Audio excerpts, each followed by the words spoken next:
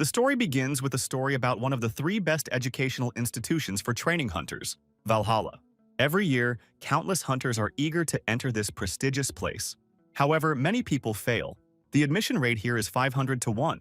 Therefore, less than 150 people can graduate from the academy called Valhalla. The entrance exams begin immediately after the briefing. At the first stage of the test, the applicants compete against each other. A senior instructor observes the tests. A senior instructor at the Valhalla Academy, named Lee Sang-chol, was watching the current tests. He noticed that this time there were quite a few applicants. A young man named Yu Minjun, the heir to the Yoshin family, approached the instructor.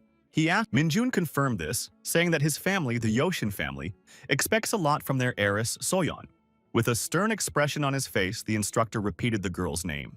Yu Seoyoung was the genius of the Yoshin family, which was one of the top 5 families.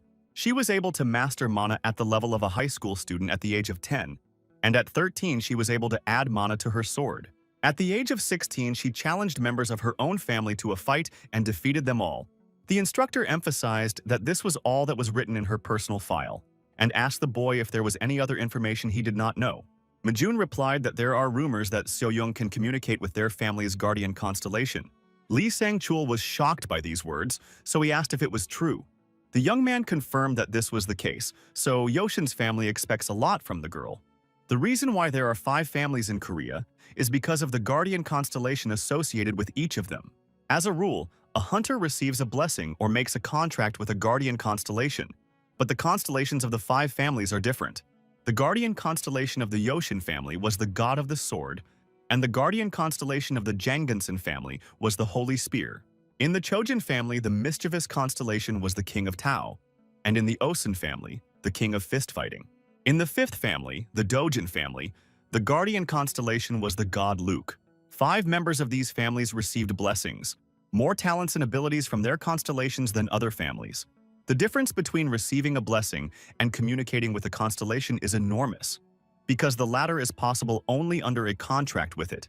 The instructor remarked that if this was true, the girl was undoubtedly a genius, to which Yu Mijun agreed. The young man asked how his niece was doing, and the instructor replied that she hadn't started yet. She was supposed to start in about 30 seconds, and Mijun asked if he could watch. He was outraged that the instructor told him to go down because of the reporters if he wanted to watch. The young man asked to see the picture on the screen, arguing that Lee Sang-chul was his sampler. The instructor said with indifference that only now the young man considered him his sampler. But he was also interested in watching the competition, so he brought up the screen. The screen showed the beginning of Soyoung's competition, with a young man as her opponent. 17-year-old Soyeon was preparing to pull her sword out of its sheath. Her opponent was her peer Kim Joo-hyuk, who, unlike the girl, did not have a weapon. The instructor emphasized that both opponents were calm, and Mijun replied that he was so calm because he had already given up because his opponent was Soyoung. The girl's abilities were widely known, and everyone hoped she would win. However, the boy's expression did not show any concern. On the contrary, he seemed bored. Lee Sang-chol said that the guy has no fighting spirit at all, so it's likely to end quickly. Soyeon pulled her sword out of its sheath with 3 seconds left before the start. With an indifferent look, the guy was preparing to start the fight. The fight began, and the girl immediately swung her sword, sneaking up on her opponent. Soyeon stopped, swinging her sword, which sparkled with a blue glow. The blow from the sword quickly went straight to Kim Joo-hyuk. The instructor praised the girl's impeccable sword skills and exceptional mana control at such a young age. The blow from the sword was already right in front of the guy, and for a moment it caused some surprise on his face. But a second later, his face broke into a smile. The expression on the senior instructor's face was momentarily gloomy with surprise. Mijun opened his mouth in despair. So surprised was he by the events that followed. Everyone in the room was completely shocked. They could not believe their eyes. The reason for the surprise of all those present was the defeat of Soyeon. The girl was lying right in front of her opponent. Kim Joo-hyuk was disappointed that in the future, 300 years from now, everyone is so weak. The events are transferred 300 years into the past, to the Tower of Destruction. The 2 wounded heroes were fighting each other, and their battle was coming to an end. The boss of the Tower of Destruction, the god of destruction Barsh, said to his opponent that it was a great fight. The martial arts god Kim Hyuno clearly did not share his enthusiasm. With a single kick of his right foot, he beheaded the god of destruction Barsha. The boss's destitute body fell right in front of him, and the guy sighed in relief. A screen appeared in front of the martial arts god, informing him that he had defeated the boss of the Tower of Destruction, Barsh, and that the destruction of the world had been stopped. A loud sound from the destruction of the tower could be heard around. The hero did not understand what was happening, or whether the tower was collapsing because he had killed his boss. However, the hero realized that this was not the end, and he was just about to rest. The guy recalls that since his childhood he was busy working as a hunter, and as soon as he earned a lot of money and gained recognition, this trouble happened. He doubted whether he should have brought his students here. The boss's power was too high, so even if they came, this place would be their grave. Unexpectedly, due to the destruction of the tower, a huge stone fell on the martial arts god, and it killed him. 300 years after the fall of the Tower of Destruction, he woke up in the body of a 17-year-old teenager. This satisfied the boy because the knowledge he had gained when he was known as a martial arts god remained, even though his body was younger and weaker. He believed that he could live in luxury and constant rest if he could adapt to this body until the translucent window appeared again. It popped up in front of the boy with a warning that the Tower of Destruction would appear in 5 years, and Kim Hyunan immediately became angry. How he wished Barch had died back then, but now he can do nothing about it. The young man was determined to destroy the tower once and for all. He dreamed that after that he would be able to live in luxury. But another message appeared on the screen, telling him to return his weapons and memories on the 3rd floor of the 5th room to the right of Valhalla. He understood what was meant by the weapon, but he had no idea about the memories, so he first decided to find a place called Valhalla. Kim Joo-hyuk was wondering whether he should go to the competition. The events returned to the day after Soyeon's victory, when the 2nd round of fighting began. The audience was noisy. There were more people today than ever before. The instructor suggested that the reason for this was that the children of all 5 families were here. But most likely another reason was this newcomer, Kim Joo-hyuk. With 30 seconds left before the start of the match between the boys, Kim Joo-hyuk's opponent was the eldest son of the Osun family, Oh Senyuk. Oh Senyuk recalled that his opponent was the young man who had defeated Yoo Seo-young on the first day. From the outside, the boy didn't seem that strong to him. He thought it would be great to defeat him, because his image would improve. Oh Senyuk shouted to his opponent that he would quickly destroy him. However, Kim Joo-hyuk said that the guy shouldn't be such a self-confident fool. He was outraged that the guy had dared to call him that. But before he could say anything, the match had already started. Senyuk had no talent for literature, strategy, or martial arts, but he still had a talent that surpassed all others. Even after a little training, his body was getting stronger and stronger, and he was born with a top-level physique, so he was worthy of being called a genius just for that. After Kim Joo-hyuk called him names, the guy was beside himself with rage and rushed right at his opponent. Kim Joo-hyuk realized that the body he was reborn into could not win in the struggle of physical strength. But just because he is physically superior to him does not mean that the guy will be defeated. The guy realized that his physique supported martial arts. With a light swing of his leg, he managed to knock his opponent down. Oh Senyuk was shocked by what was happening, how he could have lost his balance so easily. Throughout the fight, Kim Joo-hyuk watched his opponent. With uncontrollable rage, the guy rushed straight at his opponent. With one incredible blow, he knocked Senyuk to the ground. The figure of an exhausted boy was lying right in front of Kim Joo-hyuk's feet. The guy summarized that if martial arts ability and observation in combat are in harmony, then the victory is definitely his. He thought that even though his body was weaker than before he was reborn, he shouldn't have any problems hunting monsters. After his brilliant triumph, the guy left the battlefield. The expert was disappointed that Oh Senyuk was indeed defeated, and the man next to her added that he did not expect him to attack so easily. Behind them stood the head of the Osun family, Oh Chulshin, the king of fist-fighting, looking thoughtful, and he was surprised that the two called it just an attack. He knew that no matter that his son had never been interested in martial arts and was only improving his physique, he could easily avoid the fist of any of his peers. But this time, it was a fist bump that could not be dodged. His son lost his temper and simply attacked Kim Joo-hyuk. However, Kim Joo-hyuk tilted his head slightly to avoid the blow. Since Oh Seung-yuk thought that Kim Joo-hyuk was definitely defeated with one punch, he completely shifted his center of gravity. Therefore, with a quick kick, his opponent was able to knock Oh Seung-yuk down. The head came to the conclusion that the young man was moving faster than his son's maximum speed, and Kim Joo-hyuk already had a plan for the second round. He recognized that this kid had a really great talent. He thought with regret that there were many other people who also knew the value of this newcomer, but they were all brainless. The head of the Oh Chulshin decided that he would make sure he was accepted into their family at any cost. Kim Joo-hyuk's next rival was Choi Arin. whose name could be guessed from the shouts of her fans, who sweetly called her Nuna. He was annoyed that men who had already been in the army called a 17-year-old girl a Nuna. The final match between Kim Joo-hyun and Choi Arin has begun. Choi Arin was a slender, blue-eyed beauty, the second daughter of the Chojin family. When the match started, the girl was in no hurry to move. The guy was surprised that the girl was waiting for him to attack first. He acknowledged that she is already better than her previous rivals because she tries to assess the situation first. With a cheeky smile on his face, the young man went straight to her. Choi Arin was ready to pull her sword out of its sheath. As he slowly pulled out his sword, it began to sparkle with lightning. The audience was shocked that the girl had mastered the Chojin family's ability to change the elements at the age of 17. She was ready to strike her opponent with her sword. The girl swung her sword as she made her attack. But after the blow passed, the guy was not visible in front of her. But then Joo-hyuk's voice was heard saying that if she showed her eyes where she was going to attack, it would be too easy to dodge. The girl was desperate when she noticed that the guy was standing on either side of her. Suddenly, the young man sent a strong punch directly at Choi Arin. However, the girl was able to defend herself with her sword by leaning back a little. Now he understood the reason why he did not feel the hit. She realized with horror how difficult it was to defend herself against this blow. But with a smile on his face, he told the girl to try to dodge the next blow and sent his fist as hard as he could at Arin's sword. However, he was surprised to realize that something had just gone wrong with the attack, and he thought his rack had been knocked over. But in the end, it didn't matter to him because he won. In the table of the top 10 students of Valhalla, Kim Joo-hyuk was ranked first, ahead of all his rivals. The guy was calmly walking down the street and suddenly a crowd of reporters attacked him. They surrounded him with microphones and begged him to listen to them. All the reporters' insistence that their guild was better, they're pleased to join, made him furious. And the next day, he became a social media star. The next day, the sun shone on the majestic building of the Valhalla Academy. The freshmen were greeted with a speech, including Kim Joo-hyuk. He was bored listening to the story of Valhalla. He noticed that the guy behind him was looking at him sideways. The young man assumed that it was because he stood out too much among the others yesterday.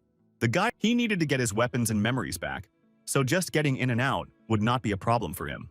The 24-year-old Valhalla instructor Kim Legan was not happy about this year's class assignment. In the front row stood Yoo Seo-young from the Yoshin family, and next to her was Arin from the Chojin family. In the midst of everyone, Oh Senyuk from the Osun family stood in a tense mood.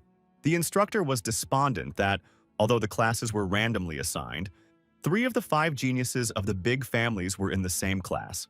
He glanced at Kim Joo-hyuk, who was standing casually in the back row. The fact that Kim Joo-hyuk was in the classroom with them only made the young designer feel worse. However, he pulled himself together, and in such situations you have to act decisively. He introduced himself to the students as the instructor in charge of this class, Kim Lingen.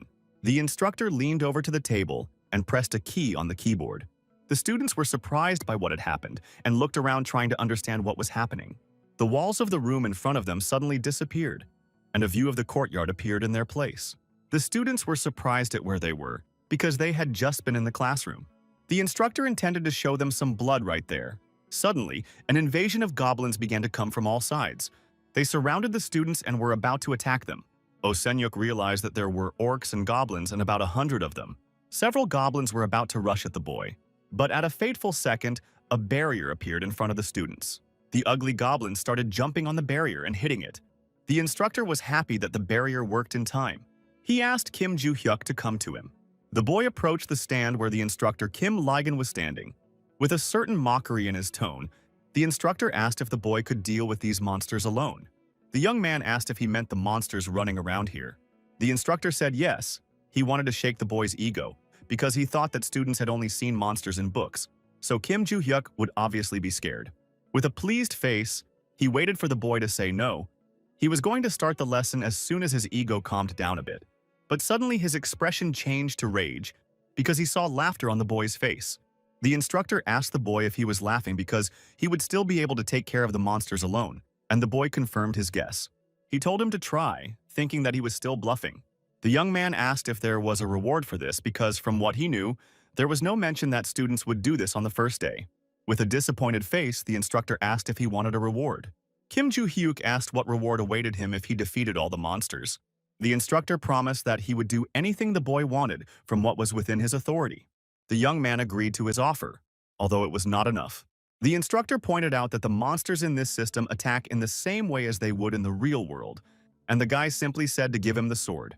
He justified this by saying that he would not be able to fight them with his bare hands. The instructor pulled out his sword and told me to use it. The boy took the sword and went through the barrier to the goblins and orcs. For a moment, all the students looked surprised and worried. Kim Joo-hyuk killed monsters one by one with fervor in his eyes. His expression showed a hint of madness. He continued to destroy the goblins as easily as if it were a routine matter for him. It had been 300 years since he had held a weapon, but he admitted that he was quite good at it. In the boy's past life, the world couldn't fulfill its role because of monsters, so he had to fight with everything at hand. But the sword was still a familiar enough weapon for him. He felt something coming at him from behind, so he looked away. He succeeded because the monsters moved as if in a pattern. He assumed that it was an NPC monster that was very well designed. Everyone watched in amazement at the spectacle that stretched beyond the barrier. The instructor didn't understand how this was possible, because the sword he gave Kim Joo-hyuk was the most ordinary one. He was surprised that the sword cut through something so easily because it had no magical powers. It seemed to him that the sword was swallowing up monsters. So skillfully did Kim Joo-hyuk wield it. Two geniuses from the 5 main families of Korea were extremely surprised by this madness. Only Choi Aaron watched the battle in complete delight. The boy's wish was to get into the constellation room. All the monsters lay dead behind the satisfied figure of Kim Joo-hyuk. The guy's whole appearance reminded the instructor of his promise to do anything. Evening twilight illuminated the majestic building of the Valhalla Academy. The instructor said that the classes were over for the day, and the students could go to their dormitories to rest. The students began to leave, but Joo-hyuk was the only one who was not happy. He was annoyed that the lesson was so long. He would just take what he needed and get out of here as soon as possible. The boy recalled that he had never been to school before, and studying as a student had never occurred to him. Although the lesson was boring, he took some information from it. This was especially true of the history related to the constellations. He recalled that in his past life there was no such thing as a constellation. The guy mentioned that constellation is a term used to describe the reincarnation of those who have achieved great success into gods. Most constellations are associated with hunters as their holy relics, which endow them with special powers. The Academy of Valhalla is the 3rd largest relic of the constellations. Joo-hyuk came to the conclusion that everything about fencing and how to destroy monsters makes no sense to him. His body was really weak, so he was going to go to the dormitory and take up martial arts seriously. He looked behind him and saw the slender, blue-eyed beauty Choi Aaron. The story moves to the teacher's classroom, where the senior instructor Lee Chang-sol remarks to Kim Legan that he has been through a lot, but he replied that it was more of an embarrassment than a difficulty. Involuntarily, he wondered if the guy was really a high school student, because this time he created 120 virtual monsters as a test. The senior instructor asked if the high school student, who had never met monsters before, had really killed them all. Kim Legan confirmed that this is what he had already said. Lee Chang-sol said that the boy had no support because he was an orphan who came from a small orphanage in a very dangerous neighborhood. Another instructor suggested that he might be a falsifier, but Lee Chang-sil denied this because he had conducted his own investigation into the matter. He asked his interlocutor if Joo-hyuk had really asked for permission to go to the constellation room and received a favorable response. After the first semester, he will indeed be able to get there if the senior instructor asks the director. He said that because of this, he had to take on quite a lot of responsibility. Kim Legan expressed his concern about what might happen next year. It will not be easy for him to control his class because, in addition to Kim Joo-hyuk, there are 3 other students from 5 large families. The senior instructor informed the interlocutor that an exchange student from the Ventrick family was studying in another class. It was a student named Rodkill Ventrick, and this news really surprised Legan. Legan remembered this guy. He had heard that he had been kicked out of the British Academy because of problems with his cousin. Hearing this, he felt relieved. He thought he would do better than the next class. The story returns to Joo-hyuk, who asked the girl what happened. She approached him and asked him to teach her how to use a sword. The guy pretended not to understand the girl's request. She repeated once again that she wanted him to teach her the sword skills he had demonstrated today, but with a displeased expression on his face, the guy refused her request. Aaron asked why, and Joo-hyuk asked why she was asking him, but he didn't want to do it. Asking if she had anything to say, Joo-hyuk was about to leave, but the girl asked him again to teach her sword skills. Her words made the guy's face flush with rage, and he repeated that he didn't want to. He told her to stop clinging to him, accusing her of having hearing problems. Joo-hyuk said he had no desire to teach her and left. The next day, The hero sat at his desk in his classroom at the academy. Swaying in his chair, Kim Joo-hyuk sat and thought. It was predictable, but his new body was much worse than he thought. Training in martial arts or anything else will be useless, because he has no magical power and it is difficult for him to control mana. The problem with magic power can be solved if he finds a certain thing, for which he needs to prepare some mana inside himself. Someone approached Kim Joo-hyuk, addressing him by name. In front of him he saw two blonde people, a boy and a girl.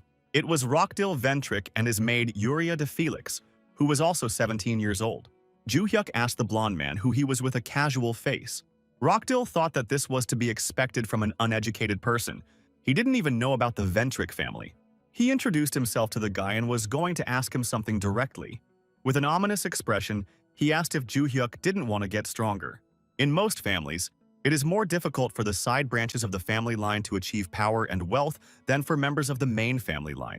However, the Ventricle family decided to make a contract with a family member who was not a member of the main branch, which was a way for the chosen person to make a contract with the constellations without contradictions. The Ventric family has a lot of power in Europe, so they can choose anyone as a contractor. Thus, the side branch of the family could even wield the same power as the main line. And Rodkill Ventric, who was supported by his family, became too arrogant because of this. Not so long ago, there was a stir in the British Academy, which led to his expulsion. His maid followed him out of the British Academy, and although he had been expelled before, he was sure that he would always find a way to get back on track. He remembered a young lady who would definitely like his actions. His plan was to bring Kim Joo-hyuk, who is now in the spotlight, to his side. Rodkill told the boy that if he obeyed him, he would take him to the constellation of the Ventricle family. Joo-hyuk looked at the boy defiantly and called him an idiot. Joo-hyuk's boldness surprised the blonde boy to no end. He asked if he had misheard, and Joo-hyuk replied that he wasn't stupid, because Joo-hyuk wasn't really interested in the guy. Joo-hyuk continued that if he said such nonsense, he was truly an idiot. Rodkill Ventric was incredibly angry because of the boy's words, but then a voice behind him ordered him to return to his seat. The guy was unhappy that someone dared to call him by his full name. He looked around and saw a senior instructor. This was not a British academy, but it was Valhalla. Lai Chang-sol said that no matter how big the Ventrico family is, everyone has to obey the local instructors. After these words, the blonde man with a disgruntled face headed straight for the exit. Closing the door, he promised Kim Joo-hyuk that they would meet again. The guy reacted to these words with an imperturbable expression. Classes ended and Kim Joo-hyuk went to the dormitory. He was unhappy that he hadn't learned anything new today and had instead contacted another fool in the morning. He now knew that the guild guides were a bunch of outsiders using students and instructors to keep tabs on him. The guy turned around, noticing someone behind him. It was the same as yesterday. It was Choi Aaron, who again asked me to teach her how to use a sword. How tired he was of her annoyance. Was his rejection not enough for her? The majestic building of the Valhalla dormitory is illuminated in the evening twilight. Everything in the upper-class room in which Rodkill Ventric lived gave off a luxurious feel. Mirrors, wardrobes, and a lamp. However, the lamp fell victim to his aggression. The fragments of the lamp spilled onto the rug, and Yuri's maid stood quietly behind the sofa. Rodkill was full of rage that an orphan like Kim Joo-hyuk dared to humiliate him. The guy told Yuria to call Daisara. He had to deal with someone. Yuria did not answer him, so he asked her again. The girl was still looking at the floor, not daring to look at the guy, but suddenly Rodkill grabbed the girl and pulled her by the hair. In an aggressive tone, he ordered the girl to answer. In a crazy voice, he asked her if she really still thought she was the eldest daughter of a noble family. As a reproach, he asked if he should kick her out of their family, to which the girl, with fear in her eyes, replied no. After answering, the guy angrily threw Yuria to the floor. Rodkill ordered in a superior tone to contact Dicer again. There was something that needed to be sorted out. He also added that the son of the Rice family was in the 2nd grade at the academy, and he needed to tell him that he wanted to see him, and Yuria gave a sign that she understood. The events are transferred to Valhalla's dormitory, Kim Joo-hyuk's room. The young man was sitting in the lotus position, practicing the accumulation of mana. The guy was completely focused on this process. As Joo-hyuk finished his practice, he exhaled slowly. He could not use mana. His body was too clumsy. With some tension, the guy recalled the events that happened on the way from the academy. As Joo-hyuk walked home calmly, Choi Aaron pursued him again. The girl was too persistent and he was annoyed by it. Turning in her direction, he expressed his incomprehension. They were already near the dormitory, so how much longer was she going to follow him? But she repeated her request like a parrot to teach her the art of swordplay. It bothered him, so he thought about how to get rid of it. After thinking about it, the guy told Aaron the amount of 10 million won. He said that this was the cost of one lesson, thinking that the girl would definitely not be able to afford it. For a moment, Choi Aaron doubted what she should do next. Kim Joo-hyuk said that was it and he was leaving, but the girl asked him to take his phone. The guy thought for a moment, but gave her his phone number anyway. He handed it to her, wondering what the girl needed his phone for. Choi Aaron said she would write down her phone number here. Handing back the phone, she added that it would make it easier for her to transfer funds. Kim Joo-hyuk did not quite understand the meaning of these words. His face immediately tensed with surprise as he looked at the phone screen. The girl shyly asked if he would teach her now. Joo-hyuk mockingly replied that he wouldn't, refusing the transaction. He recalled this and was surprised how the student was able to send 100 million won. The guy thought that if he agreed to teach her, he wouldn't have to give away all his secrets, which was a lot of money, but it didn't matter to him anymore. It was just money, and he needed to find something first, even though he had very little mana. Immediately, Kim Joo-hyuk began to dress to go on the road. His intention was to find his secret hiding place. So the boy went to the Valhalla Academy. He was walking through the forest near the academy, carrying a backpack with a shovel. He checked the area before entering the academy and found that most of the marks made 300 years ago had been destroyed.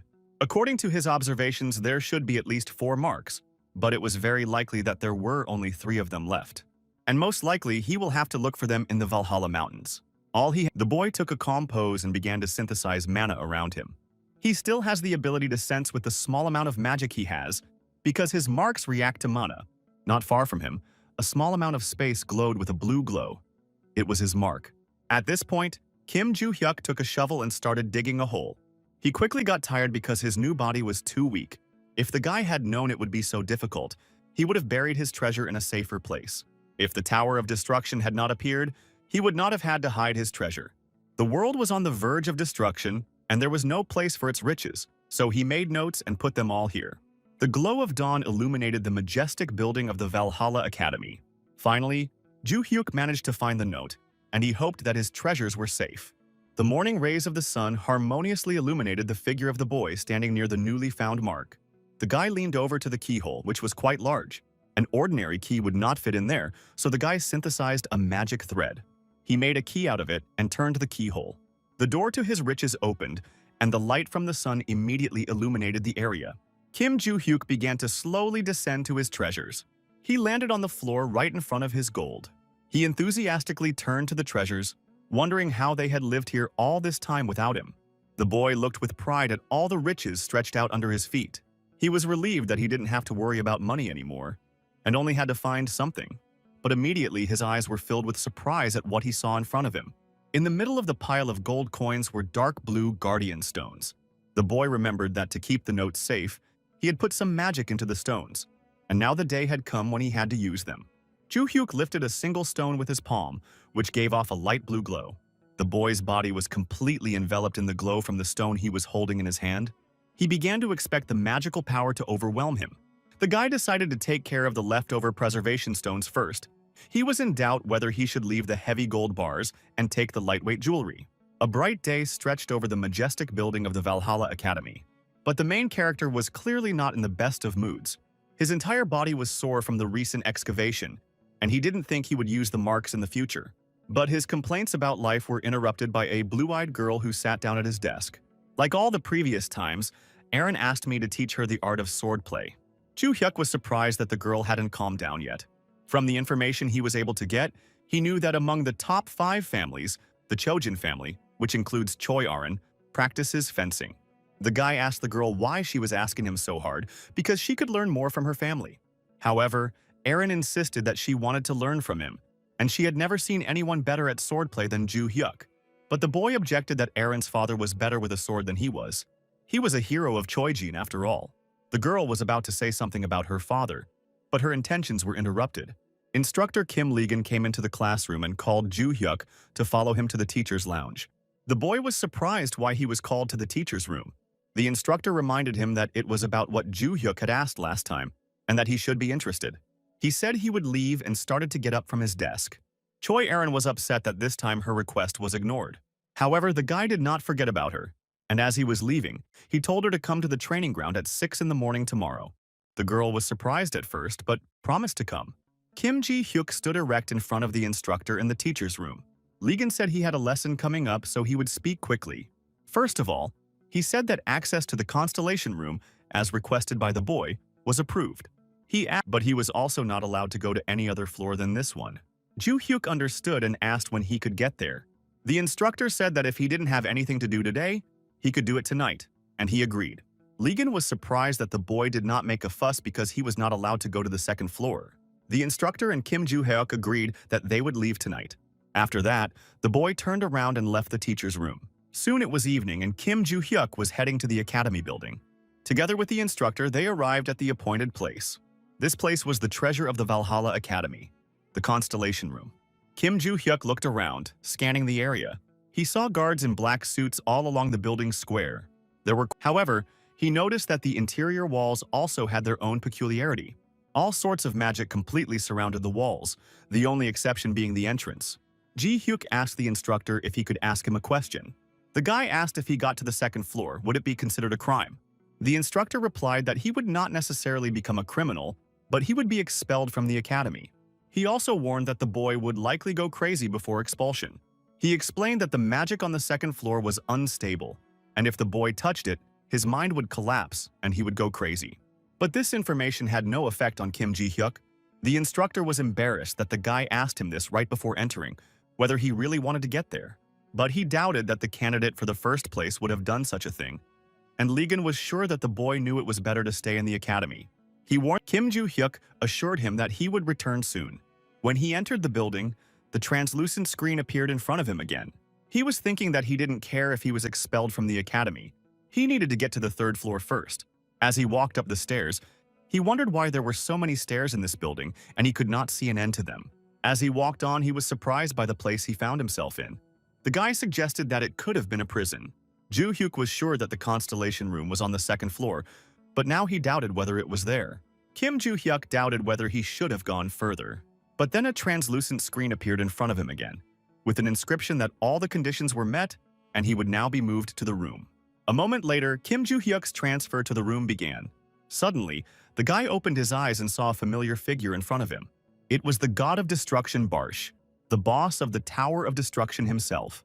Kim Ju-hyuk was clearly surprised by this turn of events. God Barcha said that 300 years have passed, is this really a reunion? But immediately after these words, he was punched in the face. Kim Ju-hyuk angrily attacked his former acquaintance. His face, red with anger, showed that he was very happy to see the boss of the Tower of Destruction again. God Bars begged the boy to wait and calm down so they could talk. However, in response, he again received a fist bump with a death wish. Finally, Kim Ju-hyuk got his anger out and calmed down. After all these blows, the guy was quite tired. He emphasized that he is not the kind of person who uses his fists in a fight.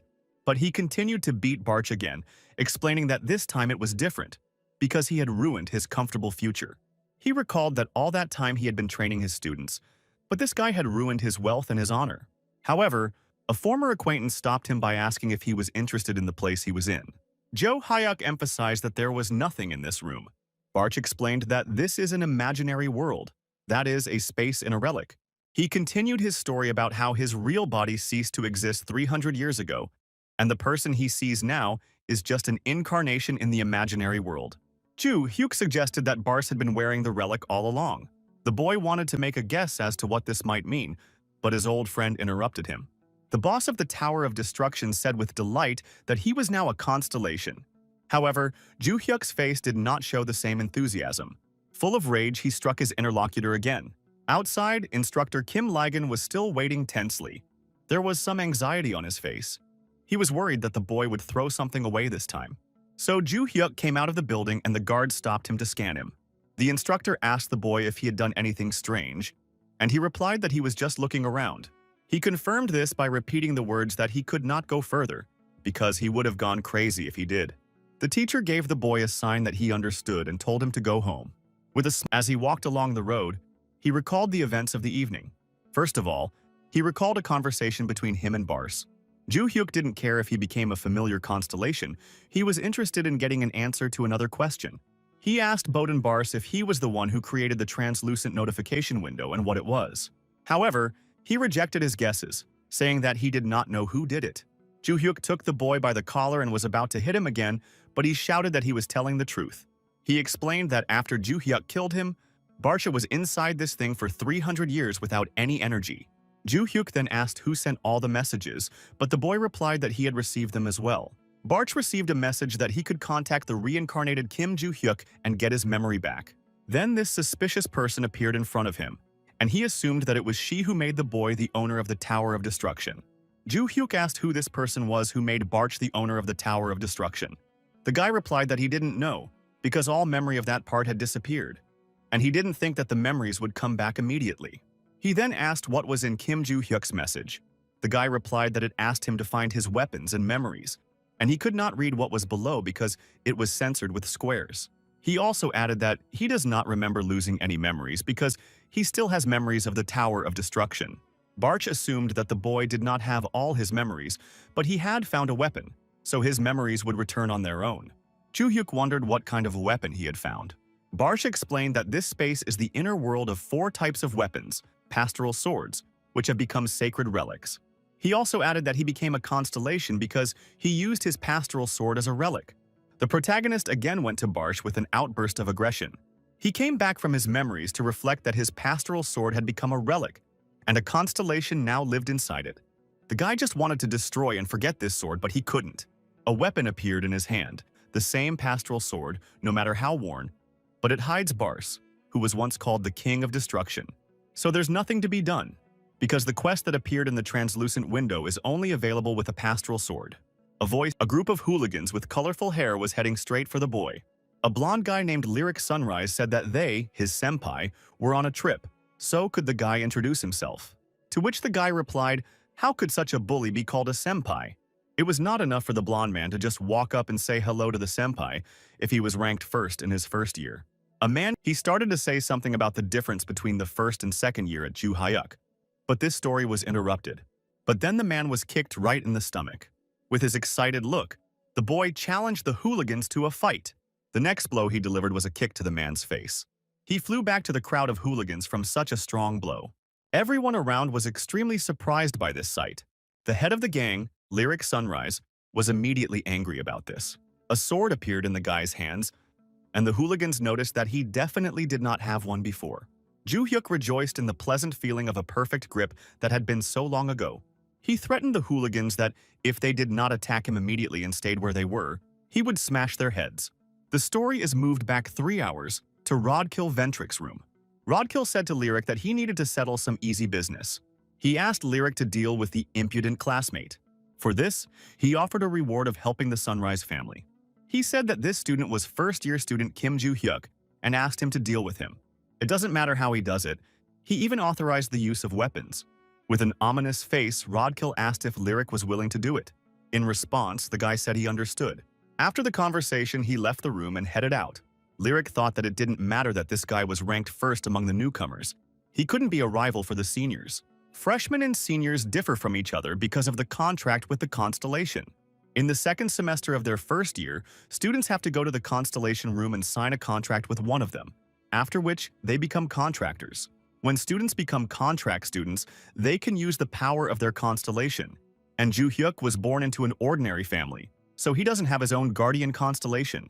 With a cocky face, Lyric thought he could easily defeat him. That's what he thought 3 hours ago, but in reality the situation was completely different. Kim Joo-hyuk continued to beat the hooligans with his pastoral sword. A man with red hair and a knife in his hand was preparing to attack Kim Joo-hyuk. But a moment later, Joo-hyuk's sword was pointed at his neck. The next blow knocked the man down and sent him flying. He looked up and saw something flying at him.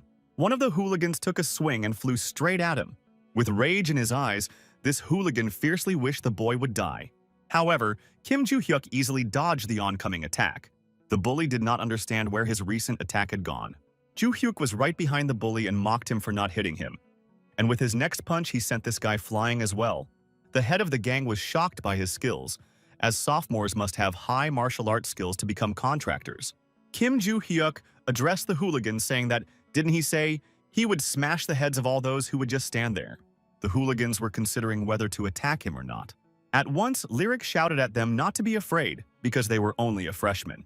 The guy defiantly said, "Does the boss of the hooligans have a little fighting spirit?" Lyric Sunrise grabbed a sword and was about to attack the boy.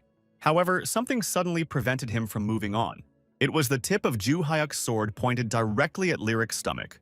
The guy said he warned me that I shouldn't stand still. The next moment, an incredibly strong blow passed through the body of the gang leader.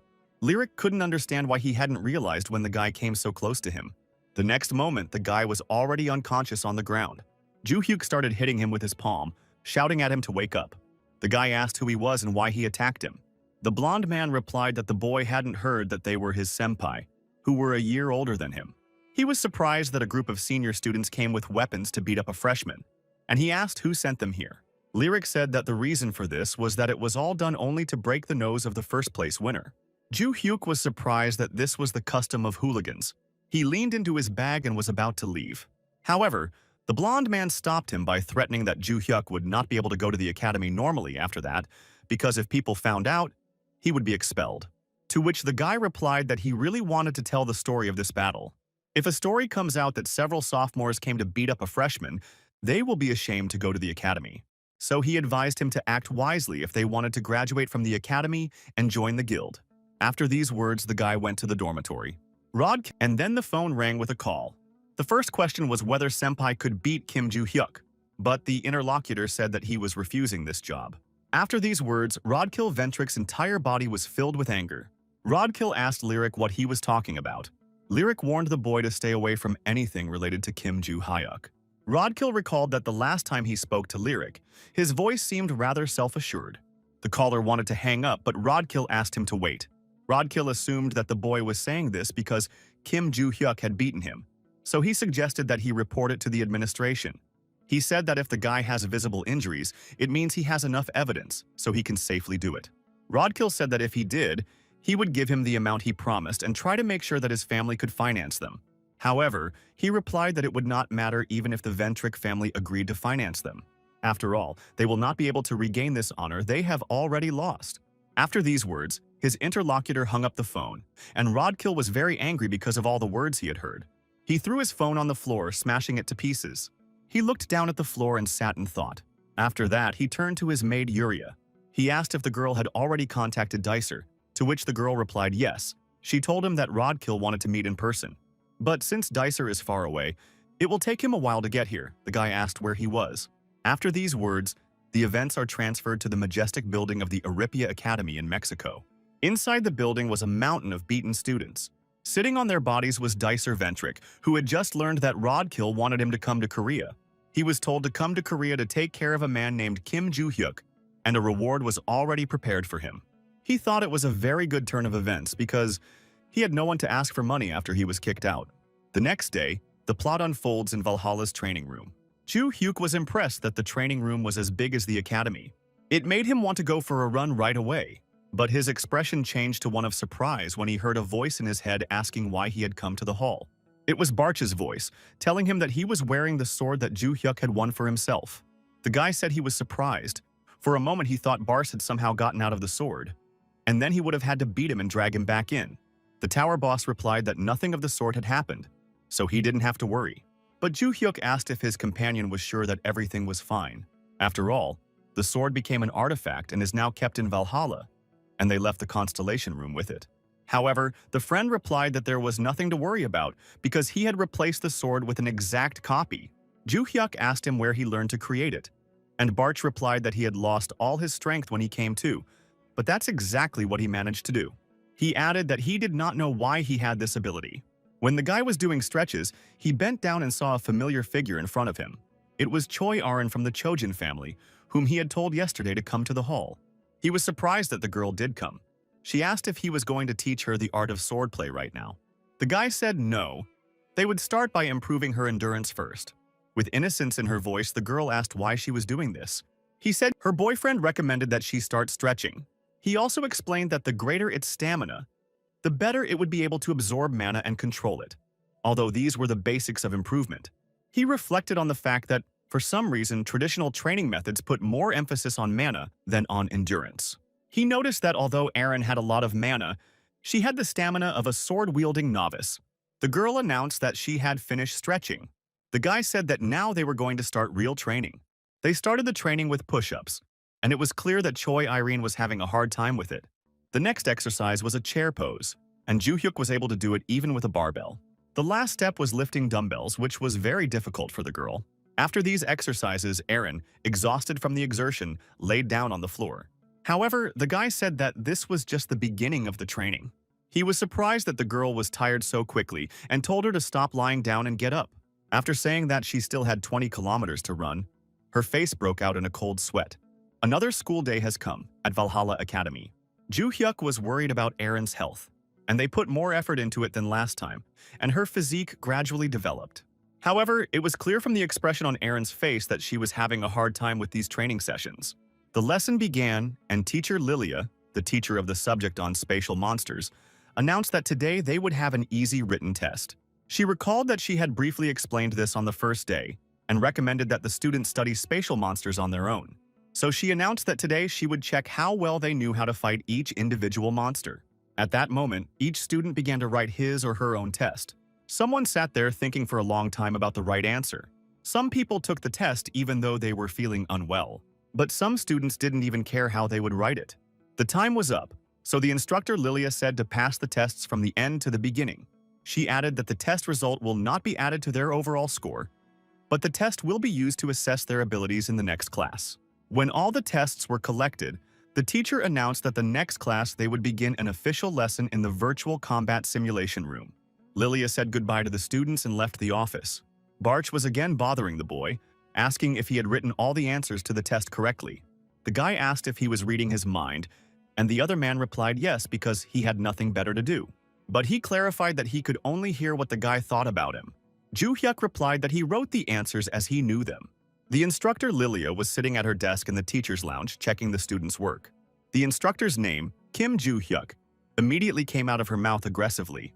She was angry because she thought his answers were complete nonsense. The instructor Kim Legan was calmly walking around the teacher's office with a cup in his hands. However, there was something that aroused his interest. He noticed how Lilia, the instructor, was checking the tests of the students in his class. Legan approached her and asked if these were really the works of his class, and the woman confirmed his guess. The instructor added that in preparation for the mock battle, she told them to learn how to kill monsters, so she gave them this test to test their knowledge. As expected, in a class with children from famous families, they all excelled. The instructor said he would not distract her then and left. Kim Legan walked over to his table and calmly began to drink tea. But the next moment he choked on it when he heard a familiar name. The instructor was unhappy with how Kim Joo-hyuk dared to call these correct answers. The man asked Lilia if Kim Joo-hyuk had done poorly on the tests, to which she replied that it was not just bad, he was making fun of the whole class at that moment with his answers. She wasn't going to let it go, and at the next lesson, Lilia would show him his work. He instructs the boy that monsters cannot be dealt with so easily. A week later, the students gathered in a virtual battle simulation room. The teacher announced that she had checked and brought back the tests that the students had taken in the last class, and that most of them had done very well. With a look of disapproval, she beckoned Kim Joo-hyuk to come over to her. With a casual look, the guy headed for the podium. The teacher handed him a piece of paper and told him to take it. The instructor announced that the student Kim Ji-hyuk was getting 0 points. She asked him if he was sure he had written the test correctly. The guy replied that he had indeed spelled it correctly. She asked the first question about how best to deal with the stone goblins. Lilia asked the student what he wrote as an answer to this question. His response was to stab his goblin with his sword right in the stomach. Joo-hyuk's answer was that starting with those who attack you, you should stab each one in turn and send them to hell. She reasoned that hitting the goblin would be futile, because its defense is B+, which means that a normal sword aura would not harm it at all. She asked if the boy would really use a sword against such monsters. The guy replied that it would all be over with just one punch. The instructor was furious that the guy was still talking this nonsense with confidence. Lilia turned to him and said that she understood everything. As long as the student is confident in their answers, she will give them the opportunity to prove them correct. Just like the previous time, the walls of the room began to disappear after pressing the key. The bloodthirsty goblins began to approach the stand. The teacher said to the boy that if he killed the goblins exactly as it was written in his test, she would recalculate his score. With a satisfied look, he said he understood. He returned his test back to the instructor Lilia. Everyone present watched as the boy went straight to the goblin. He stopped and stood right in front of the stone goblin. The instructor recalled that she had heard that the boy had killed all 120 goblins he had summoned, and she was sure he had talent. But she also believed that the stone goblin would not be able to handle any sword. A moment later, the stone goblin rushed straight to the boy. Kim Joo-hyuk swung his steel sword right at him. The wariness on the instructor's face was replaced by surprise. The boy's sword was sticking straight out of the stone goblin's belly. After that, his disgusting body began to disintegrate. All the students were shocked that the goblin disappeared after the sword stroke. All that remained of him was a sword lying on the ground. But the guy really proved the truth of his answer. Soyeon wondered how the boy was able to kill the stone monster with one sword without magic. The wariness was evident in the eyes of all the students.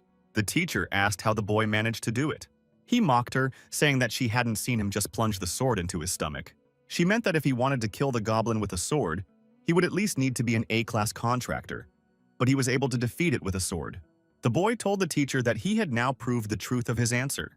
But she said that it was only one question, so she needed to confirm the veracity of the other one. The ground shook under Joo-hyuk's feet, and he was unhappy that he would have to kill stone monsters again. The terrain under his feet began to change rapidly. A dark stone tunnel appeared in front of his figure. He asked his instructor Lilia what it was that appeared in front of him. She told him to pay attention and look straight ahead. One by one, stone goblins began to emerge from the tunnel.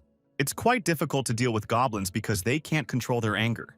If you fail to deal with them, the goblin in front will use the howl skill, and all the other goblins will also leave. Usually, people fought them with magic and killed them all at once or just ran away instead of meeting them face to face. So even if a guy is good with a sword, it will be difficult. From what the instructor heard, his sword skills were quite slow. With a fervent expression on his face, the boy rushed straight at the goblin. At that moment, he stabbed him in the head with a steel sword. The goblin standing behind him was alerted by this blow, and following his comrade, he was severely wounded with a sword. The battle between Kim Joo-hyuk and the goblins was over. The surprise on the instructor's face had nowhere to go. He asked her if he had also answered this question correctly. In the evening, the protagonist went to the academy's training room. Choi Aaron went to the gym with him to train. But before they could start training, the girl collapsed on the floor from fatigue. It was clear that all this training was not easy for her. The guy was surprised that the girl was not so hardy. He asked her why it was so difficult for her to do exercises of this level, since she should have been training in her clan. The girl replied that she usually doesn't strain so much. Then the guy asked her how she trains if she has to face monsters. She replied that she could simply use her magical power by borrowing it from the constellation. This answer was to be expected from the girl. Joo-hyuk has already realized that in their training there, they focus on their magical powers because they depend on the constellations. So even if they don't improve their physical abilities, that's okay as long as they train well enough to borrow power from the constellation. He realized that the risk remained, because what if they found themselves in the center of a maze or dungeon with a magic-limiting spell? Or what happens if their mana runs out because the battle is too long? Or the constellation does not lend them its power? Joo-hyuk turned to the girl who was still sitting on the floor. I asked her if she thought these endurance exercises were really helping her. The girl replied that of course they did, and started to get up from the floor. She also added that he said he would teach her the art of swordplay if she did. But the guy laughed at her answer because she was only doing it because he told her to. Choi Aaron was very surprised by this answer. The guy told them to finish up for the day because they had to go to the academy soon. The girl asked if he was going to leave the room too. He replied that he wanted to make another approach and asked if Aaron wanted to do it too. After hearing these words, the girl immediately imagined it and became puzzled. Choi Aaron walked to the exit of the hall and said goodbye to the boy. Joo-hyuk went on to continue his training. Barche spoke to him, asking if the girl's name was Choi Aaron. He noticed that she continued his training without a single complaint and asked why he decided to help her with her training. The guy replied that it was only because she insisted so much on him teaching her his sword arts. The god of destruction asked if he had shown the girl his sword skills. The boy replied that he had never shown it to her. She had just noticed it when he used it during class. Barsh thought it was interesting how she realized his power just by watching the fight, and he was of the same opinion. So he planned to teach her a little of his art. Beside him, he heard the sound of someone sighing and turned to him. The guy was not alone. Oh Senyuk was training in the gym with him. His former rival was lifting a huge barbell. After this exercise, he sat down for a minute to rest. He also noticed that someone was watching him. At the same time, the two boys looked at each other. Joo-hyuk asked how long the boy had been here. Oh Senyuk said that his usual occupation before entering the academy was sports. So he has been training here ever since. After this, Joo-hyuk mentioned that Oh Senyuk was able to train for so long because of his talent. Barch, asked why Ju Hyuk was interested in this guy. Ju Hyuk noticed that Oh Sung-yuk is clearly smarter than those who only practice their magic. After that, he asked what these guardian constellations were doing. The guy went on to continue his training. Bar said that he knew nothing about other constellations, even though he was a constellation, and all he had done for 300 years was to be isolated. He noticed that the guy would be able to learn more about them if he completed a new task in the system. On the translucent screen, it was written that the task of returning his weapons and memories had been completed. Instead, it was a chance to visit the house of Madagai Rona in the Eye of the Great Forest. The boy recalled hearing about the Eye of the Great Valhalla Forest in class, the last place they trained during the first semester. He thought that if it weren't for this damn quest, he would have just run away and taken his stuff. But it looks like he's going to have to be careful for a while. Barcha was surprised by this decision because he had recently made a lot of noise because of a fight with hooligans. But the guy said that they had come up with it themselves. He added that he had already restrained himself for a very long time. If he hadn't done it, his head would have exploded. But he hoped that after completing the task, he would learn the secret. The action shifts to the Ventricle family's huge mansion in the UK. Inside the mansion, masks with beaks stuck out of the mirrors. Portraits of the guardian of the family constellation also hung near them. The vice president of the Ventric clan, Adelia Ventric, sat at a long table in front of the painting of the constellation's guardian. The lady ordered her butler to report on the progress of the case. The servant said that the maze on the outskirts of Reading had already been taken care of. She praised their work and asked if he had anything else to say. The servant said that he was considering hiring some competent people he had found on the way. One of Robert's destroyed clan had survived the maze. He added that the two people he found were quite strong, as they were A-rank contractors. Adelia ordered them to test their abilities and bring people to her and asked if that was all he wanted to say for today. The butler added that he had information about Rodkill. The lady asked if something had happened to Rodkill again. The butler said that he had been given information related to Disera Ventric. He said that Rodkid had summoned Dicer to South Korea. When the vice president heard this name, her expression changed to fury. Dicer Ventric was a problem child in his family. He committed many terrible acts using the name of the Ventric family. At the age of 19, he killed 5 people in an English academy just because they started arguing with him. And at the age of 20, he was expelled from the Ventricle family. Adelia wondered why Dicer was meeting Rodkill, since he had been in hiding for many years. She ordered me to continue to monitor Rodkill. She also added to inform him that if he did anything strange, the vice president would kick him out of the family. The butler said he understood, finished his report, and left. After he left, the vice president was left to ponder. She believed that all of her brothers had the power they deserved, and that such power was not for scum. Adelia believed that power should belong to only one person, that in the end, all power is meant for Adelia. After these words, the lady looked at the painting behind her. It was a painting of the Ventric family's guardian constellation. At the Valhalla Academy, a teacher was explaining to his students that the word thief consists of 2 words, evil and deed, which literally mean an evil person. He added that in modern society, the word thief is used to describe people who use the power of the constellation with evil intentions. Thieves usually act alone, but they can also create organizations. Among these organizations, the most notorious was the One God Group. Ju Hyuk reflected on the fact that he feels he is getting stronger from regular training. His body also has a talent for using mana. Although it was not at the level of genius, it was much better than his body before the transformation, but it still seemed strange to him. He did not understand why his body was in such a bad condition. The first day when he did the chi circulation, he could barely finish because he had less mana than a normal person. And his physique was so bad that after a little digging, he felt like he was going to faint. But he realized that even with a body like this, it shouldn't have turned out so badly, and he guessed that something had happened to the body in the past. But after a moment, he decided that there was no point in worrying about it. A thin woman's hand approached the boy's desk. When the guy saw it, he didn't realize what was happening at first. Looking closely, he saw that Yu Seo-young had put a note on his desk. Ju Hyuk took out and unfolded the note from the girl. When he opened it, he saw only the simple word, hello. The fact that there was only one word in the note made him angry. It was already getting dark outside and classes at the academy were coming to an end. The teacher told the students that they could leave the academy this weekend, but they had to submit an application. When the instructor finished his remarks, he said that was all for today. Ju Hyuk is really thinking about leaving the academy this weekend. The guy filled out an application and wrote that he wanted to go for a walk outside. Barch was surprised that the boy was planning to go outside.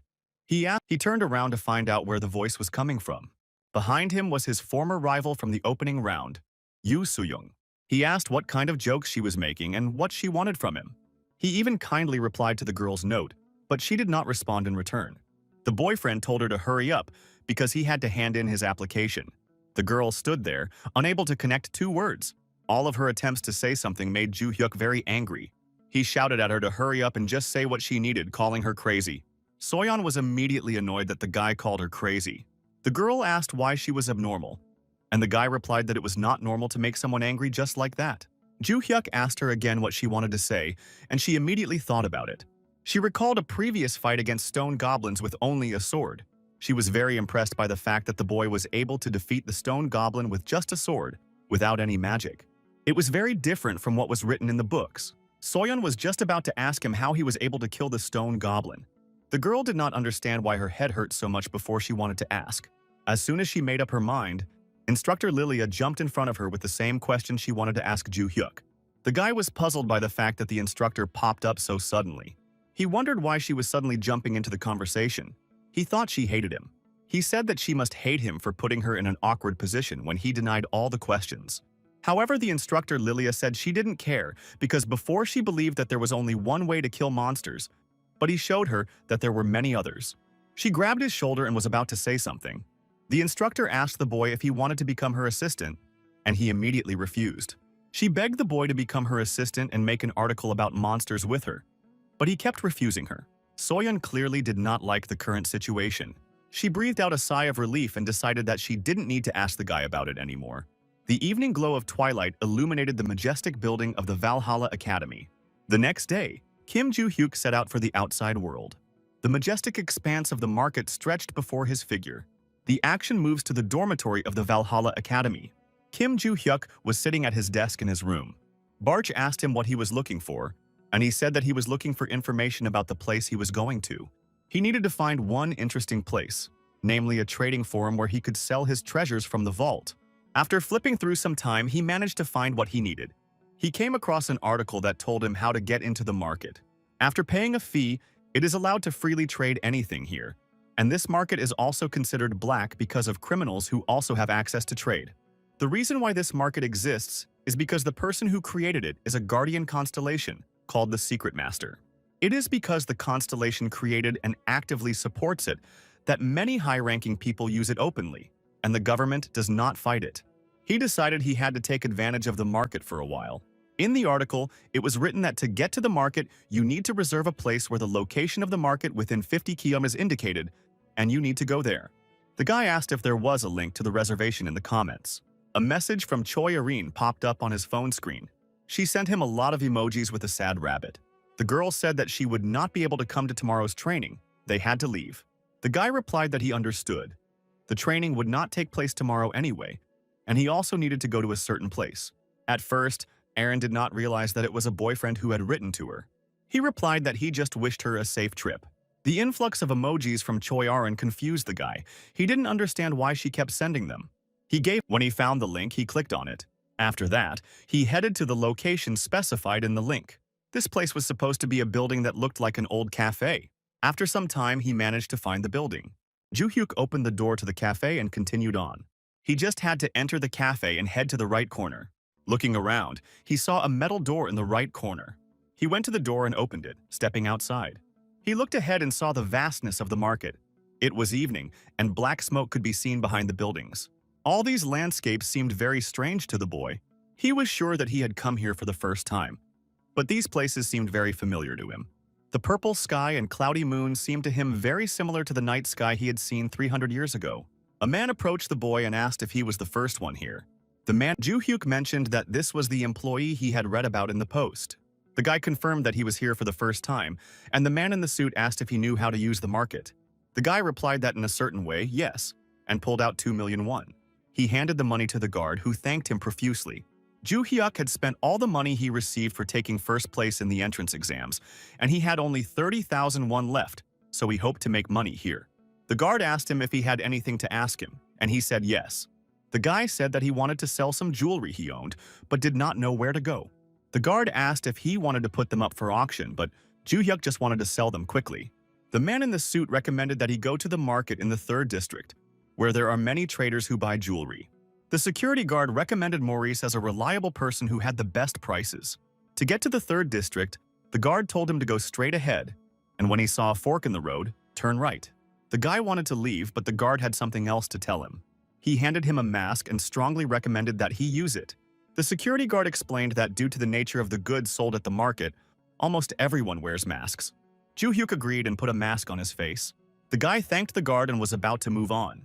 The man in the suit wished him a good time. Kim Joo-hyuk made it to the 3rd neighborhood in the market. The masked man examined the diamond in his hand in detail. The guy came up to him and asked if he was Morris's husband. The man looked at the boy and replied that yes, it was him. Joo-hyuk told the seller that he had some goods he wanted to sell right now. The seller replied that if it was gold or jewelry, he would be able to evaluate it very quickly. The guy looked into his backpack to pull out what he wanted to sell. He was holding a small black bag. He then put it on the seller's desk and said he wanted to sell its contents. The man opened the bag and realized that it contained rings. He took one in his hands and began to examine it in detail. A moment later, a look of great surprise appeared on his face. The seller realized that he was holding an artifact from the era of destruction. Whichever way the man looked at it, he realized that it was an artifact of the era of destruction.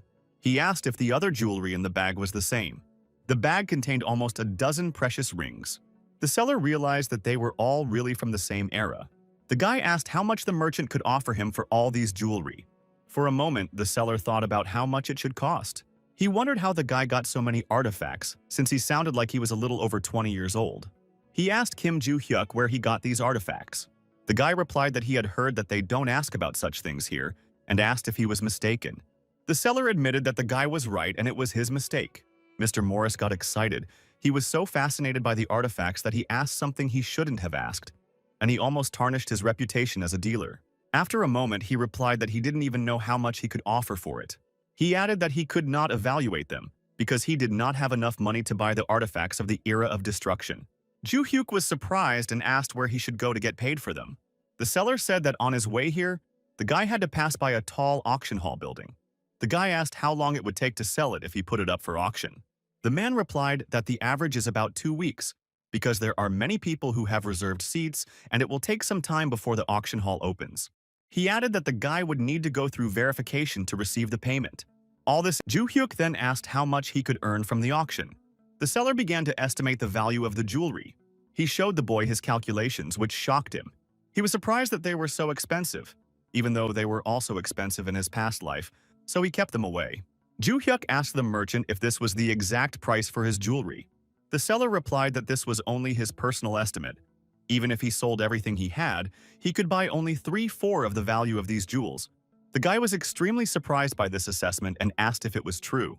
He decided that he would sell the part he offered to the trader. The man was extremely surprised by this offer. The artifacts of the Age of Destruction are sold at a high price not only because of the period of their origin. There was another reason for such a high estimate of their value. The reason for this was the constellations that began to appear after the end of that era. It was surprising that the artifacts that appeared in that era reacted to the constellation. Of course, a person was able to conclude a contract with an S-rank constellation thanks to these artifacts.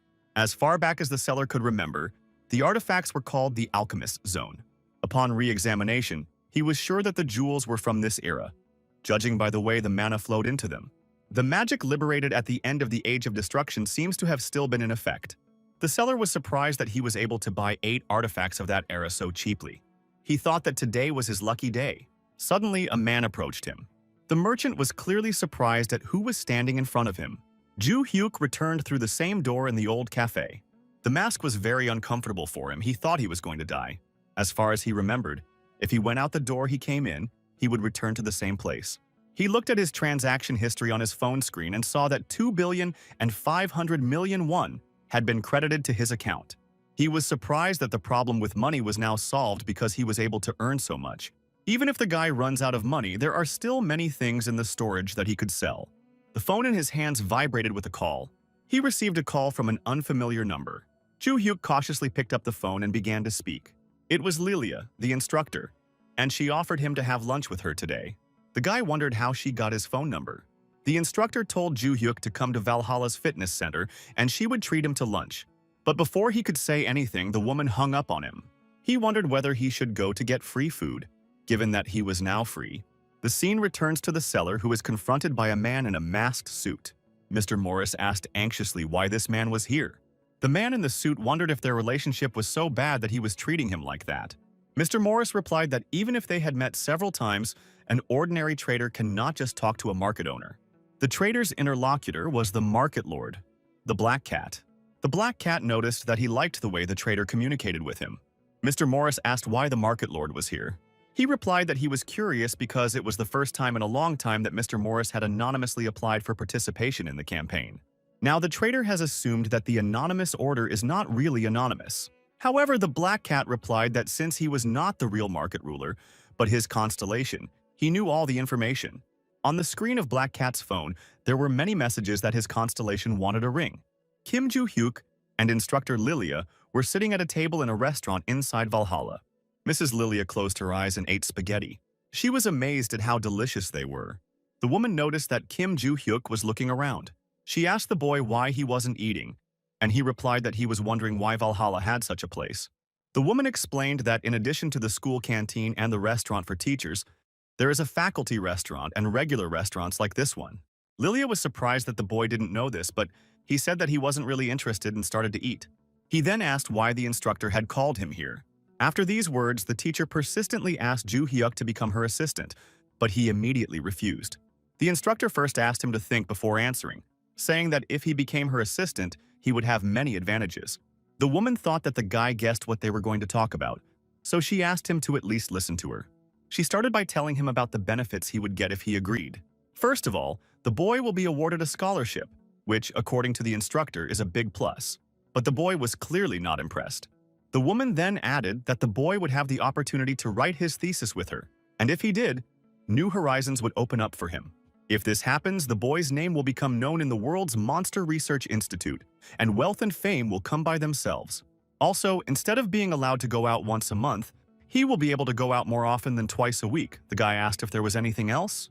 The instructor, Lilia, thought for a moment. As a final argument, she added that he could work with her, but the guy replied that she was just being narcissistic. However, the instructor continued to persistently ask him to become her assistant. He thought for the boy, it was more important to find the eye of the great forest that the message box sent him. He could only get there during the first-year performance evaluation, and he told the instructor again that he did not plan to be her assistant and write his thesis. The woman then asked if he would like to exchange information. If she would give him information that would interest him, in return she wanted to know how to hunt monsters. The guy asked what kind of information, and the instructor replied that it was about Choi Arin, with whom he was talking. The guy wondered if Choi Arin wasn't communicating with him because of training, but he said he wasn't interested. The instructor said in a loud tone that she had heard that Choi Arin would soon be expelled from her family. For a moment, the boy was surprised by what he had just heard, and he was about to leave the restaurant, but the teacher stopped him again. The guy said that he was leaving because he had finished eating and hadn't heard anything useful. However, the instructor argued that she had already given him the information, so he should do the same. Joo-hyuk denied everything because he did not want to hear this information. He added that there is something he is personally interested in. The boy asked the instructor why she behaved so childishly when she was quarreling, but was so strict during the lessons. The woman said that she was the most responsible instructor, so if she fiddled around for too long during class, students might have problems. Monster hunting is directly related to the survival of students, so if it becomes lenient during training, students will not be able to remember their goal. The woman proudly said that she was just fulfilling her duties as an instructor. The guy admitted that it was pretty cool. He told her not to be sad and walked out of the restaurant. But the woman followed him, saying that he should at least repay her for the information she had told him. The story moves to the majestic home of the Chojin clan. Choi Arin and his brother were sitting right in front of the patriarch of their clan, who was the master of the Jeans Guild, Choi Jong-suk. He said to them that the reason he called them today was to ask them about their intentions regarding the choice of the heir to their family. Choi Arin's brother was named Choi Jinyeon. He was a hunter of the Kins Guild and the eldest son of the captain of the Chojin family. 17-year-old Arin was the second daughter of the Chojin family. The chairman said that if they managed to pass the qualifying test, they would have the opportunity to sign a contract. When signing the contract, they have to use the Blue Moon Sword, a sacred relic of their clan, as a sign of recognition as heirs to the family. But there was also a condition if they did not pass the test. According to family tradition, they will be excluded from the family. After his story, he asked if they still wanted to take the test. The eldest son of the family captain said yes. Choi Arin also said she would do so. The patriarch said that they will begin the selection test in 3 weeks, and now they can be free. The second daughter and eldest son of the family captain walked along the paths of the clan house. The guy asked if the girl was really so indifferent to the situation. The girl was extremely surprised by this question. Her brother said, "Didn't she see the look on her father's face when she confirmed that she was going to participate in the qualifying test?"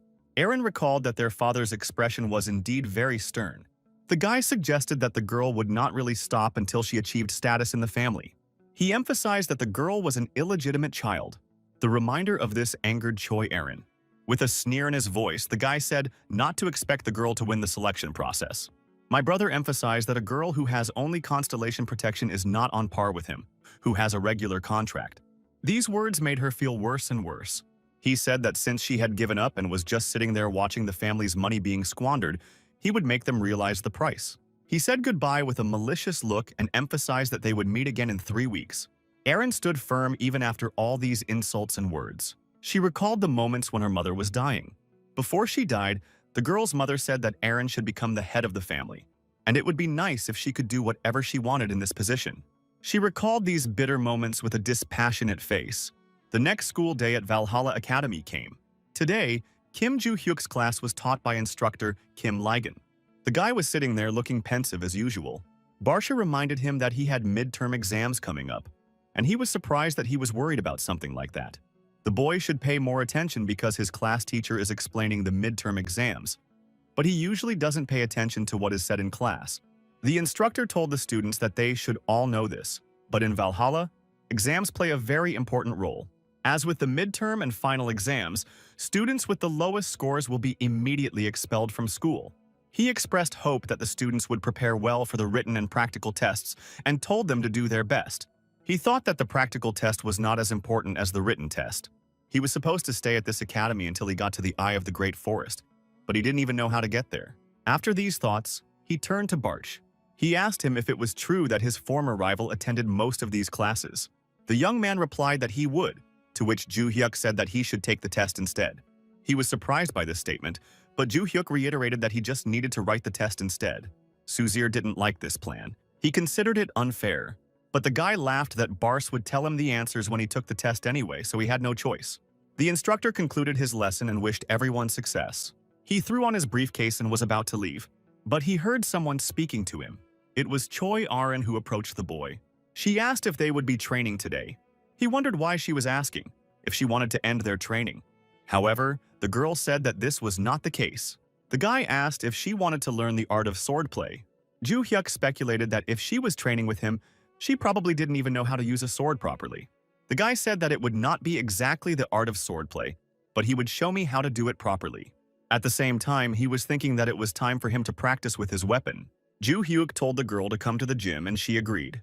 And now, Kim Joo-hyuk and Choi Arin were standing in front of each other with swords in their hands. The boy Aaron said she hadn't touched the sword since she started training with it, and it had only been a day and a half. The guy missed that she had been training every day before, and Aaron confirmed his guess. He told the girl to draw her sword. With her delicate fingers, the girl touched the handle of her sword. She pulled it out and held it in front of her. The guy told me to emphasize my ring finger and little finger to grip the handle so tightly. Aaron immediately followed his instructions. After doing so, her expression changed to one of surprise. This grip seemed to her more secure than holding the blade with both hands, even though she hadn't even put any magic into it. Now the guy ordered her to attack him with everything she had. The girl took a fighting stance and prepared to attack. Instantly, her entire body was enveloped in lightning flashes. Choi Arin was preparing to draw her sword from its sheath. She was surprised because the speed of her legs had changed. The girl swung her sword at Joo-hyuk, but he held back her attack. He noticed that Choi Arin had become much faster. Throwing her back, he told her not to put more magic into her legs than necessary. She agreed with Ji-hyuk's remarks. After that, she put the sword back in its sheath. She scattered and prepared to launch her next attack. Arin quickly drew her sword and struck out with a glancing blow. He told the girl that she was moving better, but then he emphasized that when it stops, you need to turn your body a little bit. The girl backed away from the guy's blow, but after hearing these remarks, she said she understood them. Joo-hyuk told Arin to attack him and not to stop. With tension in her face, she gathered her strength to attack further. After that, the girl was hit again. But the guy managed to dodge him again. He expected such a blow from Choi Arin. The girl took a stance to perform the next attack. John Aaron rushed at Ju Hyuk with the next punch. She realized that thanks to her training, she was much stronger now. The guy continued to smugly resist all her blows. It was already getting dark in the courtyard of the academy, and the day was gradually coming to an end. Kim Ju Hyuk and Choi Arin were still training in swordplay. The girl was already at the limit of her abilities. The guy said that an hour had already passed and suggested that we end it there. After these words, an exhausted Choi Arin sat down on the floor to rest. Ju Hyuk approached the counter to put down his sword. The girl realized that her sword skills had become much better compared to the level during the induction ceremony. However, there were still some things during the class that bothered Aaron. She could not touch the boy for a moment. She reflected on the fact that she had asked him to teach her how to fight with a sword. After a while, Aaron turned to the guy and asked if he would spar with her next time. After some thought, the boy replied that he did not know. He thought that sparring with her was quite useful, and it was fun to teach her because she had talent. He felt it even during the induction ceremony. She uses a breathing technique that feels different. These trainings made the boy relax, and if it were 300 years ago, her talent would have been worthy of becoming his student. But now he doesn't have that opportunity. The girl repeated the question of whether they would spar. The guy thought about making a little joke about it and again said he didn't want to. The girl was upset and the guy was surprised that she gave up so quickly. The girl said he was right about her. If Aaron follows his words, she will definitely become even stronger. He thought about the meaning of her saying that he was right and said that they had enough training for today, so they were done for the day. The next day, all first-year students gathered at Valhalla Stadium. Yoo So-young was nervous because it was her first time at the stadium after the induction ceremony. Mr. Senyuk was surprised that so many freshmen gathered. Choi Arin stood among the crowd of students with an impassive face. Ju Hyuk didn't understand why they were all gathered here. Barch recalled that the class teacher had told him about it 2 weeks ago. The senior instructor asked for attention and began to talk about the midterm exams in Valhalla. This time, the intermediate practical assessment was the dungeon attack. The students were informed that they would have to unite and go to an artificial dungeon. The terrain around the students began to change. Rooms appeared around them one by one. The instructor said that they were free to create any team with 8 people optimally in the team, and students could form them as they wished. Instructors will only grade students based on their level of contribution during a dungeon attack. After these words, he began to announce the criteria for disqualification. If students do not finish in 5 hours, they are eliminated. Lee Sang-chol emphasized that the difficulty of the dungeon is F+. After that, he announced the start of the exam. There was an immediate commotion everywhere, and everyone started forming teams. Instructor Ligon noticed how excited all the students were. However, the senior instructor was counting on something else. Soyeon was telling her team that their dealer, the player who does the bulk of the damage in a battle, was not good enough, and they needed someone else. The girl reflected on the fact that she didn't need to choose someone better than herself. 5 hours is enough for 8 people in an F+ dungeon. Some guy offered his candidacy. The main thing was teamwork. With a group of 6 people, they could cope with the task. The test may look simple, but the main thing here is to show your abilities. The instructor noted that if a child comes from an influential family, the essence of this exam becomes immediately clear to him or her. Other students entered the room in groups of 20, or there were also groups of 8 people in one. If the team is not balanced enough, disputes often arise. The senior instructor told Lagan that in about 30 minutes all the participants would enter the dungeon, so they needed to get ready to count the points. Kim Ju-hyuk looked at the groups of students heading to their rooms. After that, he looked at the instructors and assumed that students who had already entered would receive points immediately. He was thinking about what to do next. He saw the figure of Choi Arin standing all alone. He approached her and asked if she hadn't entered the room yet. He emphasized that almost everyone had already done it and asked what she was going to do next. She replied that she would do as he said. These words put the guy in a temporary stupor. He was concerned that she had been following his words since the last training session. The boy said he would go there alone, so the girl could do the same. She asked if she was sure she should go alone, and the guy said that it didn't look like a difficult task, so she should. After these words, the boy calmly walked into the dungeon room. Other students saw Choi Arin standing alone without a team. They approached her and kindly asked her name. Her boyfriend invited her to join them, and now they have exactly 7 people, so with her, they will have 8. The girl apologized and said she was going to leave alone. However, the student was worried that she might be disqualified for this.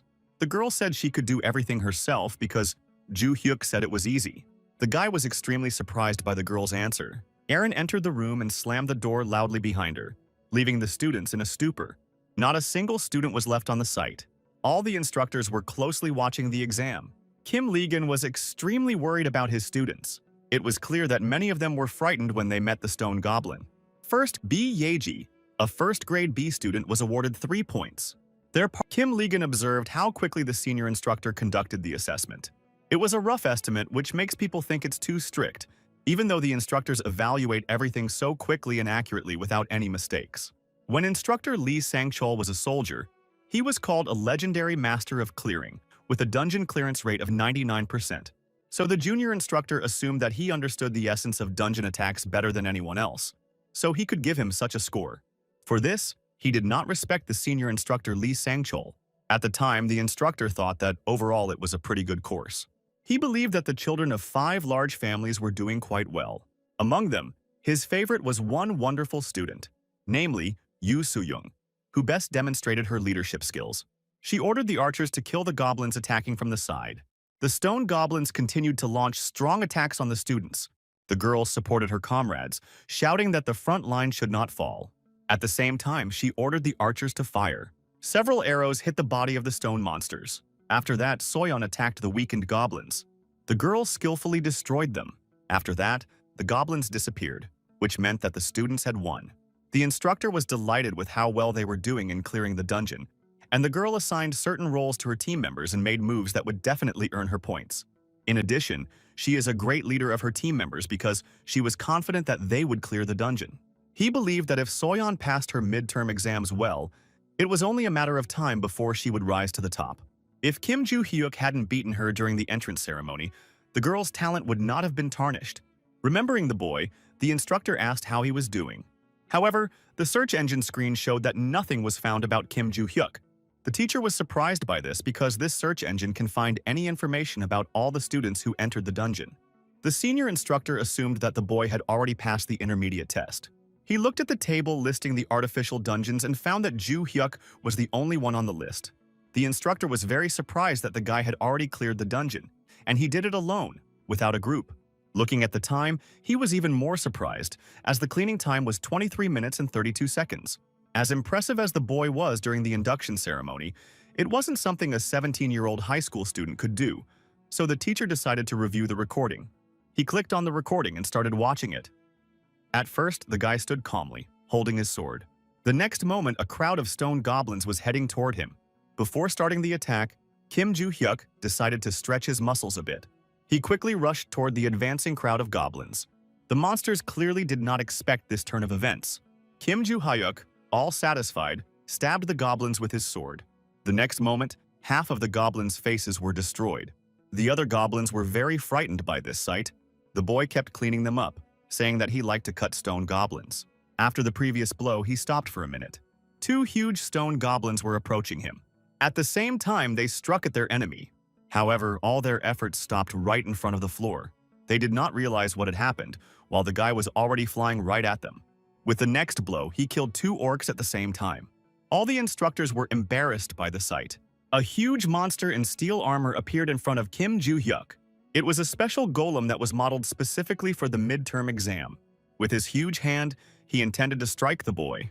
But the young man continued to look at it with great fervor in his eyes.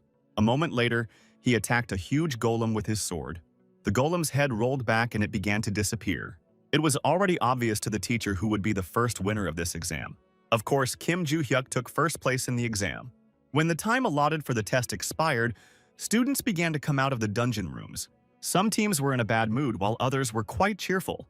Yu Seo-young and her team have also left the dungeon. At the same time, Oh Sen-yuk was looking at the condition of the other students. Choi Arin walked dispassionately out of the dungeon room.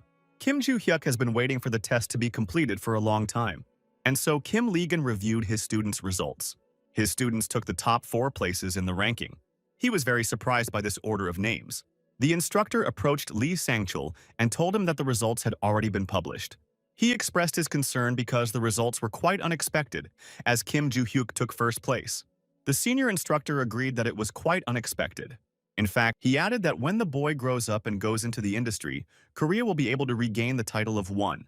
Instructor Ligon asked if this wasn't the title given to the world's strongest contractor, and Lee Sang-chul confirmed his guess. He assumed this was possible because there had been no world geniuses for a long time. He also added that this exam brought another unexpected result. Choi Aaron became this surprise for them. He said that during the competition, they did not think that the girl would win, and that Yoo Seo-young would take second place. He did not know why the girl had challenged the dungeon alone, just like Kim Joo-hyuk. It didn't take her long to deal with the Go-boins, and she was badly injured, but she cleared the dungeon. He added that he thought the girl was quiet and hardworking, but he would not have thought she could clear the dungeon alone. If this exam had been focused on teamwork, Yoo So-young would have scored higher. But the test was focused on the level of contribution of each participant. Still, he would not recommend the path taken by the first two for their students. It was not something that ordinary students could successfully repeat. Instructor Ligon wondered about the girl's motives. He had watched her when he was the head of the Jinsa Guild, when she practiced only fencing. He couldn't figure out how she decided to go to the dungeon alone, and he assumed it was because of Kim Joo-hyuk. But after a moment he dismissed this guess, thinking that he needed to rest. The sun was already setting on the outskirts of the Valhalla Academy. The next day, all the students gathered at the rating board to see the exam results. The results were the same. Kim Joo-hyuk, Choi Aaron, and Yoo So-young took the top 3 spots. Rodkill Ventric was annoyed to see these names and the fact that he was only in 8th place. He asked his maid Yuria if Dicer was in Korea, and she answered yes. He told me to call him now, they would be on their way. The starry night sky enveloped the majestic city of Seoul. Rodkill and Yuria headed to the restaurant to meet Dicer. When they passed by the table, he called out to them. Dichira waved to his brother and said that they hadn't seen each other for a long time. The brothers were sitting at the table by candlelight having dinner. Dicer ate the meat like a rabid animal. His brother's manners clearly tensed Rodkill. Dissery asked who the guy was that he needed to take care of. Rodkill replied that Kim Joo-hyuk was just a brainless senior. He added that he was very disappointed with this guy because of his humble origins, so he asked his brother to deal with him. With the look of an animal, the interlocutor immediately asked if he could kill it. Rodkill got excited, but said it was up to his brother to decide. Dicer said it was different from the last time and he needed to prepare. He pointed his index finger at the maid Yuri. He recalled that he had a huge fight with the Felix family because of a girl he had been involved with a long time ago. He added that because Felix's family didn't have many people, he couldn't kill anymore because the rumors had spread so far. However, the people in Valhalla were different. No matter how often the guy tried, it was hard for him to get in and make a mess. Rodkill Ventric said he understood everything. He added that he would do everything possible to keep the guy out of trouble so he didn't have to worry. Dicer got up from the table and said to prepare a good reward for his work. A week later, Kim Joo-hyuk again held an application for permission to go outside. Barch asked if the boy wanted to go out again. He noticed that the guy had been out recently, and he needed to go out again. The god of destruction said that he had heard that because he had passed the exam, the boy would be given another permit to leave, and that this was an opportunity for him to find other caches of treasure. Barche asked the boy where he was going.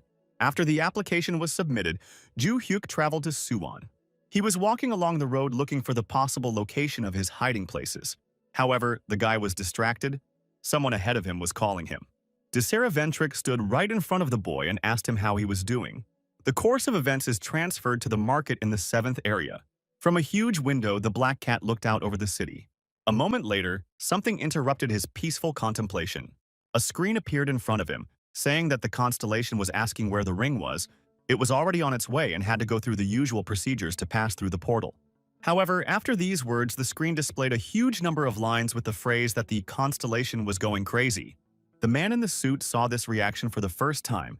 He was investigating whether this ring was an artifact of the era of destruction at the request of the former Black Cat. A box appeared on the table, giving off a blue glow. The Black Cat hoped that if he gave the rings to the constellation, it would be quieter. He opened the box, from which he could see the sparkle of the diamond on the ring. Then he said to the constellation that the ring had already arrived. Behind him, a huge screen appeared with repeated messages, "This is it, this is it, this is it." The narrative returns to Kim Joo-hyuk and Dicer Ventrica. The guy asked the man he met who he was. Dicer asked in response whether the boy was sure or wanted to know. Joo-hyuk replied that he assumed that something was needed from him. Dicer confirmed it because he had to look for the boy on this remote mountain peak. Joo-hyuk asked him directly if he had come to get rid of him. Dicer said that the boy had good intuition. However, the guy replied that it was not his intuition. Joo Hyuk added that anyone would realize this if they looked at Dicer's face. Joo Hyuk also added that he had already seen the boy a few days ago. All these words made Desira Ventric very angry. In an angry tone, he called the boy stupid for someone who had won first place in Valhalla. As he prepared to attack, he warned the boy not to disappoint him. However, Joo Hyuk dodged, and Desira's shot hit the tree. The blow was so incredibly strong that only the trunk remained of the tree. Dicer said that the guy was lucky that he dodged the blow, because if he hadn't, he would have been finished. However, the guy mocked the Dizzy, saying that he dodged the punch because it was too slow. But Joo Hyuk was really worried about the fact that his punch had cracked a whole tree. He thought that this guy's physical strength was comparable to Oh Senyuk's, although he was probably stronger. It was dangerous for the guy to stop such a blow with his fragile body. But at that point, he had already developed a strategy. After a moment, he started to run away, which surprised Desira Ventrica. He thought that the boy had decided to run away and chased after him. Dicer believed that for a person in a similar situation, running away was a good choice. If the guy had done nothing, he would have been beaten to death. But the director had no intention of letting the guy just walk away. But at that moment, the guy was right in front of his face and asked him if he was going to use his head at all. Dicer was shocked that the guy managed to get so close he didn't even notice his fist until it was right in front of his eyes. The next moment, a fist punch knocked Dicer back. He fell to the ground with a crash. However, before he could recover, another attack approached him. Joo Hyuk was preparing to kick Dicer with his foot, and his expression was crazy. In a split second, Dicer was able to dodge the blow. The incredible force of the attack shook the ground under his feet. Desira breathed a sigh of relief that he had managed to dodge it. Kim Joo Hyuk told his opponent that it was a great success that he was able to dodge it. Ventric was very angry at these words of Dicer's. In his surprise, he asked the boy what he had just done. The boy mockingly recalled that he had won first place in Valhalla, and Dicer should have known about it. Because of this mockery, Dicer's face immediately became angry, and he wondered what this guy had been using to become so strong. Next came a story about the memories of Dicera's past. He was forced to take elixirs to raise his family's status, even if it was only slightly. The boy's talent was his innate inclination to drink elixirs. The boy's parents used him to improve the status of their family. Dicer could drink any elixir that was given to him. His parents fed him elixirs worth hundreds of millions of dollars per flask. At the age of 16, Dicer became much stronger than a normal adult. Her parents wanted to use him to achieve recognition, but their plans were not to be. The 16-year-old boy turned into a real demon. He did not want to live his entire life under the control of his parents. So when the boy became very strong, he ruthlessly killed them. He believed that, with his enormous power, he shouldn't have to worry about his family's recognition. Dicer was a real pain in the ass for the entire Ventricle family. The boy was kicked out of the family by a woman who considered herself the head of the family. But he didn't care. He believed that money solved most problems in this world, and he became bolder after his ties to his family were severed. Desira accepted Rodkill's offer not only because of money, but also because of his personal interest in Kim Joo Hyuk. Due to the guy's popularity on social media, Dicer found out that he was the one who used profanity to drive the guild guides away. Before the fight, Dicer thought he was just going to have fun with the guy. However, his situation was clearly not so amusing. Now he was afraid of the guy he had to face. He asked the boy what drugs he had taken to become so strong, believing that some cheap elixirs would not help such an orphan. Joo Hyuk didn't expect to get a stupid question. After I mentioned drugs, he started laughing out loud. He was surprised that Dicer seriously thought he was taking drugs. The guy guessed that Dicera's strength was in her substance abuse. He replied by asking if the boy had become stronger without the help of any elixirs. Joo Hyuk said no. He had become so strong through training. He said to the guy that he wanted to compare him to his classmate, but thought it would be impolite to compare a naturally muscular guy with a dumbass like him. Dicer was very angry at these words and immediately wanted to kill the boy. He had a thing that he was not allowed to use here, but he decided to do it. The guy pulled a small blade out of his pocket, after which his body was enveloped in an ominous aura. Kim Joo Hyuk was surprised by the influx of this magical power. Dicer could feel his strength growing with the help of magic. He began to say something to Kim Joo Hyuk. The guy attacking him, he called him a dumbass. He asked why they always talk so much before an attack. The guy's unexpected attack knocked Dicer back. But before he could realize it, he was punched in the face. With this blow, he smashed Dicera's face against a tree. The guy's jaw dropped from such a strong blow. Suffering from pain, he asked the guy to stop. Joo Hyuk took the attacker by the hair and said that he could not kill him yet. He would have forgiven him if all he had done was to get into a fight. but the guy said he wouldn't let him go that easily. Tensing his fist, he said to the boy that he wanted to ask him something. Before that, he told him to clench his teeth. Rodkill Ventric was sitting on the couch, waiting for news from Dicer. He thought that Dicer had already dealt with Kim Ji-hyuk, and given his character, he may have killed him. He'll have to clean up after him, but it's good that it's not on the academy grounds, and the fact that the boy went outside at such a beautiful time made it much easier for him to wait. He leaned on the back of the sofa and called for the maid Yuria. Rodkill told her to get the car ready. He was distracted by the sound of a call on his phone. It was a call from Dicer, which he had been waiting for so long. He picked up the phone and asked if the guy had already dealt with Kim Ji-hyuk. However, for some time only, silence was heard on the other end of the phone. After that, I heard heavy exhalations which really embarrassed the guy. Ji-hyuk said to him that he must have guessed what happened, given how much his jaw had dropped. On the other side, Ji-hyuk was sitting next to Dicer, holding the phone. He said into the phone that he would try to translate what his brother was trying to say with heavy sighs. His translation was, if he dies, burn 2 incense sticks for him. Ji-hyuk warned Rodkill to wait for him. After these words, Rodkill Ventric hung up the phone. It made Kim Ji-hyuk angry. It was rude, because he didn't say everything. Looking at the boy, he wondered what to do with him next. At that time, Yuri's maid Felix prepared tea for Rodkill. She came over and apologized, saying that his tea was ready, but Rodkill shouted at her to leave him here and go away. The girl quietly put the tea on the table and left. The situation was out of control, so it was only a matter of time before the news reached the Ventric family. However, the guy reassured himself that on the other hand, things might not be so bad. He believed that because the boy was an orphan, he would not be able to get to Rodkill. The guy decided not to tell anyone about what happened for a while. He would just have to watch. Ji-hyuk continued to walk calmly around the neighborhood. Barsh asked the boy if he would really just leave the attacker there, to which the boy replied that when the time came, he would tell about the incident. Barsh asked why the guy didn't just kill the attacker. However, the boy emphasized that in his previous life he would have done so, but because he was Ji-hyuk's high school student, not Kim Hyuno's, he would have gotten into trouble. Barsh thought that this behavior was really like him, and added that there was something he was worried about. He was worried about the magic that the guy released when he was preparing to attack. This magic seemed very familiar to him. If Dicer had released more magic, he would have been able to confirm this with certainty. But even so, he felt that he had already encountered such magic. Jo Hyuk said that 300 years ago, monsters sacrificed dogs and cows to use this kind of black magic. After the boy's answer, Barch said that he clearly knew how to distinguish people by their magic, a reproach that irritated the boy. Ji-hyuk suggested that perhaps the hidden side of the blade that the boy wanted to use was related to this power. Ji-hyuk recalled asking the boy about the person who ordered him to attack him. Dicer tried to say something, but he couldn't. The guy realized that it was because he had dislocated his jaw, so he decided to put it back in place with his own hands. He warned Dicer that it might hurt a little. After that, he asked the guy again who ordered the attack. After a few seconds of silence, the guy accused me of putting his jaw in his mouth to make him give answers. So he took his hand and asked him if he thought he could keep silent. Dicer wondered why the boy was holding his fingers, and a moment later he screamed from the pain in his several broken fingers. After that, Dicer admitted that his client was Rodkill Ventric. The guy said it could have been that blonde guy, but now he's sure. Ji-hyuk asked the attacker who he was and where he was from. He didn't look like a student of Valhalla. He was surprised that Ji-hyuk was asking him about it, and said that he might not like what he heard. Ji-hyuk took these words as a request to break a few more fingers. Frightened, the guy immediately replied that he was a dicer of the first kind. He takes on many orders as a hired killer.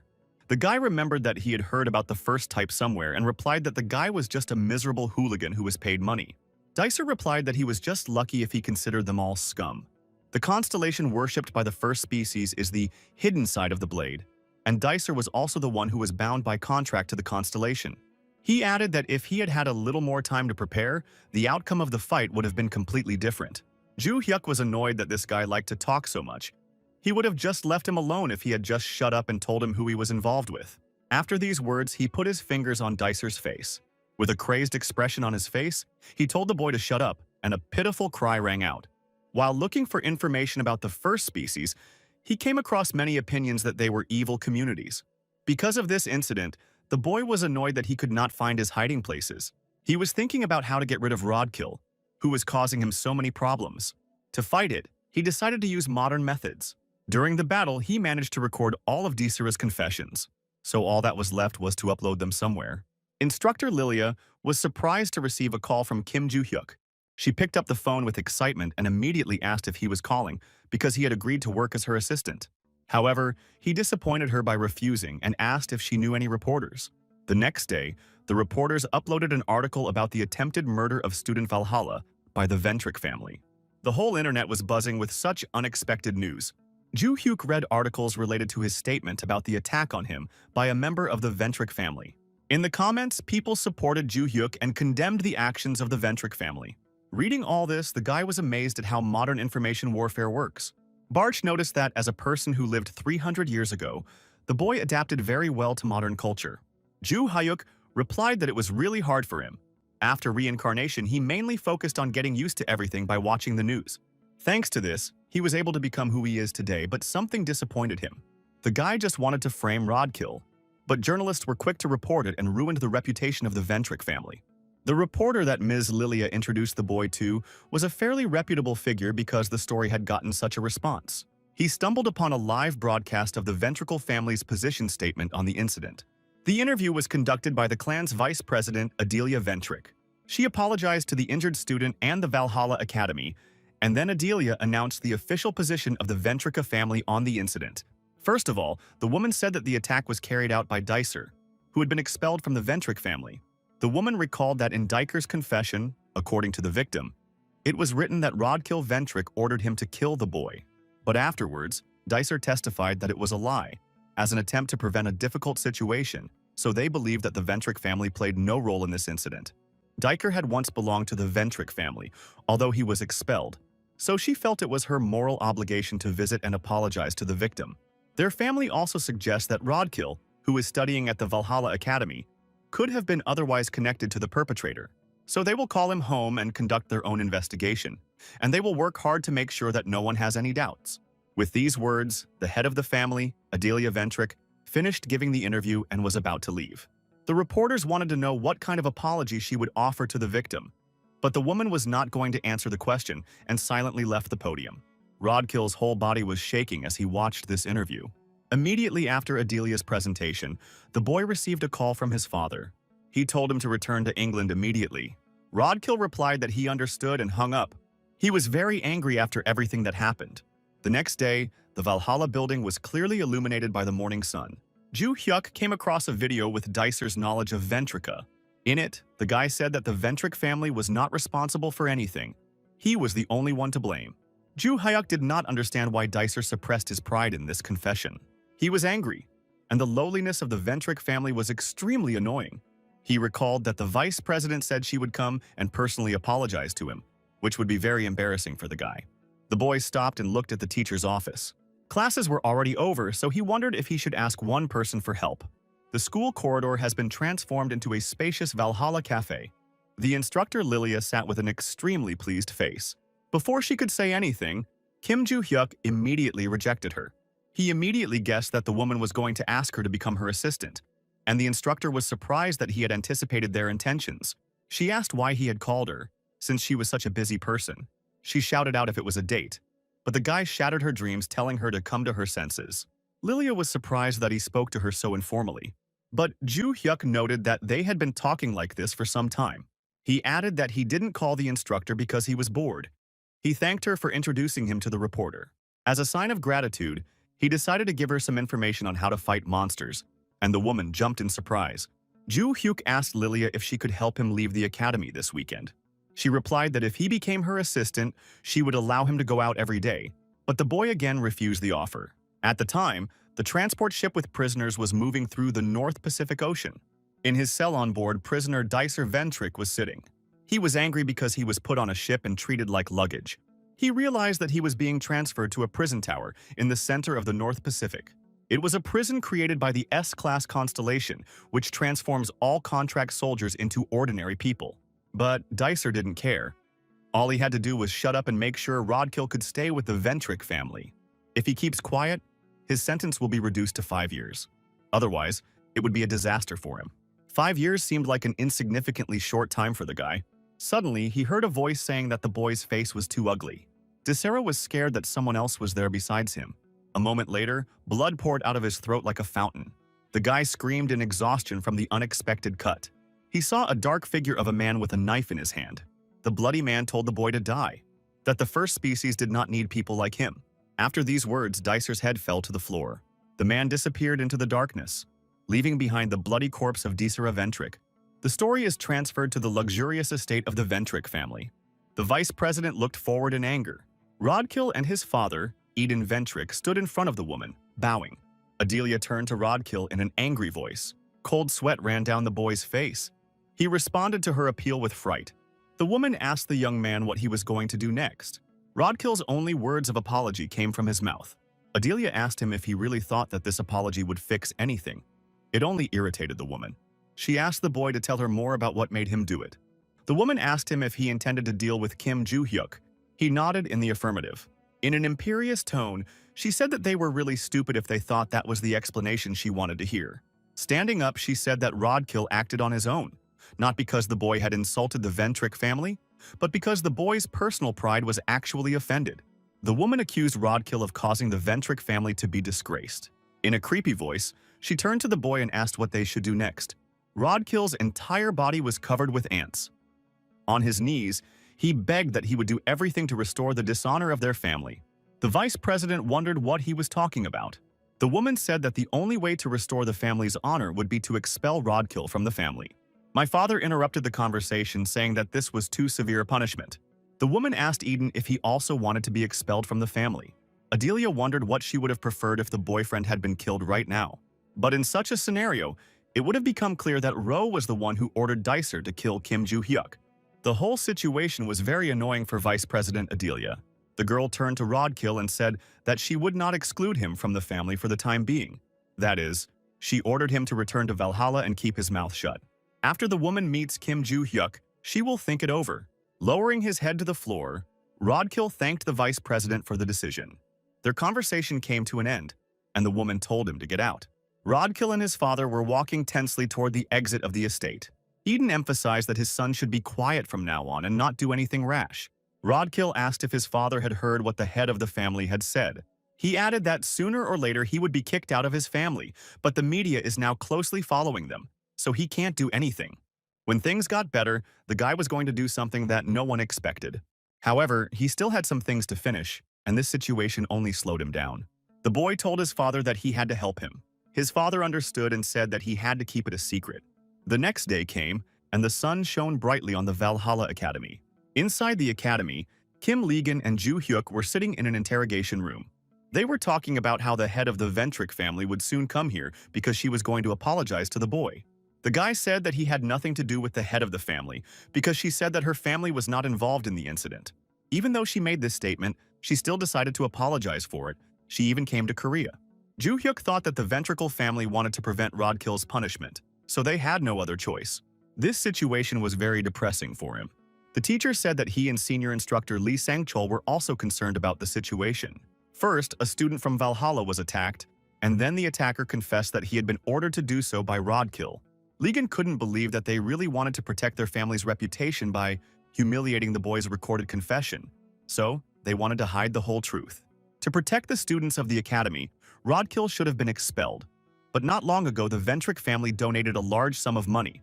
Therefore, it is likely that the academy will turn a blind eye to this, since most of Valhalla's funding comes from donations from large families. The guy realized the situation and said he would talk to the so-called head of the family. Kim Legan was surprised that the boy had such a normal reaction. However, Joo-hyuk replied that he had always been normal. There was a knock at the door. Adelia Ventric came in, and Kim Legan said he would let her in. He added that he would be leaving and wished them a pleasant conversation. The door opened and the instructor bowed tensely in front of her. He said they could take their time, and the head thanked him for his hospitality. The woman entered the room and looked at Kim Joo-hyuk. She introduced herself as the head of the Ventric family and said she was pleased to meet him. The guy replied that he was also pleased to meet him. With an angelic smile, the head of the clan sat down on the sofa. Kim Joo-hyuk watched her with his hands in his pockets. The woman started talking about the attack that Dicer had committed. She got up from the couch and bowed in front of the guy, apologizing for it. The guy replied that the woman said she would take care of it, so it didn't matter. Adelia added that she had also heard that Rodkill had caused trouble for a boy at the academy. But the boy denied that it had happened only once. Joo-hyuk said that he had nothing to say because the woman said that Rodkill had nothing to do with the incident. However, the head of the clan intended to talk to him about her statement in an interview. Their family issued a statement after their reputation was tarnished, but they were still in a situation where neither the media nor the public believed them. The guy wondered what she was hoping for because everything she said was not true. By talking about this, the woman wanted to create an opportunity to resolve these misunderstandings. She asked if Kim Joo-hyuk could help them. The guy immediately refused, but the woman was expecting such a response. Adelia promised that if he helped her, their family would provide full support until he graduated from the academy. Then she would recommend the boy to the guild they sponsor so that they can continue to support him after the academy, and he could become the best hunter in Korea. The guy asked if it would be over if he made his statement. Joo-hyuk started to mock the fact that they were willing to do so much to silence him, which proves that the family is really desperate. This audacity began to irritate the vice president. The guy was angry that they were pretending that nothing had happened. He had no reason to play along. He stated that he did not want a reward. All he wanted was to see the Ventric family disgraced. From an angelic voice, Adelia's tone of voice changed to fury. Her ominous aura enveloped the room, and she reproached Joo-hyuk for daring to speak to her like that. He was amused that the woman had finally shown her true colors. She said that she came to this academy to make him comfortable, but he dared to behave so arrogantly. She threatened that she should have just killed him. She wanted to be noble and give him a chance, but the guy just gave him up. To further anger the woman, Kim Joo-hyuk told her to try to kill him. The vice president did not understand what this guy was saying. He reproached the woman for saying earlier that the Ventric family had absolutely nothing to do with the attack on him. But to back up this lie, she wanted to invest a huge amount of money and time in him, and now she just wants to kill him. The guy ended it with the phrase that this was all she could do, that she would not be able to do it. The atmosphere around the woman became even more oppressive. He reproached her that even if she attacked him, she would not be able to kill him. After all these words, the head of the Ventric clan, full of rage, stood up from the couch. The oppressive atmosphere around her faded, and she calmly turned to the boy. As she was leaving the room, she told the boy that she would make him regret what he had said today. In the end, she was unable to accomplish anything but just talked incessantly. Barch approached the boy and asked if he really thought he had done the right thing. To this question, the guy replied that he hated ignorant people who think that everyone should worship them the most. Kim Joo-hyuk guessed about the clan leader's future intentions. He added in passing that this is also why he hates Barcy. Since there were no more classes today, he decided to go to the gym much earlier. Outside, the sun was brightly illuminating the outskirts of the city. Joo-hyuk was heading to the gym while watching the news on his phone. However, when he almost reached the hall, he saw that Choi Aaron was also there. The girl was talking to some guy. Her interlocutor was Choi Jineon, the eldest son of the Chojin family. He asked the girl if she still really thought she could win. He also added that it would not make sense. No matter how hard the girl trains in Valhalla, it would be useless. So if she wanted to remain a member of the family, he told her not to come to the qualifying test this weekend. He backed this up with the fact that he did not want to see the girl humiliated. But the girl haughtily refused. He said that she really didn't understand what was going on and why she was refusing when he was giving her one last chance. But she sternly replied that he was a fool and didn't understand what was going on. Jineon was shocked that the girl had called him names. Joo-hyuk appeared and immediately asked the boy why he was so eager to stop someone who had invested so much of his work. Aaron's brother was surprised that the guy didn't even know him and dared to be rude to him. Joo-hyuk replied that he didn't care who was in front of him, whether it was the king, the president, or anyone else. He told the boy to leave the academy if that was all he had to say. Joo-hyuk asked Choi Aaron if she agreed with him. The girl nodded her head in agreement. He was furious at the rudeness and told Choi Aaron that they would see each other at the test. After these words, the eldest son of the family captain strode away from the academy. The girl thanked the guy and he offered to go for a workout. She added that when the guy asked her if she agreed, she wanted to answer differently. The guy asked her how she would answer, and the girl's lips started to use foul language and he asked her to stop. They went to practice, saying that he wouldn't be able to come on the weekend because he would be on a business trip, but today they would do their best to train. A few days passed and the landscape of nature and city life appealed to each other. In these mountains, Kim Hyuk wandered in search of marks. Barch asked if the boy was looking for his hiding places again. The god of destruction did not understand why the boy had found many relics and jewelry in the previous hiding place.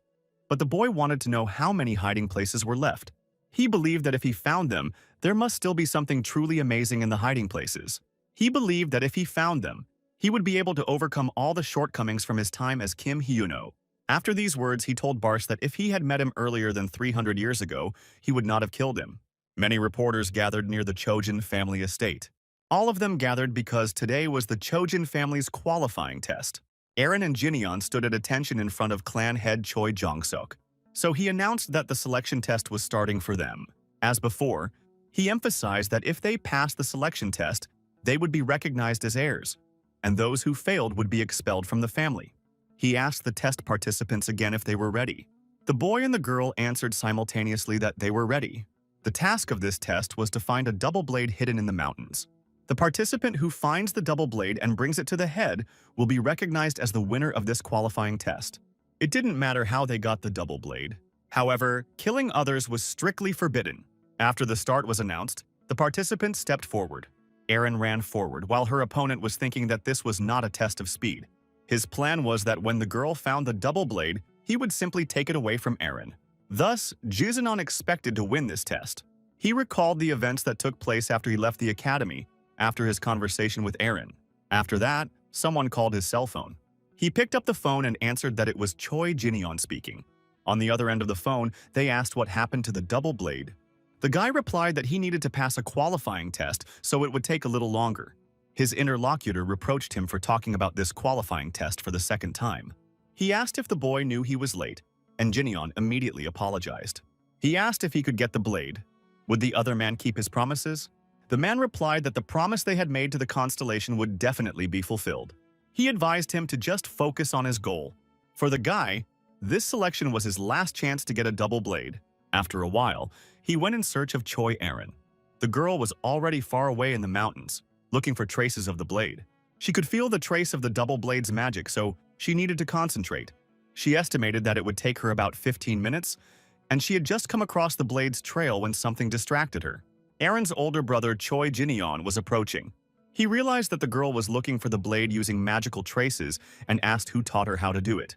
Holding the hilt of the sword, the girl replied that Ju Hyuk had taught her this. Eren began to remember exactly how it happened. The guy assumed that the girl knew the basics of magic control.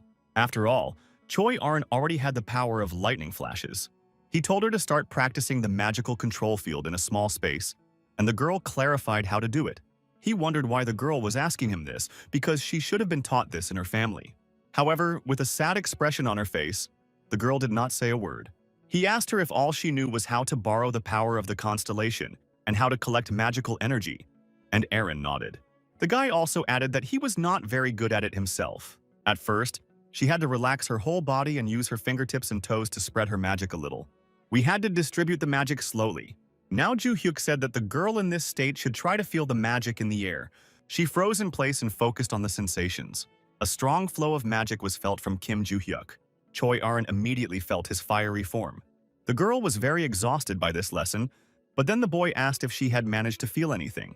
Eren replied that she was able to see a form of magic surrounding the boy. This is one of the ways to feel magic. When you can notice even weak magical energy flowing out of the body, it's one of those things that can be done with precise control. He added that the more often a girl uses it, the easier it will be for her to feel the remnants of magic on the ground or in the air. If she is able to see things with magic, she can also determine what form the magic traces take. If a girl trains, she will be able to see silhouettes clearly, but she has to learn everything else on her own. Jinyeon wondered who Ju Hyuk was, and then remembered. He asked the girl if this was the guy who was next to her earlier, and added that he had a strong talent, but he looked rather stupid. Eren replied that Ju Hyuk was much stronger than a fool like her brother. After these words, she asked him why he had come here. The young man put his hand on the hilt of the sword and began to take it out of the case. At that moment, he immediately attacked his rival. However, the girl managed to push her brother away. She even managed to repel his surprise attack. He was worried that the girl had become so strong. Eren stood still and prepared for the coming attack.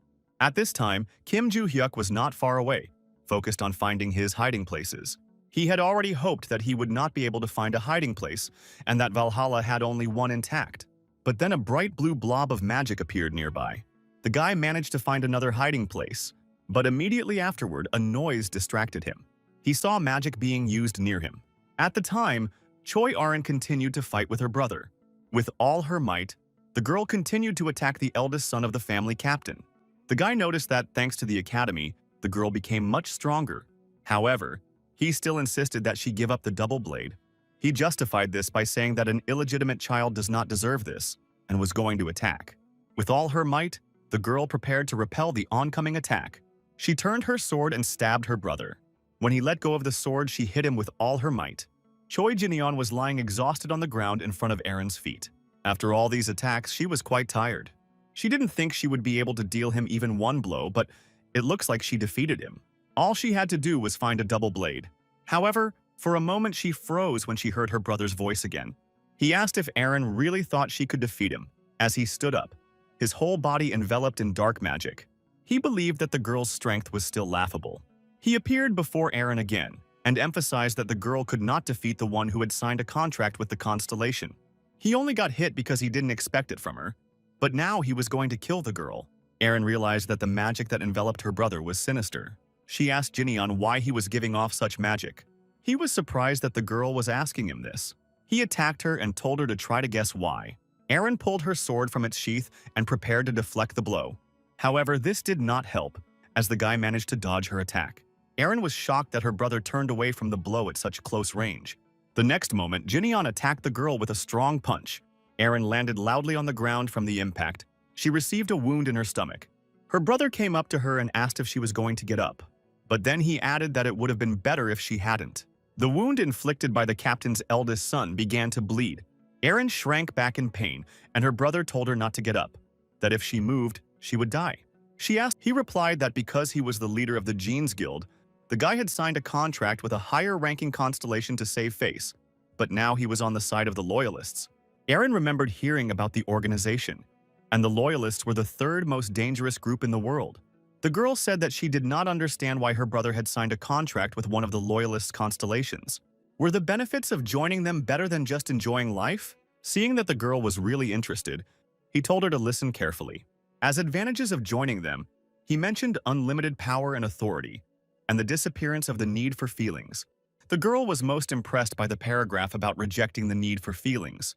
His brother said that he joined the guild when he was only 12 years old. At that time, he was only interested in games, but the family expected him to be a model big brother. The reason why he is still in the Jeans Guild is because of his father's observation. Being there was never his own choice. In his teens, he met a man from the devotees. As soon as the boy met him, the man invited him to join them, encouraging him that he would be able to satisfy all his desires that were in his heart. He guessed that the man already knew about his temperament. He described his temperament as a complete disgust for people. But in order to join them, Jin-yeon needed to obtain their family's heirloom, the double blade. He added that if the girl had simply given up, there would have been no second test, and the guy would have automatically received this double blade. Erin was confused that it was already the second test. 10 years ago, the family's eldest daughter, Choi A-jin, took part in the first selection test. When she heard about her older sister, she was shocked. She recalled that Choi A-jin had gone missing during the first qualifying test. However, the words Aaron heard next frightened her. Jin-yeon admitted that he had killed his sister on the mountain before searching for the double blade. But in the end, he couldn't find the double blade, got injured and failed the test, and if not for that, he would have joined the Loyalists 10 years ago. The boy left his crippled sister behind, hoping that she would disappear. But his father somehow managed to find and hospitalize Choi A-jin in the hope of saving her. Erin asked where her sister was now. But the guy was surprised that she was asking and said that the girl should disappear. He said that after the incident, the sister's mother fainted. The reason for this was that she saw the image of her eldest daughter in Erin. Now her brother knew where the double blade was and was about to leave. Jin-yeon took up his sword and finally intended to kill Erin. He pointed his sword at the face of the weakened girl. However, something happened that turned all his plans upside down. Kim Joo-hyuk appeared behind the girl and stopped Aaron's brother's attack with his sword. He asked Choi Aaron's brother what he had just been about to do. Jin-yeon told him not to interfere in their family affairs. Jo-hyuk was very angry after hearing the answer. The guy said that it was completely insane to put a knife to his sister's neck, not family matters. After Jo-hyuk's attack, the captain's eldest son flew into a tree. Aaron asked the boy why he had come here. Jo-hyuk came to the mountains to find his hiding places. One of them was in this direction, but he did not tell the girl about it. He saw that blood was oozing out from under the spot on her stomach that the girl was covering with her hand. Although he did not show it, the injury made him extremely angry. When the girl asked him, he replied that he had some business to attend to and told her to go away and gather some magic to heal her wound. The rescued girl listened to Jo-hyuk's words. Jin-yeon asked the boy if he was the student he had met in Valhalla. He again told the boy not to interfere in his family affairs. After these words, he attacked Ju Hyuk, intending to kill him. His sword was enveloped in flashes of lightning, similar to those that enveloped Choi Aaron's sword. He attacked Ju Hyuk, but the boy managed to dodge the blow. Aaron's brother was extremely shocked that he failed to carry out the attack. Immediately afterward, Ju Hyuk, without even being naked, struck with his sword.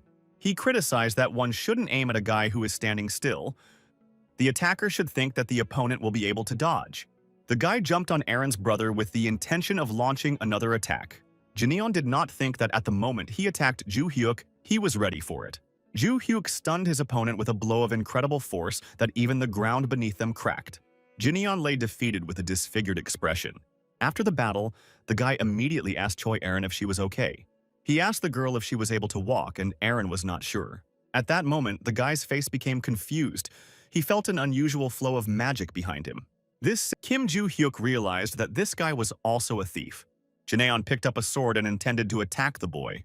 When he attacked, he reproached the boy for saying that an ordinary newcomer to Valhalla would not be able to defeat the guild leader. However, with an impassive face, Ju Hyuk stopped the boy's attack without even drawing his sword. Jineon was thrown back by the previous attack. He was surprised that the 17-year-old blocked all his attacks and did not even counterattack. He had no choice, so he decided to use this. There were a lot of side effects to what he wanted to use, but he thought that if he took one more hit, he would definitely lose. From his jacket pocket, he took out a stone of the past. Having bitten through it, he had to enter into a preemptive contract with the constellation.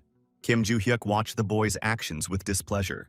After that, I could feel a huge amount of magical power coming from Aaron's brother. This influx of magic caused an earthquake to break out all over the mountains. One of the reporters pointed at something with her index finger. Behind the trees, a stream of sinister magic was visible. The head of the clan also looked in that direction and was shocked. He realized that it was sword magic. It was dense enough to be seen by the general public. There was also a double blade in the place where this stream of magic was visible. The chairman decided that he should go and see what was going on. At that time, the two boys continued their argument. Kim Ju Hyuk watched the boys' actions, but it all ended with Jineon simply strengthening his magic. However, his opponent replied that the guy was dumb enough to realize that it was just an additional effect. This was part of the power he gained through a temporary contract with the constellation. The dragon that was killing everyone recognized the sacred relic and was about to descend, showing his teeth as if he was glad to have come down after such a long time. After that, the dragon activated its all-seeing eye ability. At that moment, the dragon saw that even more terrible magic was emanating from the boy's body. When he saw this, he was not terribly frightened. He blinked and instantly deactivated the all-seeing eye. However, when he opened his eyes, the boy's terrifying aura had not disappeared, and the dragon that was killing everyone panicked and fell into despair. The dragon that was killing everyone shouted that he had to get out of here. Jinganong was shocked that the dragon withdrew the sacred relic summoning and cancelled the contract. After that, the dragon that was killing everyone took his power and fled. All of Aaron's brother's ominous magic power disappeared at once. Ju Hyuk put the tip of his sword to Jineon's body. He asked the boy if he still thought he could kill him. A terrible blow went through his opponent's body. Choi Jineon lay defeated at the feet of Kim Ju Hyuk. The leader of the devotees, the Dragon King Khan Nebel, sat shocked that the dragon who killed everyone told him that he was in big trouble because of the man. He then threatened to ask him if he wanted to leave the world of mortals, and the leader immediately began to apologize. He bowed his head in front of the screen all the way to the floor. The message on the screen emphasized that they should not distribute artificial relics in the future. The last message on the screen was to behave. And then the translucent screen began to disappear. Khan Nebel was shocked by what had happened. He wondered what could have caused the constellation to split apart like that. From the words about the artificial relic, he guessed that the boy he had placed in the Chojin family had done something wrong. The leader of the organization tried to ask the constellation what went wrong. He decided to find out what had happened. Nighttime enveloped the Valhalla dormitory building. Kim Ju Hyuk returned to his room. He was tired of the events that happened today. He started looking for something in his briefcase. He took out a book called The Divine Arts. Barch asked what the book was, and the boy told him that it was the main reason he was looking for his hiding places. It was a breathing technique that helps raise a person's magical power to a very high level. The difference between this breathing technique and his previous one is that his previous technique was worthless. He bought it on the market, learned it, and used it to the end.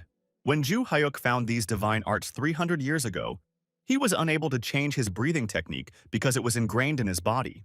The boy recalled that in the battle with Barsh, he was badly injured because of his poor breathing technique. He ran out of magical power. But thanks to this body, he could start all over again. He intended to stop training his body for a while and start studying the divine arts. The god of destruction asked about the situation that had happened earlier. He reminded the guy that he had left the wounded girl with her crazy brother. The guy said that he left her because he heard someone approaching them, so he decided that they would deal with it themselves. During the last battle, Bars asked the guy if he had killed his opponent. Ju Hyuk hoped that he hadn't killed the boy because he had already been involved in another incident in Valhalla, so he would be in trouble if someone found out about this incident. Then he asked Aaron if she could stand up and wanted to give her his hand. But at that moment he heard someone approaching. He thought that Choi Aaron's family was already on their way after seeing the sword's magic. This made it difficult to find the hiding places. After thinking about the situation for a while, Ju Hyuk turned to the girl, telling her to sit and wait for her family to get here, and added that he had something to do in this place, so he had to leave. Finally, Ju Hyuk said goodbye to the girl and left. Aaron understood everything and also said goodbye to the guy just as her family arrived. Ju Hyuk hoped that once he mastered the divine arts, he would return the remaining guardian stones. He recalled that the last time he absorbed the magical power hidden in them, he failed to absorb all of it because of his low magical ability. After all the thinking, he turned off the light and went to rest.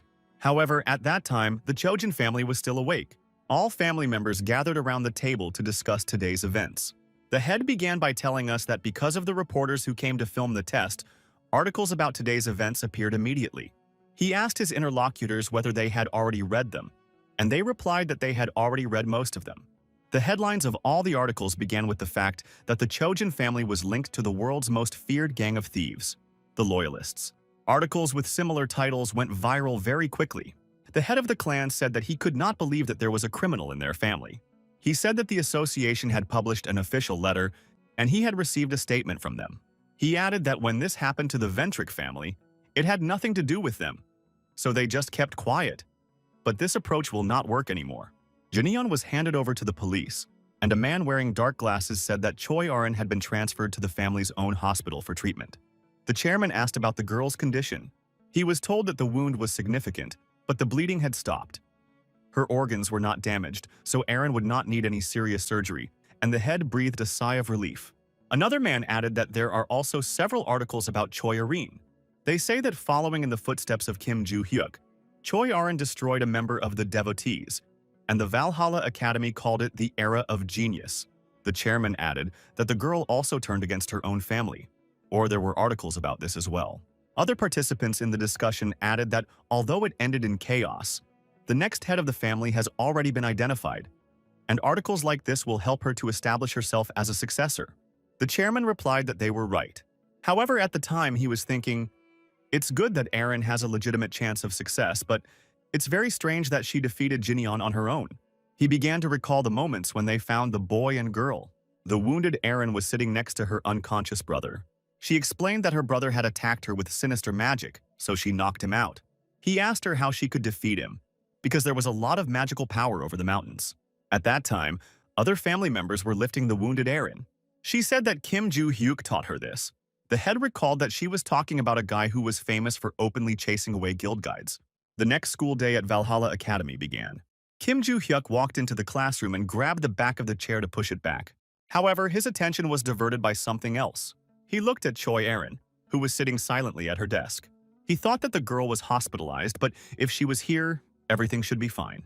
The girl turned and waved to Ju Hyuk. Behind him were two boys, one of whom thought Choi Arin had smiled and waved at him. But the other told him to stop dreaming.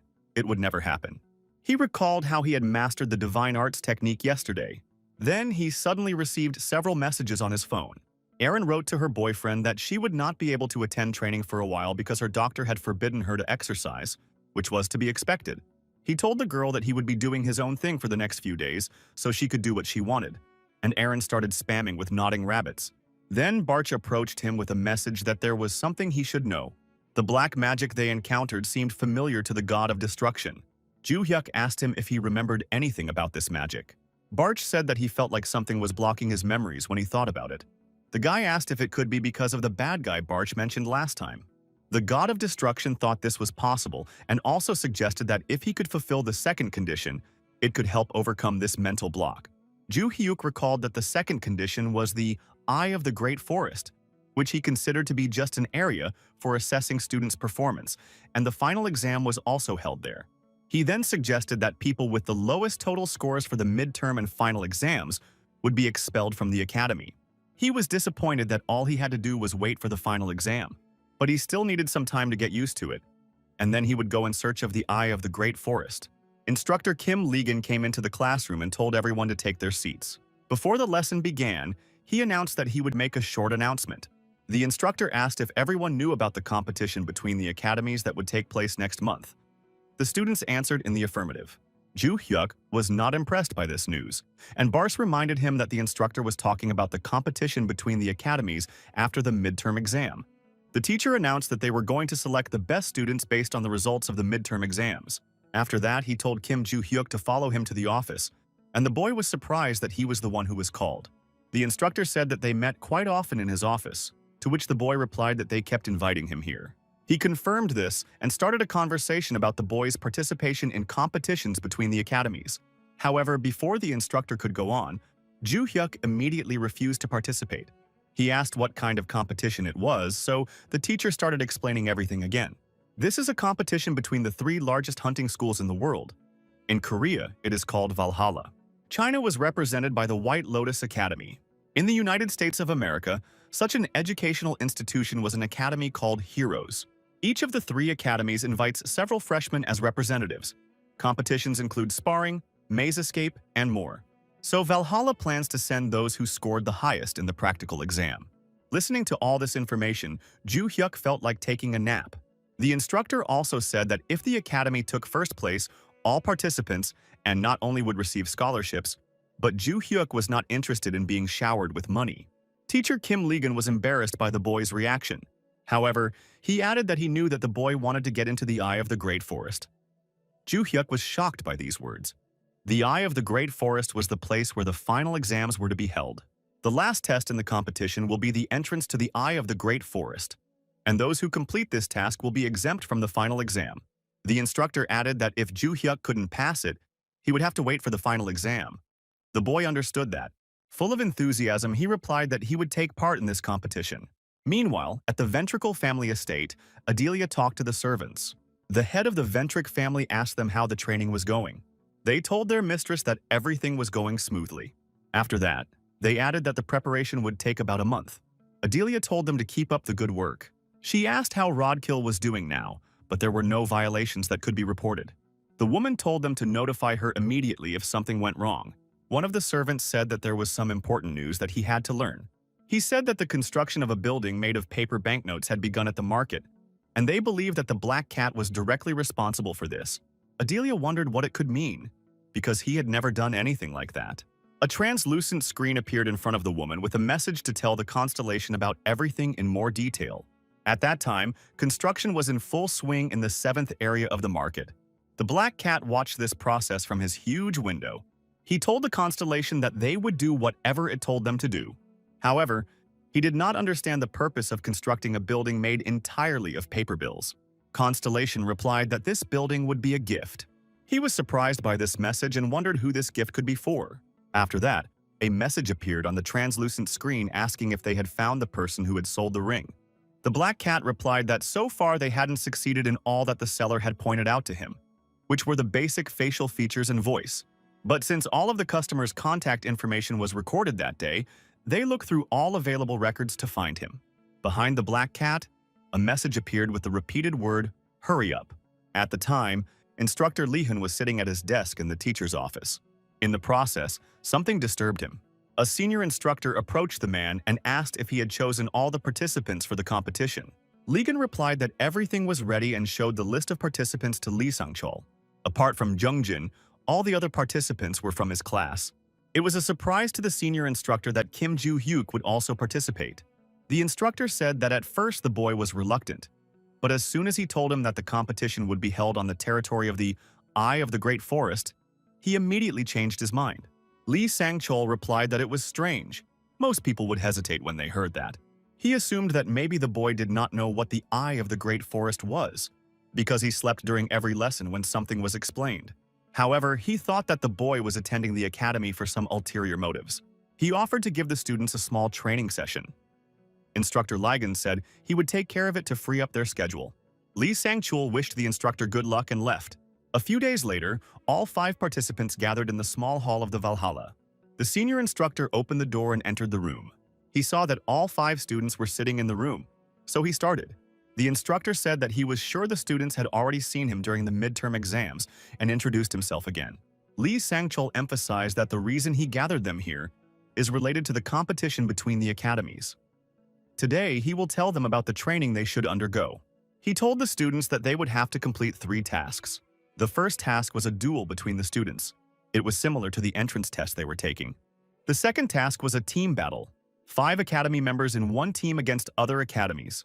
It was a task where all 3 teams would compete at the same time, so the captain's ability to navigate the situation was important. The third task included the Eye of the Great Forest. The instructor emphasized that he would not be able to give the students much information about him, as he had an exam ahead of him. He said that the Eye of the Great Forest is a labyrinth full of giant trees. The gates to it are guarded, so anyone who wants to enter will be detained. You can get there only through the official gate. Each team will enter the Eye of the Great Forest. A specific task will be given to them on the day of the competition. Then the teacher began to explain the specifics and format of the team battle.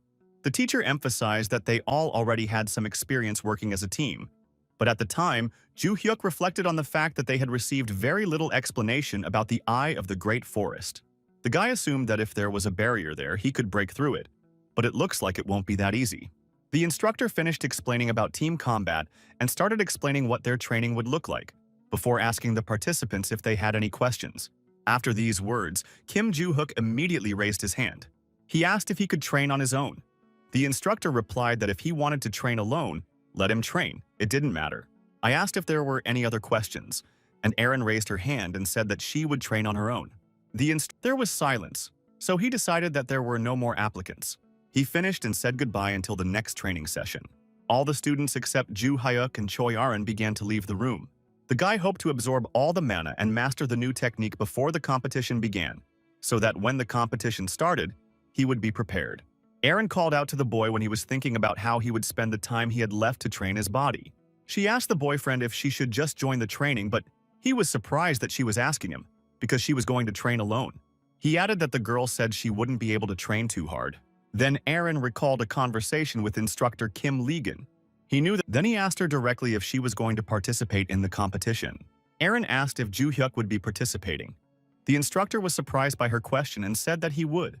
The girl replied that she would also participate then, although her wound had not yet fully healed.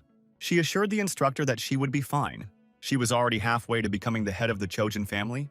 However, thanks to Ju Hyuk, she now has another goal. Now Choi Erin wanted to become stronger. She also wanted to help the boy achieve what he wanted, just as he had helped her. He was nervous that the girl was talking, and then suddenly stopped and laughed. In any case, she couldn't have been practicing very hard. The guy recommended that she stick to light walking for most of the workout and keep all her energy to a minimum. Before leaving, he added that when he finished his work, he would help the girl a little more and said goodbye. At that time, in another city, screams were coming from an eerie abandoned building. The beaten man asked to be released. He promised the attackers to give him whatever they wanted. A bald man with a creepy face was holding a knife. The next moment, the knife flew straight into the guy's heart. And at that moment, he bowed his head and died. Lisa's companion reproached the man for not finishing the guy off faster. The two were from the Samsal Alliance, and the hairless man's name was Al. She received a message. She thought it was a new order. Al asked her if they had already sent a new target to kill. The woman showed him an image on her phone. It was Kim Joo-kyung from Valhalla Academy. Lisa pulled the knife out of the guy's dead body. Her partner asked why they were ordered to kill the student, but the woman replied that the client must have paid a lot of money. She added that the client wanted them to kill him in a month during a competition.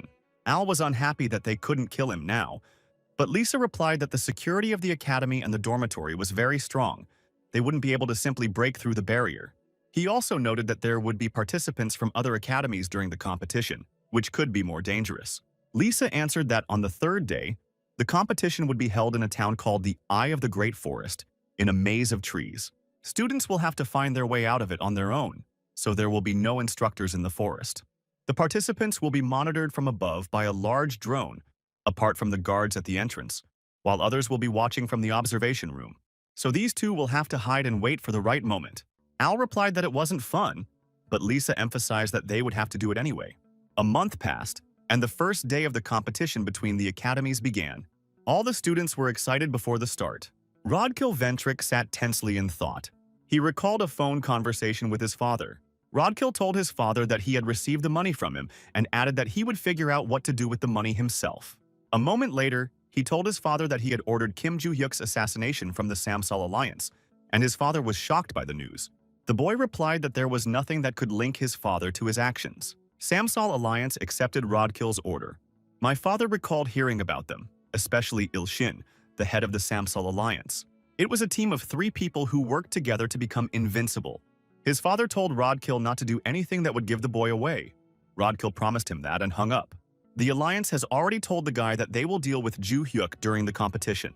So Rodkill decided that he didn't need to stay to watch the competition. He stood up and told Yuri that they were leaving.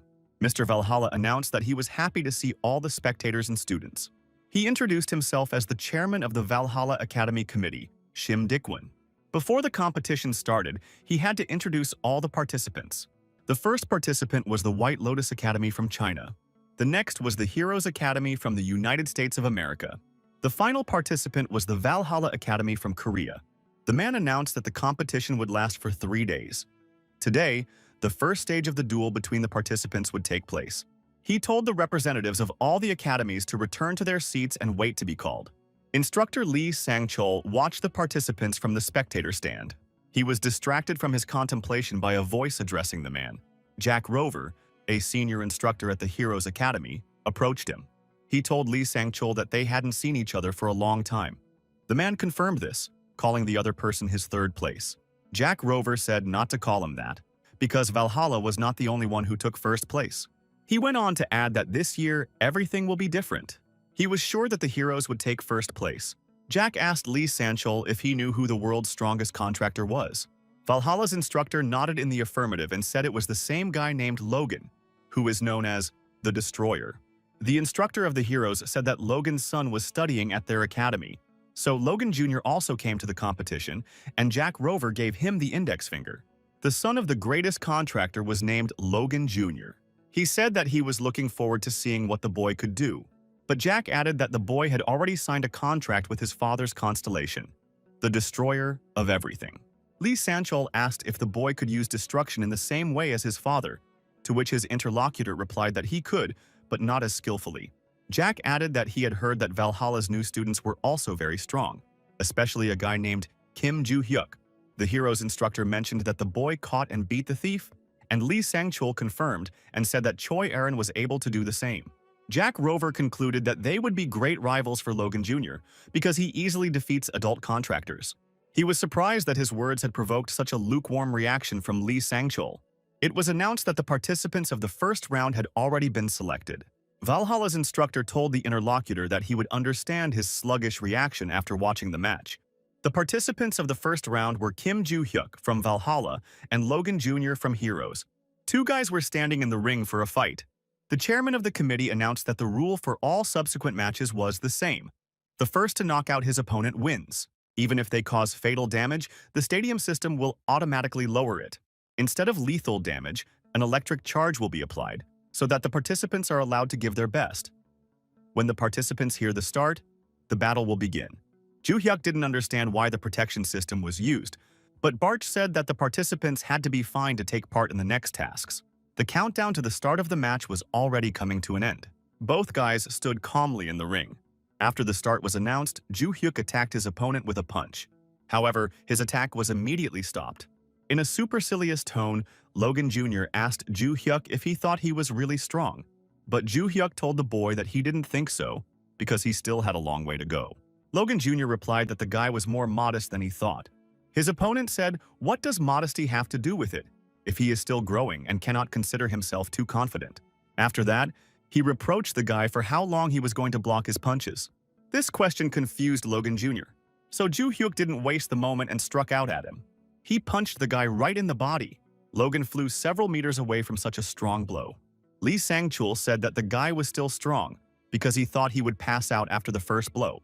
Two instructors watched this spectacle from the spectator stand. Lee Sang-chul, the instructor, said that the guy was really strong if he could withstand Kim Joo-hyuk's punch.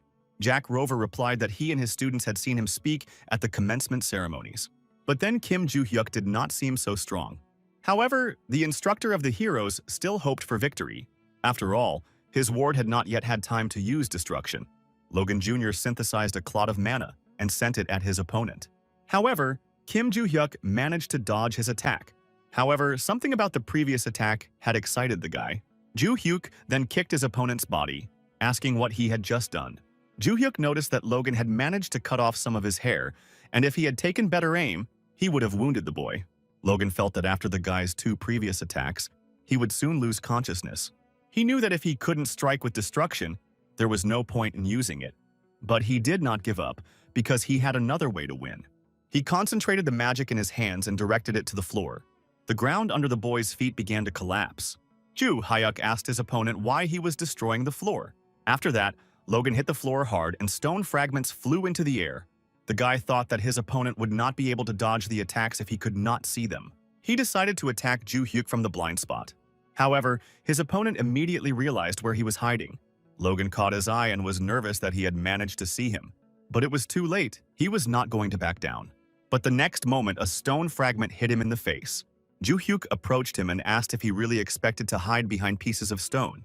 He then added that the boy should have attacked him directly if he decided to use magic. The next, such a strong blow knocked the guy back a few meters. The first round is over, and Kim Jae-hyuk from Valhalla Academy was announced as the winner. The senior instructor was not surprised by what he saw, but Jack Rover was stunned. Instructor Lee Sang-chul emphasized that this guy is really a monster. In the final round, his rival was Choi Erin. She said that even though they are both Valhalla students, they made it to the final round, and it looks like the Academy's victory is guaranteed. She then added that there was no reason for this round except to determine the ranking. She asked if she should give in because the winner would receive a scholarship, and she didn't care. The guy said that he didn't care who won either, but it was a great opportunity to demonstrate their skills, so he told the girl not to give in to him. He also added that this is an opportunity for the girl to show how much better she has become thanks to training. Joo-hyuk told Erin to attack with all her might. He would take her injury into account. The girl nodded and touched the hilt of her sword, and lightning magic enveloped her. The girl took her sword out of its sheath and prepared to attack. With a crazy expression on his face, Joo-hyuk was also preparing to strike at his opponent. The chairman of the committee froze in anticipation of the outcome of this match. The instructors of the Valhalla Academy and the heroes were shocked by what they saw, and Jack Rover grabbed his head. Yoo Seo-young and Oh Sen-yuk were also tense because of what happened in the ring. The unconscious Choi Erin was lying right in front of Kim Joo-hyuk's feet. The final round is over, and Kim Joo-hyuk was declared the winner of all the competitions between the academies this year. Barch said that the attack was ruthless, although the guy should have taken into account the girl's injury, to which he replied that he really restrained himself because he did not hit her in the stomach. He added that his attack was improvised. The trajectory of the girl's blade was heading for his stomach, so he hit the sword with his fist, and the boy became stronger because he could now hold some mana and increased his reserves. He also added that Choi Erin had also become stronger. The space around Valhalla is shrouded in night. The instructor walked into the room where the students were sitting and asked if everyone was okay. Although they were not injured thanks to the protection system, he recommended that they go to the infirmary and get checked out. Joo-hyuk thought it was a waste of time that he would have to wait another day before he could see the eye of the Great Forest. As usual, he listened to everything, and Lee Sang-chul had already finished his story and told the students to rest. After that, the senior instructor left the room with the students. However, he was stopped when one of the students called him. Kim Joo-hyuk turned to the senior instructor. The instructor asked him if he needed anything. The boy asked his teacher about the team competition tomorrow. He asked if he could finish it early. Would he be able to move on to the next one right away? As this had never happened before, the teacher had to look at the rulebook. Lee Sang-chul told the student that there are 2 rules. Only one test is allowed each day, but there are exceptions. If the test is over quickly, the student can move on to the next one at the discretion of his or her teacher. If the test venue is not ready or the student is in an unsuitable condition, they are given time to prepare. The guy asked the instructor what he thought about it. Then he asked if he could move on to the next test. The instructor replied that if the boy finished early and came to the teacher's room, he would allow him to move on to the next test. He was satisfied with this answer and said goodbye to the instructor. The senior instructor said goodnight in return, and when Ju Hyuk left, he had a look on his face like a madman. Barcha asked the boy if he planned to complete the Eye of the Great Forest test tomorrow, and Ju Hyuk nodded and said it was good that he knew about it in advance. Barcha assumed that in this way he wanted to attract students from other academies. However, Ju Hyuk called him a fool, and the boy didn't even think so. The god of destruction apologized and said it was a misunderstanding. Kim Ju Hyuk decided that he had to finish this test as soon as possible. The morning rays of the sun bathed the majestic building of the academy. The chairman of the committee greeted everyone and began to explain the rules of the second test. In this competition, 5 representatives of each team will fight together. It will take place in a mountainous area, so the audience will watch through holographic screens. The flying drone was tasked with broadcasting the entire test. All members of the Valhalla team warmed up before the competition. Yoo So-young asked when Kim Ju Hyuk would arrive, as the competition was about to begin. But a moment later, the guy appeared in front of them and apologized for being late. Yoo So-young reproached him for coming so late, but he replied that he had overslept. She emphasized that the teacher said he should have come 30 minutes earlier, but the boy said he was thinking about something else at the time. So-young instead, he said he would take care of the rest. So-young reproached him that because he won the other academy, they would target them, and he wanted to go alone. She asked the others if they agreed with her, but they did not say a word. Only Erin raised her hand, and So-young hoped that at least she agreed with her. Erin asked the boy if she could go with him, but he told her to just stay here. So-young was annoyed by her reaction. Ju Hyuk told So-young to stop chirping and save her energy. He added that he would face another test in the afternoon. Yoo So-young did not understand what he was talking about. The guy was about to leave, but the girl tried to talk to him. He replied that he had to prepare for the Eye of the Great Forest, and after his words, the start of the test was announced. The White Lotus Academy team began to move forward, but before they could even speak, Kim Ju Hyuk appeared next to them. The girl with pink hair ordered her team to get ready. The guy told her that she reacted faster than he thought. A translucent screen appeared in front of the student of the Heroes Academy, with a message that the White Lotus had been destroyed. He was excited about it, because it took only 10 minutes at the beginning of the battle. Logan realized that Kim Ju Hyuk had already headed to the White Lotus. The student of the heroes intended to be the first to find them, but his partner said he could feel the magic around them. Logan asked if these were Valhalla's students, but was told that it was just one person. He ordered Luke and Dan to keep the magic shield in front of them. He instructed his partner Melissa to prepare a magic circle. Lee Bella was already preparing another magic shield. The guy stood in the middle of the magic circle and prepared to attack. Melissa asked why they needed such protection if it was just one person. Logan replied that if it was Ju Hyuk, then such protection was necessary. Lee Bella added that Melissa doesn't realize how strong this guy was because she didn't fight him. Melissa said that Logan is also strong, but he asked not to compare him to Ju Hyuk. One of the team members said that the magic had disappeared. They assumed that the guy had returned after defeating the White Lotus Academy. They all froze in anticipation of further events. Right above them, Kim Ju Hyuk watched from a tree. Suddenly, Logan Jr. heard a rustling coming from the trees. He barely had time to react to Kim Ju Hyuk's unexpected attack, but the next moment the tip of the opponent's sword was right in front of his nose. Kim Ju Hyuk jumped out of the tree and attacked Logan Jr. Melissa and Lee Bella were nervous about the unexpected attack. Lee Bella wanted to react, but the guy's next attack was aimed directly at her. He reproached her for being too slow. At that time, Melissa synthesized a mana clot for the attack. She pointed it at the boy, but he dodged the attack. The guy attacked Melissa, asking if she really thought about hitting him with a blob of magic. At that moment, 2 guys were going to attack Ju Hyuk. However, the young man noticed this and immediately recognized their intentions. His next attack knocked down 2 opponents. Kim Ju Hyuk defeated all the members of the team of heroes. A translucent screen appeared in front of him with a message that the heroes had been destroyed, and now the boy was going to go to the Eye of the Great Forest. At the time, the chairman of the committee was watching the competition from the observation room. He asked the instructors how it happened that Kim Ju Hyuk completed the team fight in 23 minutes, and clarified that he spent 20 minutes on the road and 3 minutes on the fight. He said that this was a problem because it would ruin their competition schedule. Instructor Lee Chang-sol said that, according to the rules, if the competition ends before noon, they can start the next competition. He then added that he would like to discuss the next competition with other academies.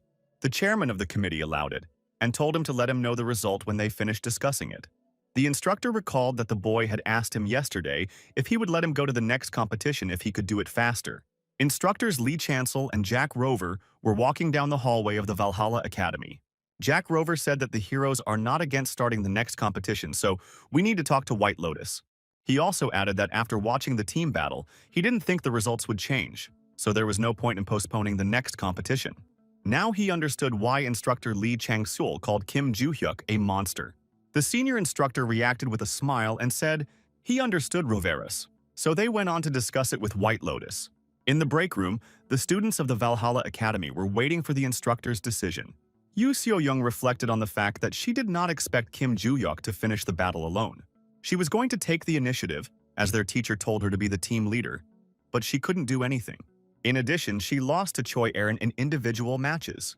She had heard that Kim Joo-hyuk had taught her, and perhaps that was the reason. She realized that at this rate she would simply continue to fall behind them. She wondered if she had asked Kim Joo-hyuk to teach her, whether he would have agreed.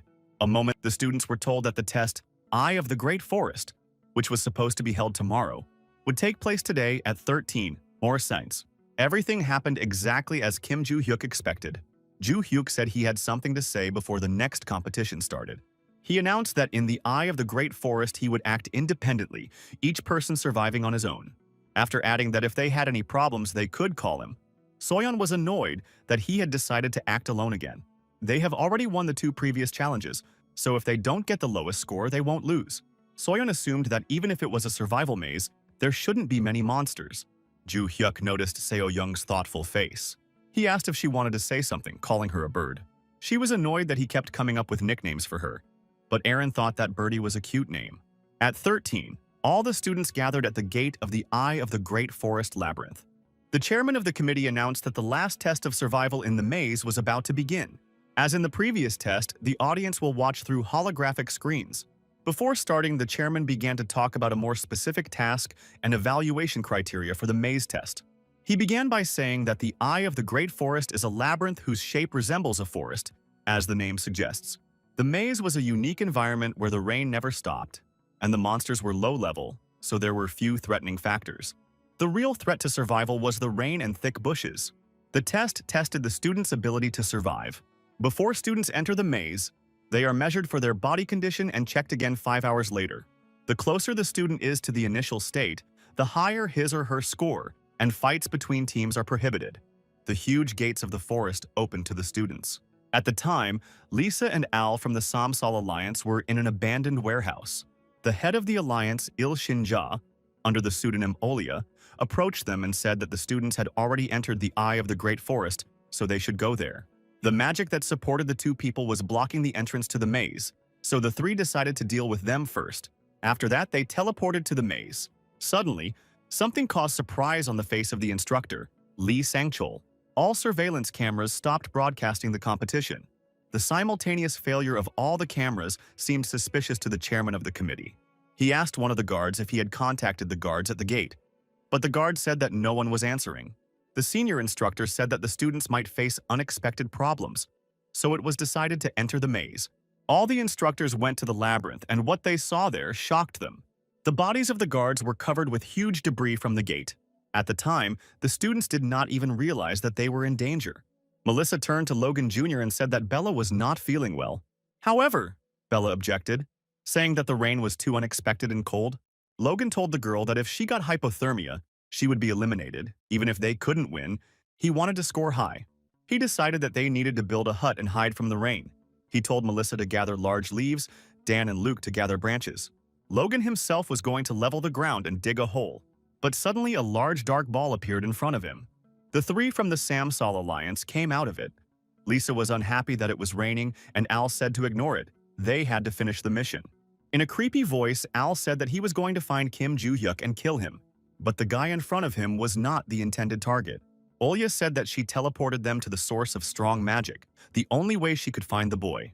Logan did not understand who these people were, but he heard a man say that he wanted to kill Kim Joo-hyuk. He also felt a sinister magic from these people and realized that the people in front of him were criminals. Lisa said they couldn't leave any witnesses, so they had to deal with Logan. Logan Jr. was preparing to fight them. With all his rage, the guy aimed a bolt of magic at them. However, the next moment, Al's knife pierced the boy's body. He suddenly attacked Logan from behind and stabbed him. Logan Jr. asked the thief how he got behind him. The man was surprised by this question and told the boy to look ahead of him. In front of Logan stood the same man who had struck him from behind. He was shocked that there were two identical people in both places. The double in front of him swung a knife at the boy and stabbed him again right in the stomach. She left Logan unconscious and soaking in the rain. His partner asked Al if he had killed the guy, but he said no, that he had just left him to bleed out slowly. Before this cry came from Bella, who found the boy's bloody body. Lisa ordered Al to get rid of the witnesses, and he said he would deal with the girl. He asked if he could do whatever he wanted, and Lisa agreed, but on the condition that her husband finish as soon as possible. With a horrified expression on his face, the thief attacked Lee Bella. At that time, Kim Joo-hyuk was moving through the labyrinthine territory of the forest. From the message on the translucent screen, he remembered that he needed to get to Madagai Rona's house.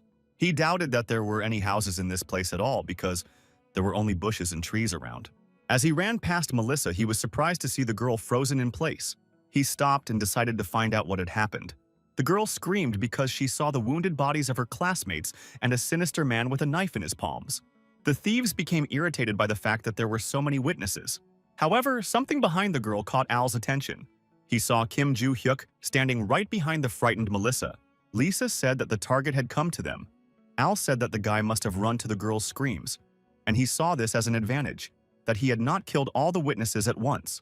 Joo-hyuk was alerted by the fact that the thief said something about the word target. At that moment, something else caught Kim Joo-hyuk's attention. He saw wounded students from the Heroes Academy lying on the ground. He told Melissa that while he was dealing with the thieves, she should help the wounded. The girl didn't understand at first, but the guy said that her classmates were still alive. He immediately noticed that they had been deliberately stabbed so that they would not die immediately, but he did not understand why they would leave them bleeding to death. He called the thieves wild dogs who ruined his mood. After that, he added, since they had broken in, the guy would get rid of them. Al told the guy that he didn't realize what kind of situation he was in because now he was stuck in this maze. He told the guy that they had broken in through the only entrance to the maze and disabled the surveillance drones. This means that teachers should have noticed it by now, but they won't be able to get here quickly. Because the thieves completely destroyed the entrance, it will take at least an hour for the teachers to get there. Joo-hyuk was clearly not satisfied that he had only 1 hour. He asked the man if he had really said that the boy had only 1 hour to find the place. Al didn't understand anything the guy said. Both of the thief's doppelgangers rushed at Kim Joo-hyuk. However, Al stuck the knife into the ground instead of into the guy's body. He did not understand where the boy had suddenly disappeared to. But the next moment, Joo-hyuk attacked the thief, threatening to kill him. The tip of Joo-hyuk's sword slashed right into Al's face. This blow sent the thief's body flying back several meters. With a loud crash, his body fell straight to the ground. The man's partners just looked after him. After that, Kim Joo-hyuk immediately rushed to attack them next. He stunned the women by hitting their heads. All three thieves were lying unconscious on the damp ground of the forest. Joo-hyuk told Melissa to use her magic to heal the wounded. If she felt that she was not coping, he told her to run to the west, where Valhalla's students were. The girl began to make every effort to cure her comrades. The next moment, Al came to his senses and got up from the ground. He was surprised to see his partners lying unconscious right next to him. Joo-hyuk told the thief that his comrades were quite weak, but he immediately prepared to attack with a knife. Joo-hyuk turned to Al and reminded him that he had called him a target before he attacked, and that he wanted to know who the customer was. However, the thief said that he was not a beginner to give away the client so easily.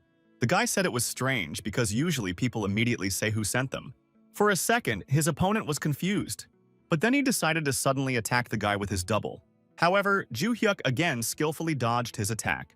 This shocked the thief, because he attacked with a double, whose presence could not be detected.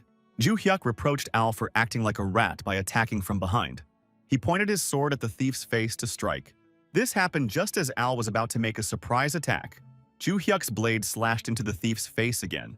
The blow caused the bald man's nose to bleed. Kim Joo-hyuk asked the thief again who ordered his murder, but he refused to say. Then, with a crazy expression on his face, the boy threatened the bald man that he would beat him to death. After that, he sent an incredibly strong blow directly at the thief's body. The teachers were in a hurry to help their students. When they got there, they saw that all of them were alive. The students treated the wounded with their magic.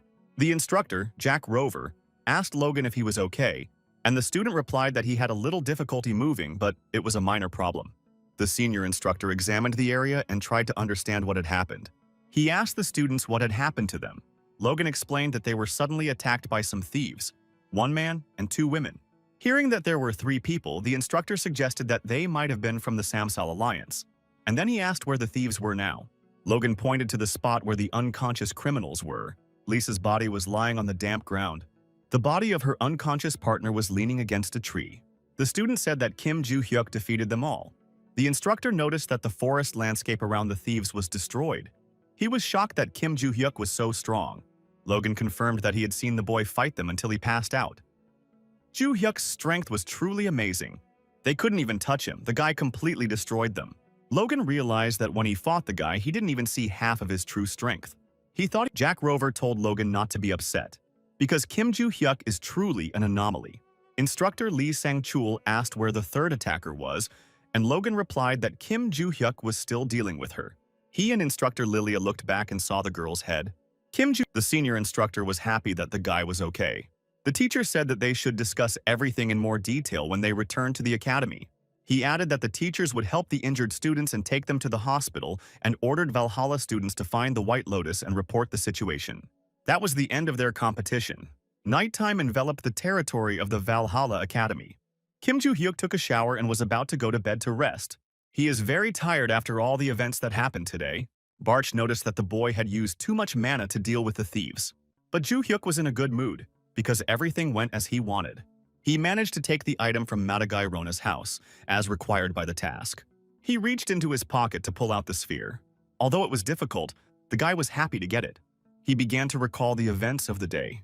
Il-shin woke up and felt a pain in her head. She heard a voice ordering her to get up. She saw the figure of Kim Joo-hyuk in front of her. He asked the woman what her abilities were. Joo-hyuk guessed that the three were from the Samsal Alliance. He recalled that two of the participants were fighters, and the third person supported them. The guy guessed that the girl was the person who served as their support. He repeated his question about her abilities and ordered her to answer. Il-shin surrounded herself with a ball of dark magic and said that she would not tell him anything. However, this bullet did not stop the boy from approaching Il-shin. The girl was shocked that Joo-hyuk was able to stop her. After seeing everything, the boy realized what kind of ability Il-shin had. He asked the girl if she had the ability to create a magical space around herself and teleport with it. Her face showed that he was right. After that, he approached her and said that she should help him. With an ominous smile, Joo-hyuk said that if she helped him, he would not do anything to her.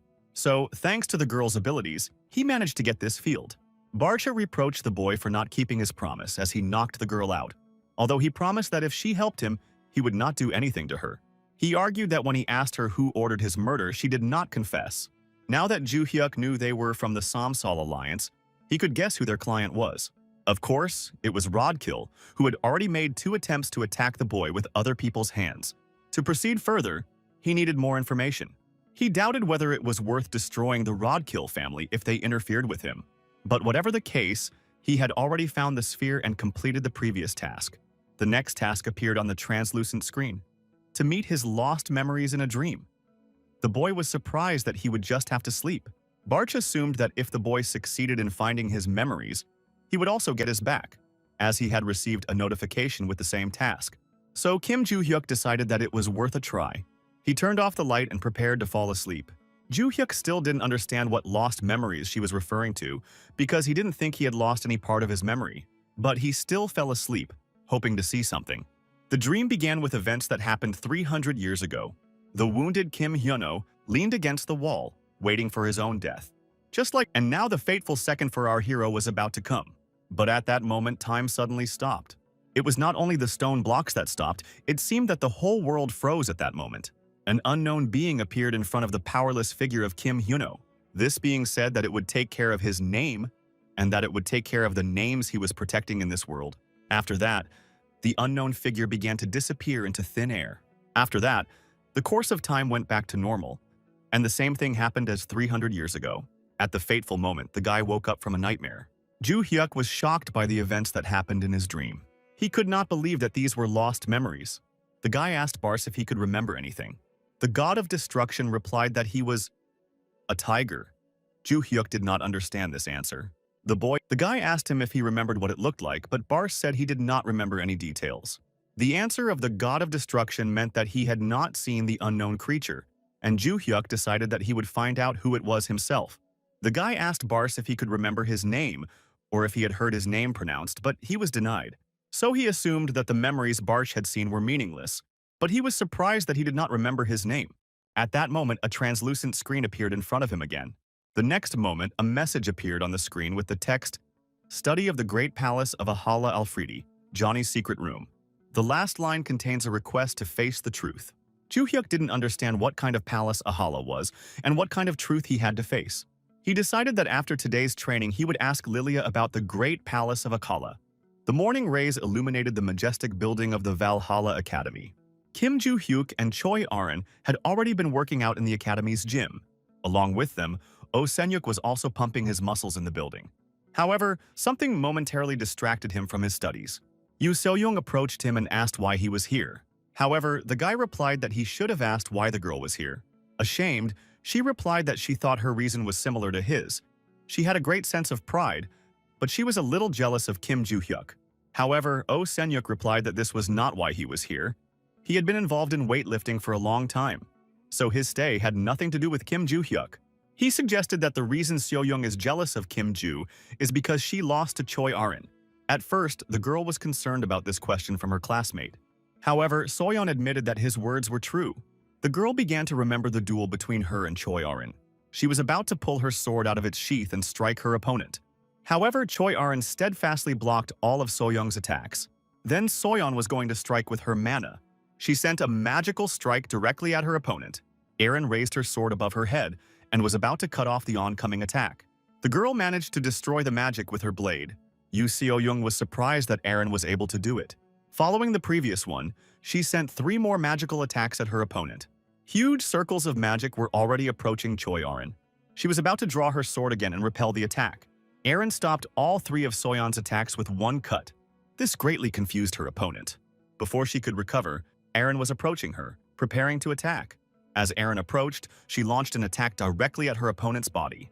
This attack knocked Yoo Seo-young to the ground and Choi Arin was declared the winner.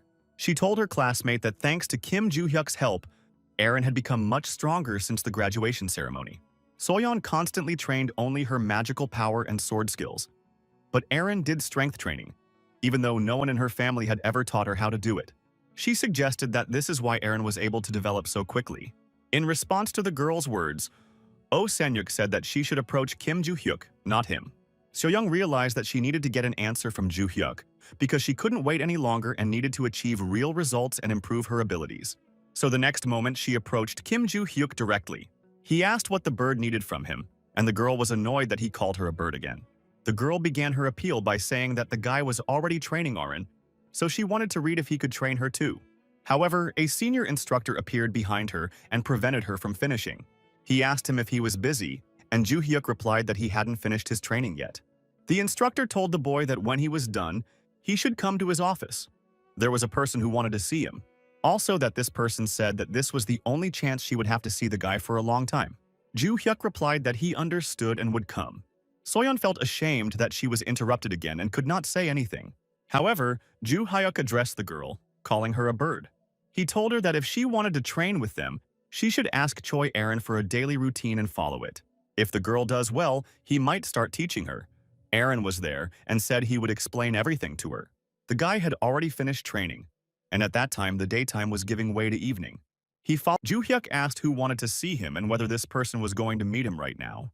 Lee Sang-chul replied that maybe the guy was guessing who it could be. The instructor opened the door to the small hall to let us in. In the hall stood exhausted Rodkill and his maid Yuria. He immediately knelt down in front of the boy and begged to save him.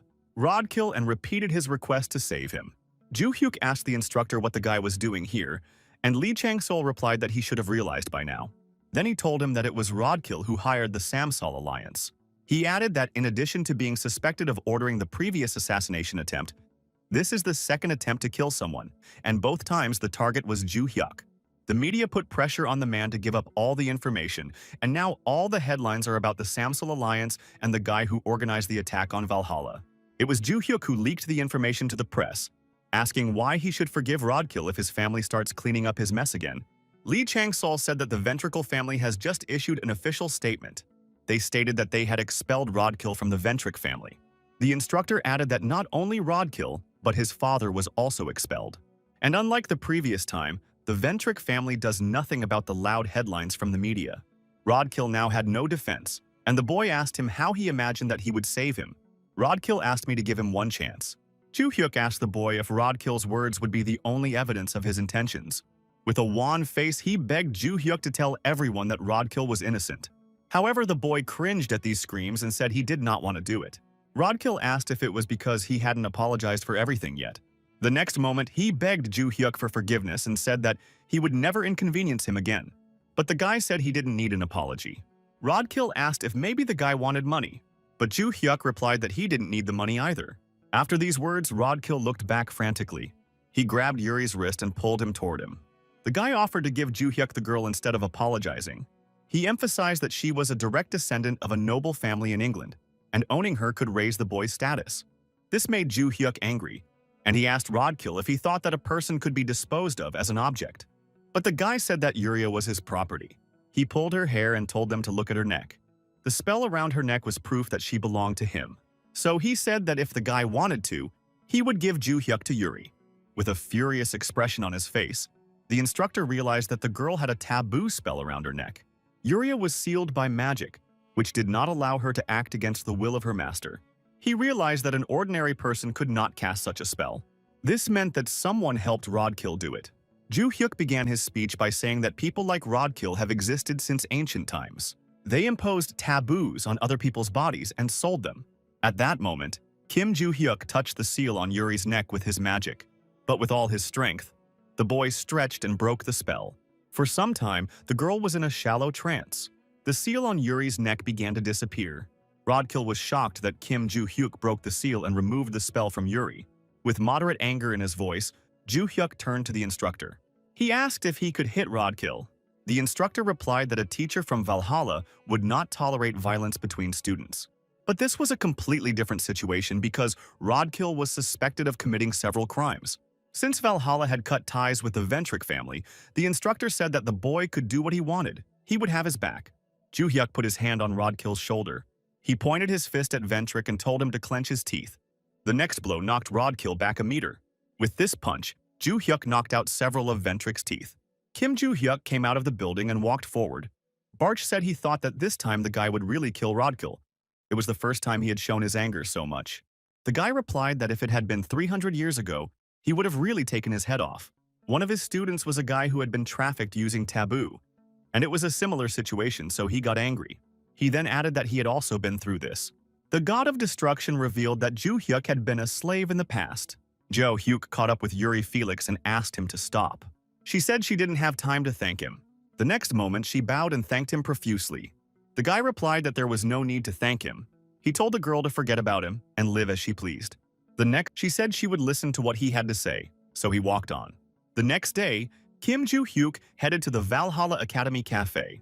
There, he met his instructor, Lilia. She said something about China, and the guy asked what she meant. The woman said that the Great Palace of Achilles is in China. She clarified that this palace is a labyrinth belonging to the White Lotus Association. The guy asked if by White Lotus she meant the academy that participated in the competition, and the woman nodded. He didn't understand why the labyrinths belonged to anyone at all. It used to be a mystery how dogs and cows could safely enter them. Then he asked the instructor if there was any way to get into the maze. Lilia replied that she knew that the Great Palace of Achilles was open to White Lotus students. The woman wanted to say that the boy shouldn't hurry because something was about to happen, but she closed her mouth at this point. Joo-hyuk asked why Lilia was silent. The woman replied that she did so to avoid saying too much. After that, she reproached the guy for sitting and listening without giving her any information in return. The woman held up 3 fingers in her hand, where she was holding a spoon. She set a condition that the boy tell her 3 interesting facts, and she would tell him more information about the palace. But the guy said that he had to go. But the woman stopped him, saying that she would tell him more. So Joo-hyuk sat back down and continued to listen.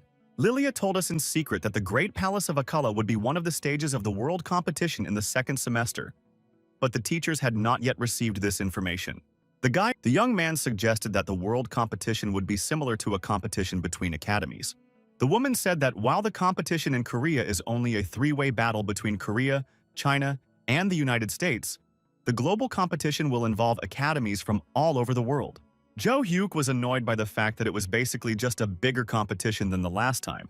He thought it was too long to wait to participate in the second semester, so he asked the instructor if there was any way to get there earlier. The woman remembered if she knew of any other ways. She remembered that there was one way, but she didn't know if it was possible to take that chance. Before telling me about this method, the woman said that the boyfriend should help her. She asked him to go with her to the World Monster Research Community, which was just one event, so there was nothing to worry about. Instructor Lilia and Kim Joo-hyuk stood in front of the gates of the Tottenham World Monster Research Community in North London. The guy was annoyed because the woman said it was a one-day event, but they had come all the way to London. She brought him for the weekend but got permission to extend their trip until Monday. The boyfriend said she was abusing her teaching power. Joo-hyuk asked Lilia what they were going to do here. The next moment, the guy was standing with a sword in a closed room with a boar-like monster. Two men and a woman watched him from a side window. Lilia, the instructor, asked the boy to help them with their experiments, and in exchange for the information he had to kill several monsters. The next moment, the boy stabbed the monster's forehead with his sword. After that, the boar's silhouette began to disappear. He was informed that the boar had been successfully killed, and that he should prepare to meet the stone goblin. An hour later, the guy laid down on the couch, exhausted. Joo-hyuk reproached Lilia for asking him to kill only 3 monsters, but he had already killed a dozen. The instructor pretended that he was making it up. Afterward, he asked why the atmosphere was so tense. As soon as they entered the room, all the people stared at the woman with an angry look, and the guy asked if she had been in a quarrel with these people. The instructor Lilia was calmly drinking coffee. She replied that these people had been steadfast in their monster hunting theories for decades, and suddenly, out of nowhere, data appeared that contradicted what they were saying. However, the boy criticized that the way he fought monsters there was too old-fashioned, and the woman replied that it was the most reliable way, i.e., the tradition of the association. Joo-hyuk asked why they didn't do the experiments themselves if they wanted to check. In a tense tone, the woman replied that they just didn't want to do it. These people were old men who couldn't stand to see their theories destroyed. Their theory of monster hunting was a good tool to strengthen the current status quo of the government, which is nepotism and a dead weight in the form of the upper circles of society. The guy felt disgusted with these people and asked why they needed to constantly update their documents. Lilia answered that this is because documents without public recognition are nothing. Their focus is on the ideal hunting strategy. She added that these people were willing to do anything to find new data. Joo-hyuk told the woman that since he had helped her, she should help him. The woman said that the decision to come here was a good one, because a special woman came here, namely, the chairman of the Committee of the White Lotus Association. Lilia had heard that this woman was in the association of the World Monster Research Community, so she assumed that this lady might have been watching the boy during the trial. He was sure that the instructor knew what the lady looked like, so he offered to go and talk to her. But suddenly there was a knock at their door. The voice Joo-hyuk, a beautiful woman with a fan in her hands, came into the room and greeted the boy. The woman said she was the head of the White Lotus Association and her name was Solian. The guy Solian replied that she was actually looking for him to ask him to do something for her. She asked if he could take care of one person. The instructor assumed that the two were going to have a serious conversation, so she used this chance to walk away. After these words, the instructor Lilia immediately left the room. Joo-hyuk asked the lady to tell him more about her request. The woman began by saying that she is the head of the Committee of the White Lotus Association, but she is originally a member of the Seal family. This family was the first in China to be founded after the Chaos era, and thanks to this, they were able to build an academy called the White Lotus and hire strong contractors. However, their family had a genius, or rather a person who could be called a natural disaster. At the age of 13, she was defeating ordinary contract soldiers. She even trampled on her sisters and members of their family guild, and even the head of the family was defeated. As a result, this girl decided that she had nothing more to learn from the outside world, so she locked herself in the Sol family's training room in the White Lotus Palace. The guy asked if the lady wanted him to deal with this girl, and she replied in the affirmative. Joo-hyuk assumed it would be easy, but he had a few questions. First, he asked if it wouldn't be easier to hire other strongmen if Solian just wanted him to beat the girl. Also, looking at her magical power, the boy assumed that the lady was not weak herself. Solian replied that the boy had good eyesight because she had used magic to hide it. She had 2 reasons for hiring him. The first reason was that the girl fought only with physical strength. The second reason was that the girl was only 17 years old, just like Joo-hyuk.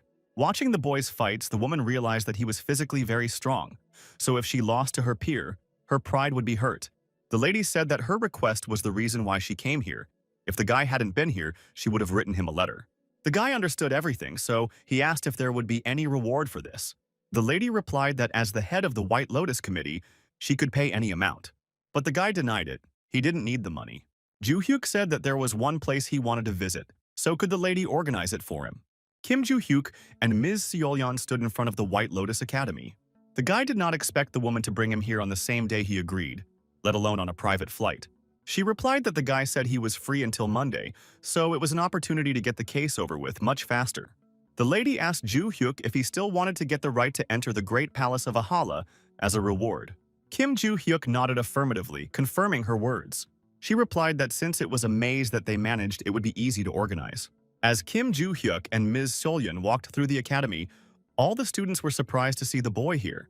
Together they entered the open entrance to the academy. The guy said that there was still something he was interested in. He asked why the lady wanted him to deal with this girl.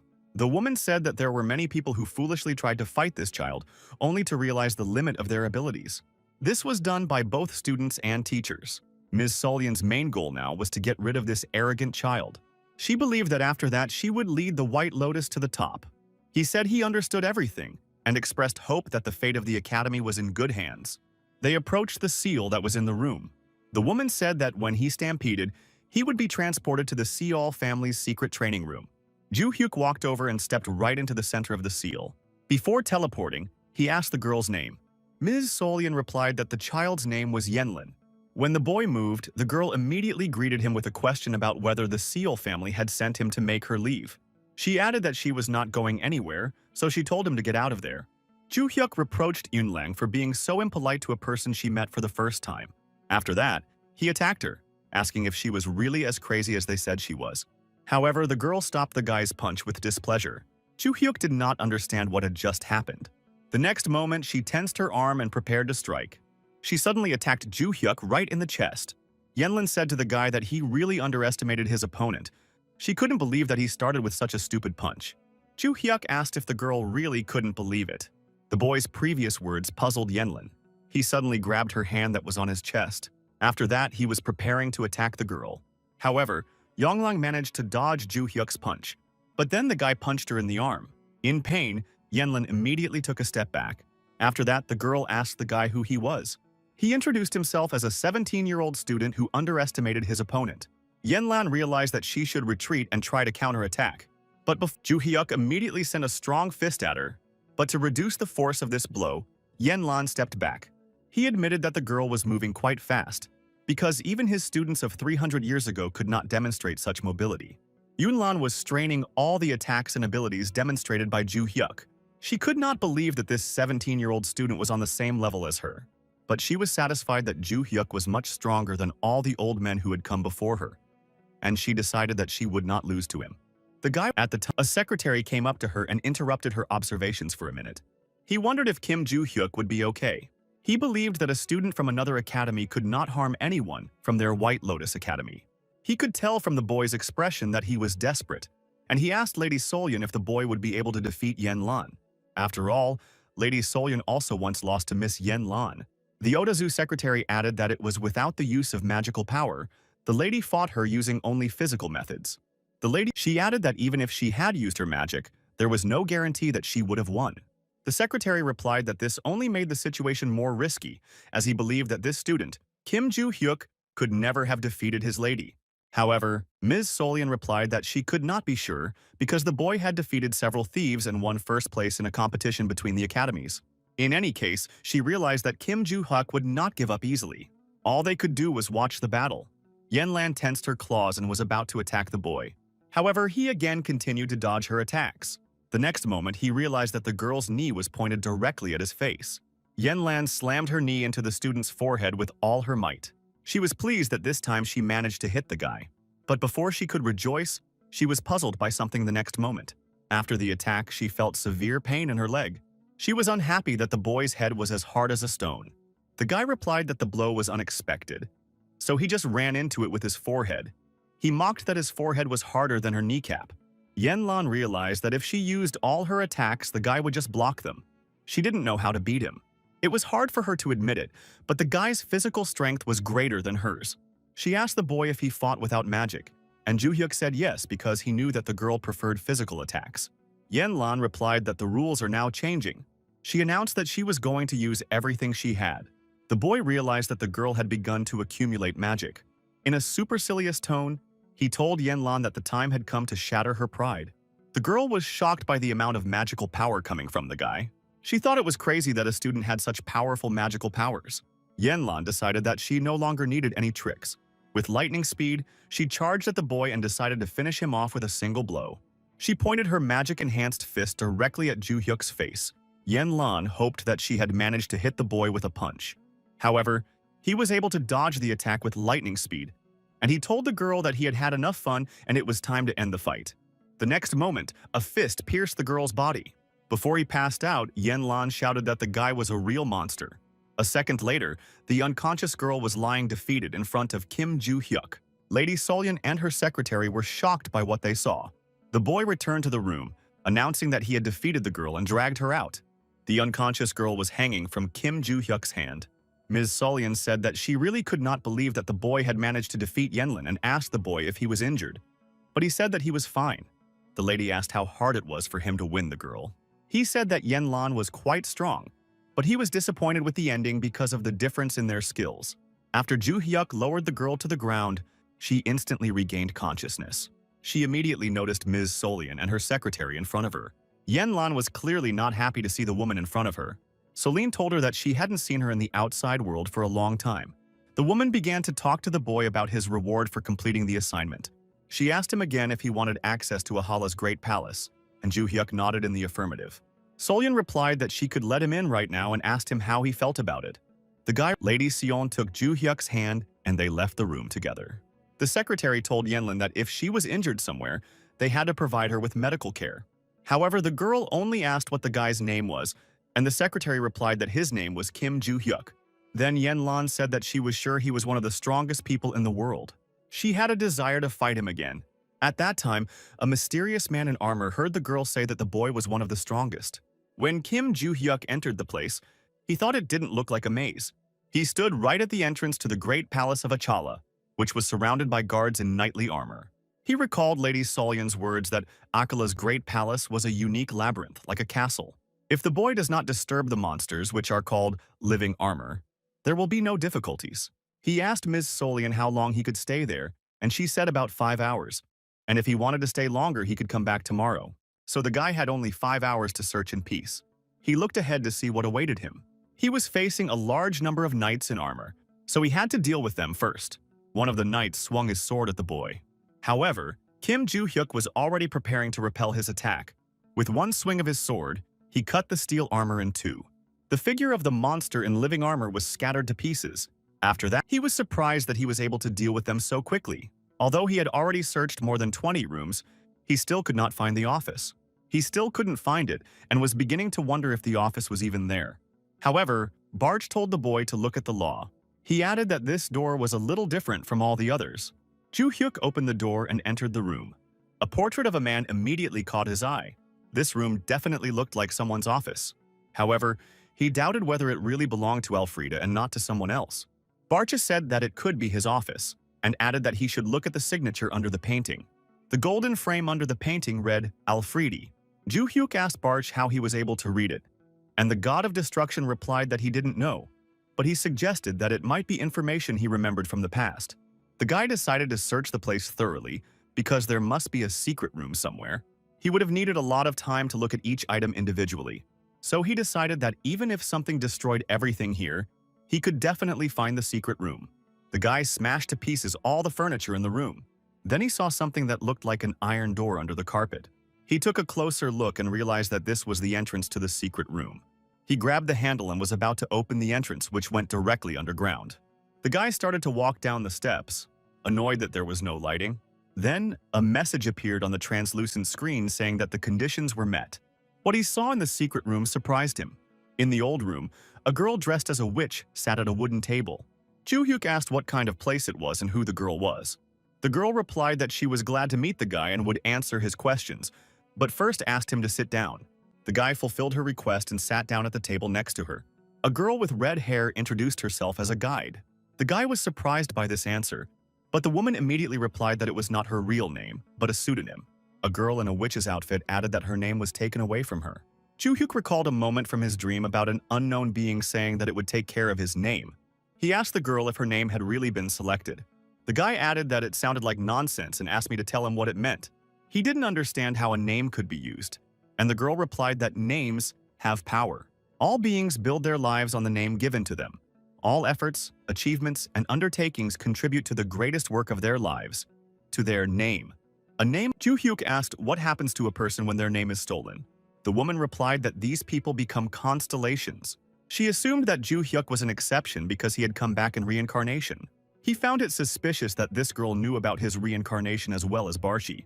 The guide asked if the boy now thinks about who allowed him to be reborn and sent him messages. However, the girl added that it wasn't her. The guide just got a lot of facts about the guy through the message windows. After that, the guy asked who the loot was that took his name. The guide replied that this man is called the King of the Labyrinth. His goal is to create towers of destruction in the labyrinths and grow great names to steal their power.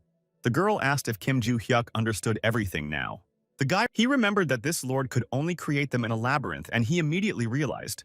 By the look on his face, Gid assumed that the guy had guessed everything. The girl said that the world they live in, the place they call home, is a labyrinth. He asked again if the reason this man was creating towers of destruction was because he wanted to grow big names. The girl replied that it is easy to accumulate karma when there is chaos in the world, killing monsters, saving people, and he used this chaos to commit evil deeds. Only if a person had a lot of karma could he or she become a constellation. Joo-hyuk suggested that his students could also become constellations because they were trying to save the world. With a disgruntled face, the guy asked what was the point of their actions if they were still playing the Lord of the Maze game. However, Gid told him not to jump to conclusions. The boy's rebirth was an unexpected event for the king. She added that Joo-hyuk might be the one to beat the Maze Lord at his own game. But the guy assumed that this king knew he was reborn and could also be the one who made them meet through the message box, but the guide said he was wrong about that. She said the guy asked who was behind it all, but the guide replied that she didn't really know. She assumed that since this was the person who reincarnated him, she might be related to the boy. The guide got up from her seat and started creating something with her magic, saying that they couldn't miss this opportunity. A moment later, a small ring appeared in place of the glow. The girl explained that this was their key to victory, but she could not tell us everything in detail because they had little time. But the guy asked her to tell him right now about you. And the guide replied that while she was talking to him, she was being chased by the Lord of the Labyrinth. The girl added that since the guy had fulfilled all the conditions, it would be easier for them to meet next time. The guide informed him that they would meet again in a few days and told him not to lose this ring. With a flick of her finger, she created a small blob of magic. A moment later, Kim Joo-hyuk found himself in front of the palace entrance. He mentioned the Lord of Destruction, who had stolen his name. He was annoyed that this person prevented him from living a comfortable life. He did not know what the ring was and assumed that it would not make him stronger.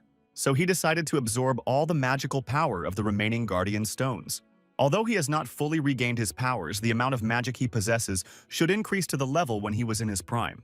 The events are transferred to an island in the North Pacific.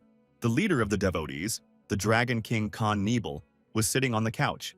He read the news that 3 hired killers had been defeated by a student, Kim Joo-hyuk. The tablet's screen cracked from a strong finger pressure. In the impulse to arrest him, the leader of the devotees threw him to the floor.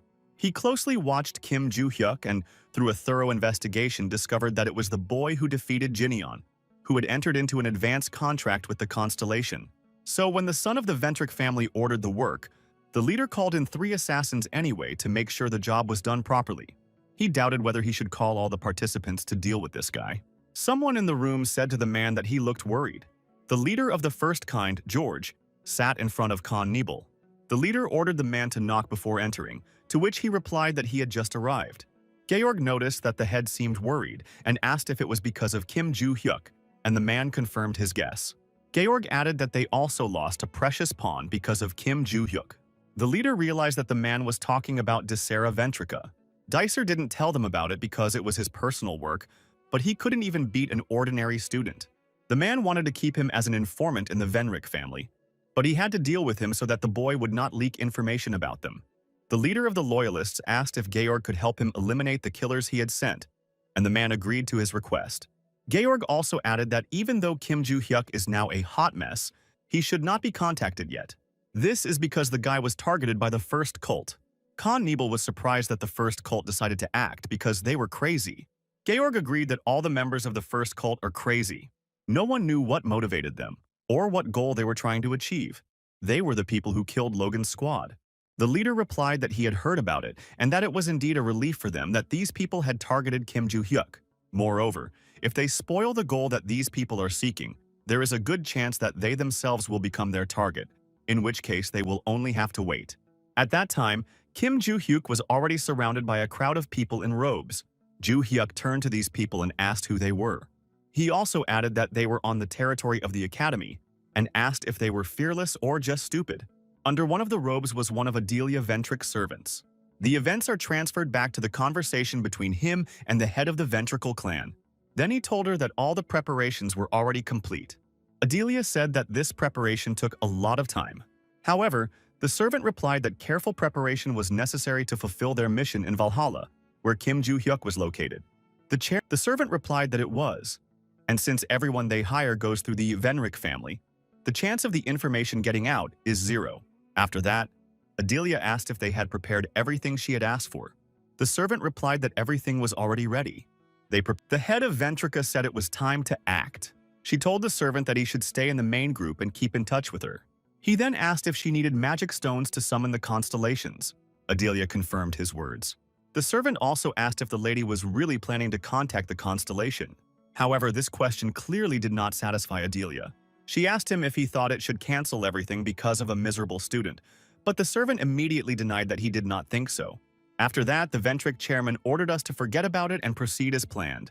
She was also worried that the constellation, which had not said anything before, had recently suddenly reacted.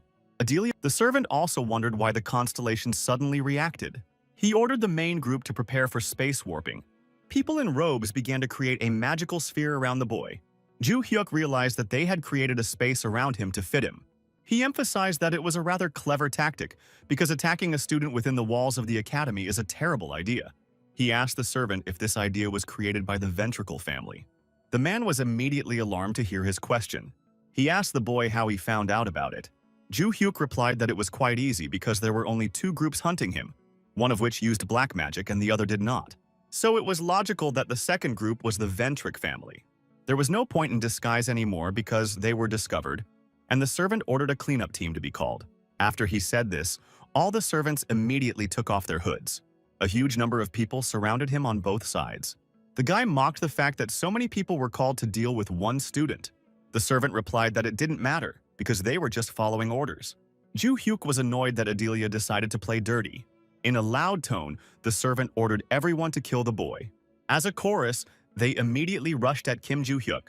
However, he was ready to attack back. With a single movement of his hand, he threw all his opponents back. They all fell to the floor from the boy's magic. Adelia's servant swung his sword and prepared to attack the boy. Joo-hyuk managed to dodge it, but he still didn't expect this attack. In a defiant tone, he asked the man why he was waving his sword. Before he could do anything, 2 enemies were flying straight at him from behind. However, their weapons clashed. Joo-hyuk managed to jump up, so the 2 of them hit the floor. After that, the guy immediately knocked them down with a single kick. He was unhappy that they didn't even give him a break. At that moment, Adelia's servant was about to attack the boy again. He was flying at him with an attack right from the back, but he again failed to hit Kim Joo-hyuk with his sword. The servant was shocked that an ordinary student had such fighting skills. He attacked him again, but Joo-hyuk dodged again. He was annoyed by these constant attacks from behind. The boy's next sword was aimed directly at the body of Adelia's servant. With a crazed expression on his face, the guy was preparing to strike. With a single thrust of his sword, he pierced the man's body and threw him back. The servant made a big mistake, thinking that if their opponent was a student, they had overdone their training. He admitted that they had all been defeated against Kim Joo-hyuk. Suddenly, another figure appeared behind the unconscious servant. The head of the Ventrics, Adelia Ventric, was on her way to the boy. She looked at the unconscious bodies of the cleanup team. Although they were stronger than many contract soldiers, they still could not defeat the guy. So Adelia decided to deal with Dae-hyuk herself. She told the boy to be proud because he would be able to see their family's holy relics that even ordinary people had never seen. It was he who mocked her. She wanted him to be proud just to see this dagger while it brought a crowd of people here to deal with it. These words made Adelia angry and she pointed a dagger at the boy. Suddenly, a magic stone appeared near the servant's body. Adelia was surprised to see the magic stones appear. Immediately, a stream of magic flowed from the relic in her hands. With a frightened face, she wondered what would happen next. A huge amount of mana scattered to the sides. It was as if the flow of time around him had frozen. Adelia Venrick could not return, but she was still conscious. But her entire group was completely immobilized. However, only Kim Joo-hyuk was able to move. A golden translucent screen appeared in front of him. There was only one message on it with the word teacher. Joo-hyuk did not understand what this could mean. A figure appeared in front of Adelia, radiating golden magic. The Ventric family's guardian constellation, the mask with a beak, has appeared. The next moment, the constellation took off its mask. The girl with blue eyes addressed the boy, calling him a teacher. The guy was shocked to see this girl. She was surprisingly happy to meet him. The events are transferred to Kim Hyun-oh's memories in her past life. The guy looked into the eyes of the girl sitting on the chain. He told her that he saw hatred for the whole world in her eyes. However, the girl told him not to pretend to understand her, because he knew nothing about her. Although the guy didn't know much, they had something in common. Kim Hyun-oh told the girl that he too had once been a slave. When he was young, he was kidnapped by a slave trader. After that, he spent his life in slavery because of the chains and taboos that were imposed on him. He asked the girl if she wanted to be free. She reminded him that he had just said that he was also a slave. She told him to stop provoking her. She didn't know how the guy got here, but the slave trader would be here soon. However, there were cases in which it could not disappear even if its owner died, and this situation was one of them. The girl asked if the slave trader was really dead. She assumed that now she had no other choice. But Kim Hyun-oh said there was another way. He grabbed the taboo spell around the girl's neck. Using the magical components of the taboo, he could remove it. Although this was not his specialty, he expected that there would be no problems. He added that this was the only way he could end his unbearable slave life. Our girl's taboo ring began to crack from the boy's magic, and the next moment the spell was shattered. The girl cried because the taboo that constantly tormented her was finally broken.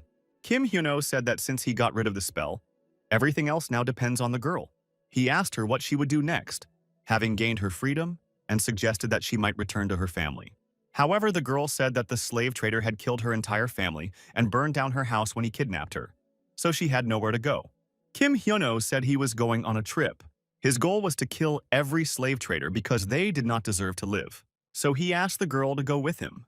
She thought about it for a while and then accepted his offer. The guy was extremely happy to hear the words. He told her to consider him her teacher from now on. And since he is now her teacher, she should show respect when communicating and not speak informally. The guy said they were leaving, but before that, the girl wanted to ask him something else. She asked how she could address the teacher, and the boy replied that his name was Kim Hyun-oh. Then the girl wanted to tell her name, but her memories were interrupted at this point, and now she was standing in front of her teacher again with a smile. He remembered her, and as expected, the girl became a constellation. Joo-hyuk could say that he knew her better than anyone else, but there was one thing. He couldn't remember her name and thought it was because the Lord of the Labyrinth had told him that he would take care of his name. In the end, nothing can be done about it. The main thing is that he still remembers her. He called her a fool and said that a lot of time had passed. Adelia was shocked that the boy dared to call the constellation a fool. She said that before they celebrated their meeting, she had to do something. Then she swung her blade.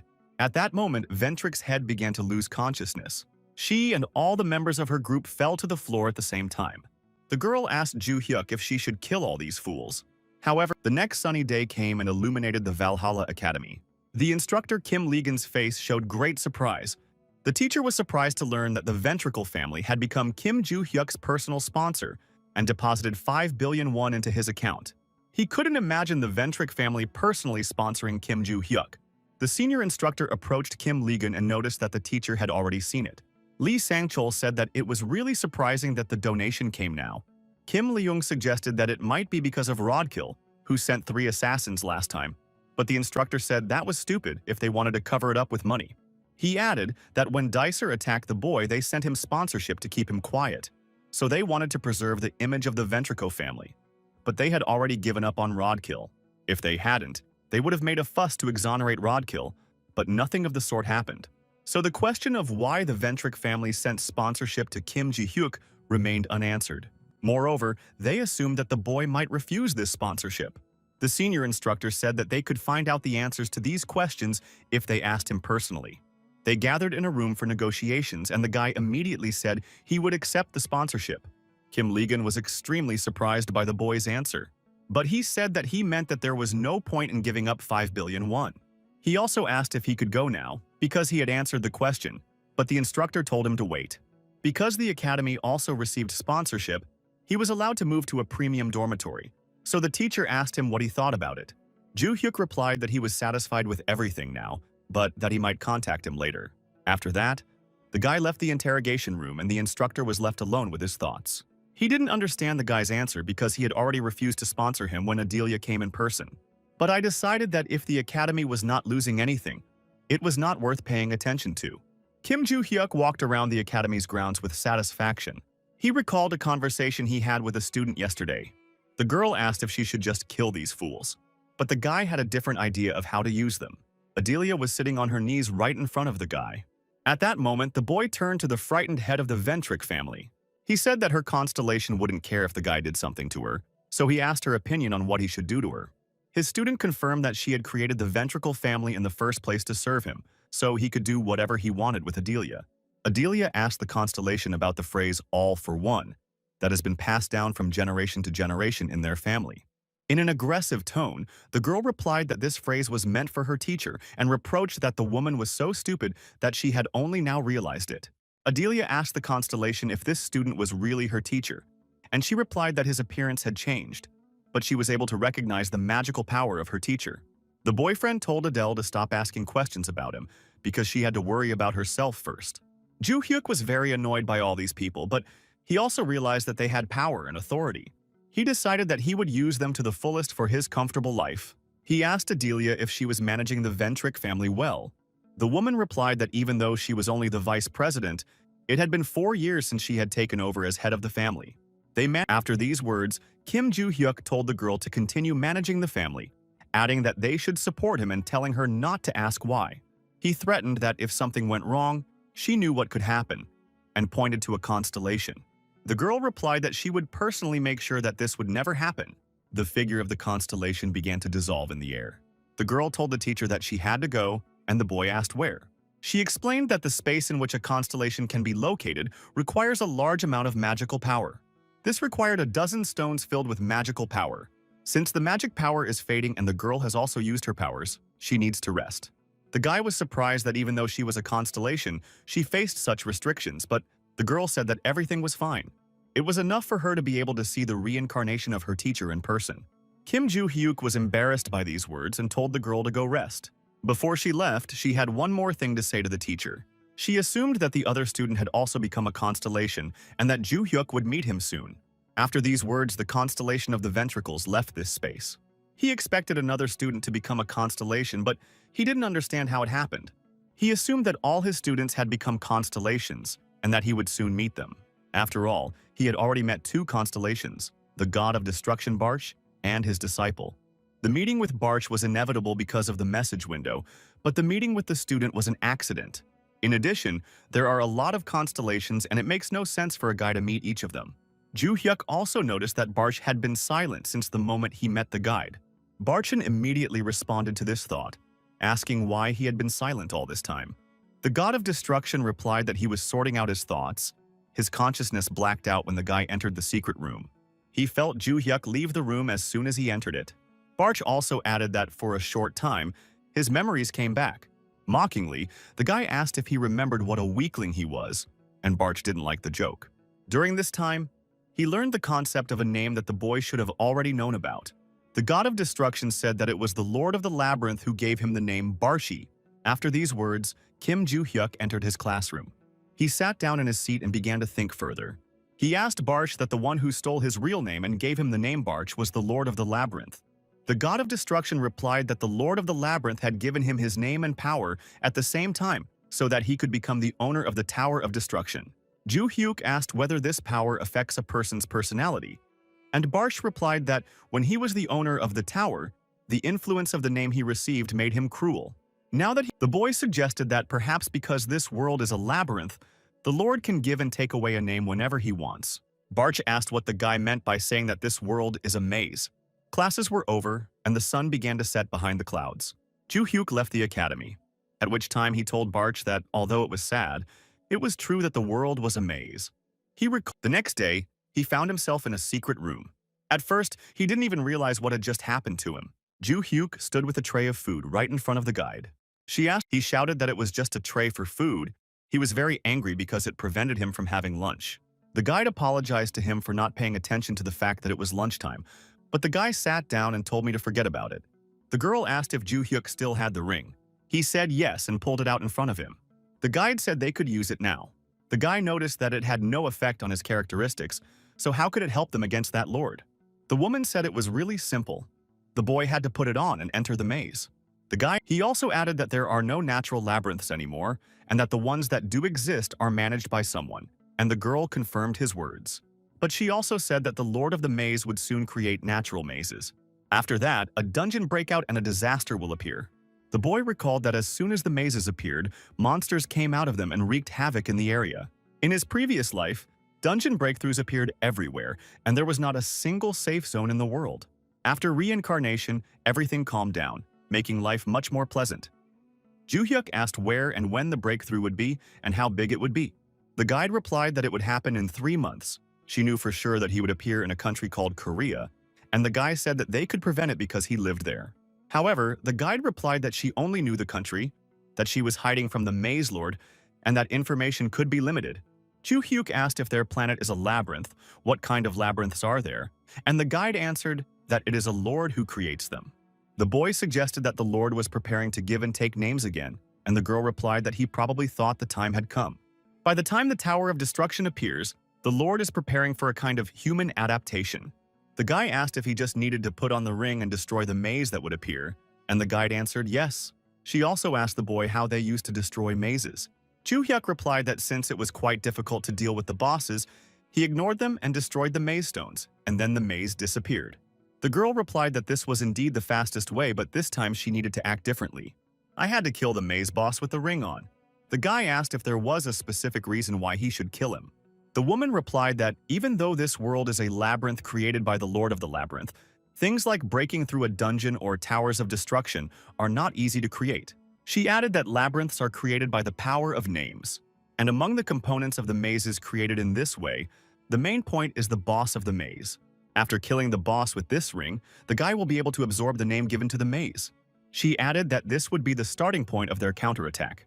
Ju-hyuk suggested that the number of names that this person took was clearly not a few.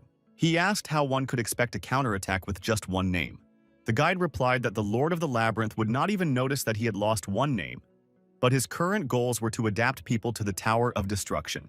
She explained that the point of this plan was not just to steal one name, but to quickly clear the maze. To adapt, it will start sending out a large number of names to the world so that various incidents occur. This will be the best moment for massive name acquisitions, which will be an additional strength for them.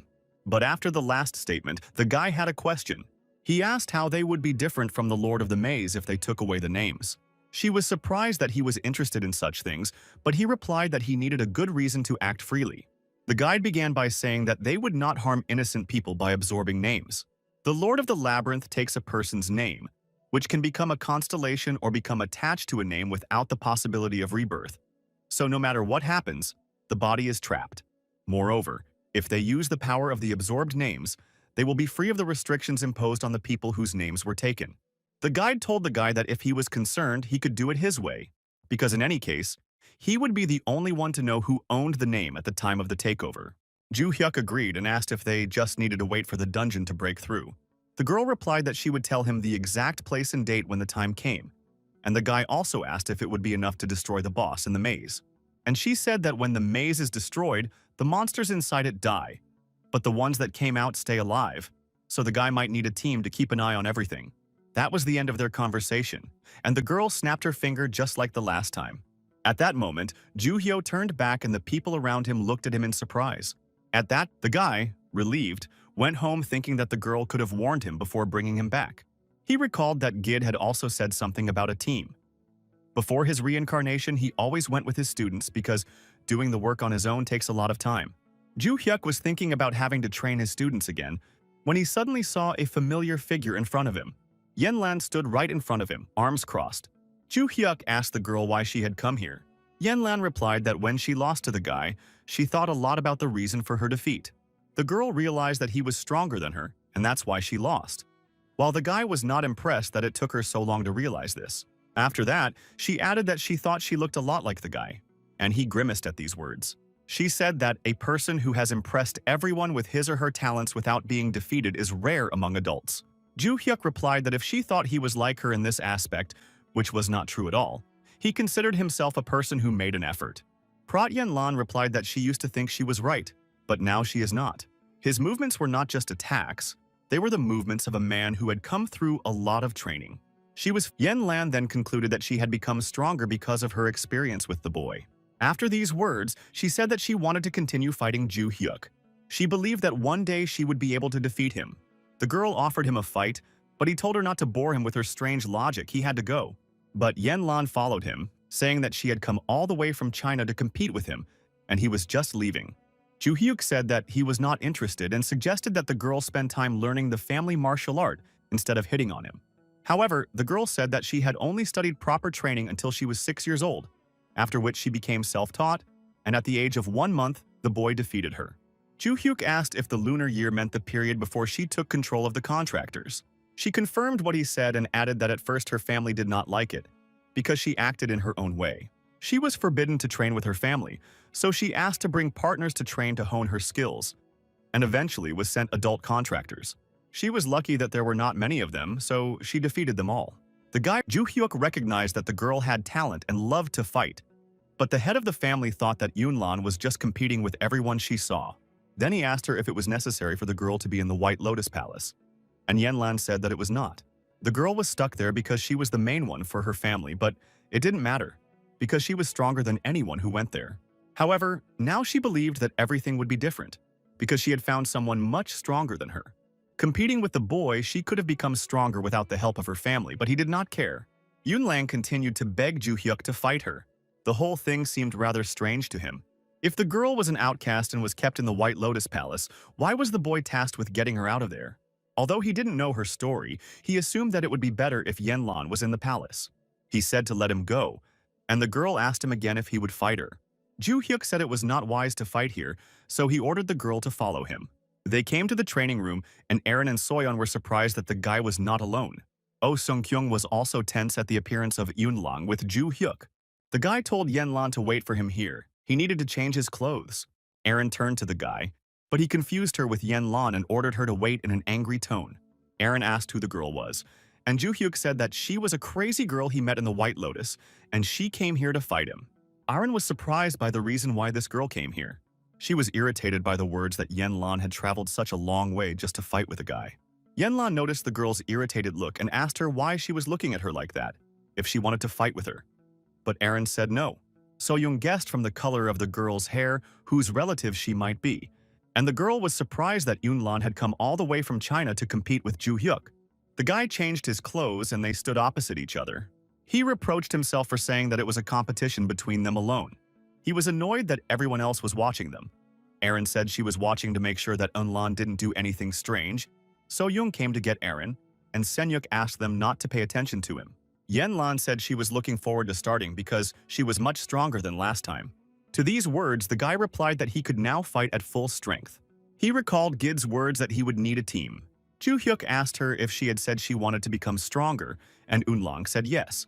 So he set a condition that if he won, the girl would become his student. But she denied that the reason she wanted to become stronger was to defeat him. The guy replied that she could achieve this after becoming his student and offered to start. Yenlan said she hated having teachers, so she had to win. At the start, she immediately elbowed her opponent. He held back her punch with his hand and agreed that she had indeed become stronger. She was sure that the boy had blocked her attack, but this time he would not stop her. Soyum and Aaron were shocked by the magical power emanating from Yenlan. Oh Senyuk admitted that the girl's mana concentration was higher than Ju Hyuk's when they were competing. Yunlan rushed straight at Ju Hyuk with lightning speed. She realized that even if she threw only one punch, she had to use maximum force. Even if the guy blocked it, she would be injured. However, Ju Hyuk took the same fighting stance as Yonglan. The guy said that he likes to stand up to me face to face, and now the girl has already approached Ju Hyuk. The next moment they clashed fists. Yan-lan was worried that she had made the maximum amount of effort, but the guy was still pushing her away, as if he didn't have much magical power. She realized that the boy had become stronger than when they fought. Yan-lan did not understand whether she was facing the same guy as before.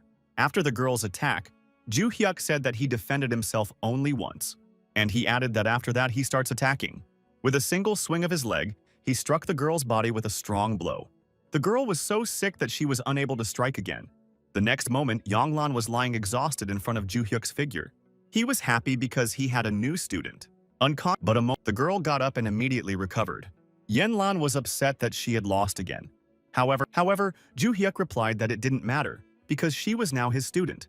The girl wanted to offer to compete only with physical strength without using magic. But she realized that this would not change the result. She solemnly stood up and said she would become his student.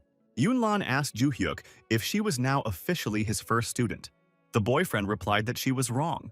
She was unhappy that she was not the first and asked if he had recruited students when he was at school. But this was also not true. Choi Arin joined their conversation. She said that the boy started teaching her before Yan-lan, so Arin was Ju-hyuk's first student and named Yenlin Niam. However, Arin was not Ju-hyuk's first student either, but he did not say so. Yenlan got angry because Arin gave her a nickname. She asked if you were annoying her on purpose. However, Arin asked why the girl was angry and called her Meow again. Yenlan was told not to give her weird nicknames, but Arin said it was a pretty cute nickname. Yenlan was even more annoyed that Arin called it cute. But Arin said that it was time to go home now. The girls continued to argue, and Ju-hyuk looked at them thoughtfully. This view reminded him of something from his past life. Looking at them made him feel nostalgic. Even before his reincarnation, he had already felt this way when he saw his disciples. He also called Yenlan a cat and told her to stop fighting. Jau-hyuk added that Choi Arin had started learning earlier, so she senpai'd her and told her not to be rude to her Sajo. He also told Arin to show respect for her own self. The girl was delighted that he recognized her as his first disciple, Sajo. She agreed and said she was now Sajo Yenlan. After that, he said that given that they had sparred, they should go home and rest. But Yenlan asked where she was going to spend the night because she had come from China. The guy was surprised that she hadn't found a place to live and had come just to fight with him. She asked Soyeon what she should do to compete with the boy again, and she was told that she should go to the Valhalla Academy in Korea. Ju-hyuk was disappointed that the girl immediately came here after hearing this without thinking about anything else. He said that the academy had given him a room in the dormitory so the girl could stay there. Arin asked Kishechka if she was sure she would like it, and Yenlan was again annoyed that she had called her that. After training, he returned to the dormitory. He was annoyed because he couldn't finish his training properly because of Yenlan and Choi Arin. He now had two students, Yu So-young focusing on physical training and still far from learning fencing, and Oh Senyuk training alone. So at that time, he had only two people who could help prevent the disaster. While he was thinking about this, Adelia Ventrick called him on his phone. He picked up the phone and asked what she needed. She called to report on the funds the guy had requested, and Adelia decided to inform him that they had credited the funds. Ju-hyuk said he checked the donation this morning and everything is fine. He also told the girl to contact the contractors. After that, the woman asked if the disaster would happen in Korea, and Ju-hyuk confirmed her guess. Then Adelia said that she would contact all the useful contractors from the Ventricle family and guilds in Korea, and the guy asked to keep everything a secret. After these words, Adelia addressed the boy with a request. She asked if he would be able to respond positively to her efforts when the constellation woke up. Ju-hyuk asked if the constellation was still asleep, and Adelia replied that she had tried to contact her, but she did not answer. Ju-hyuk suggested that one day of rest was not enough to restore the constellation's strength, so he said he would pass on Adelia's efforts and said goodbye. The next day, Ju-hyuk went to the gym after school.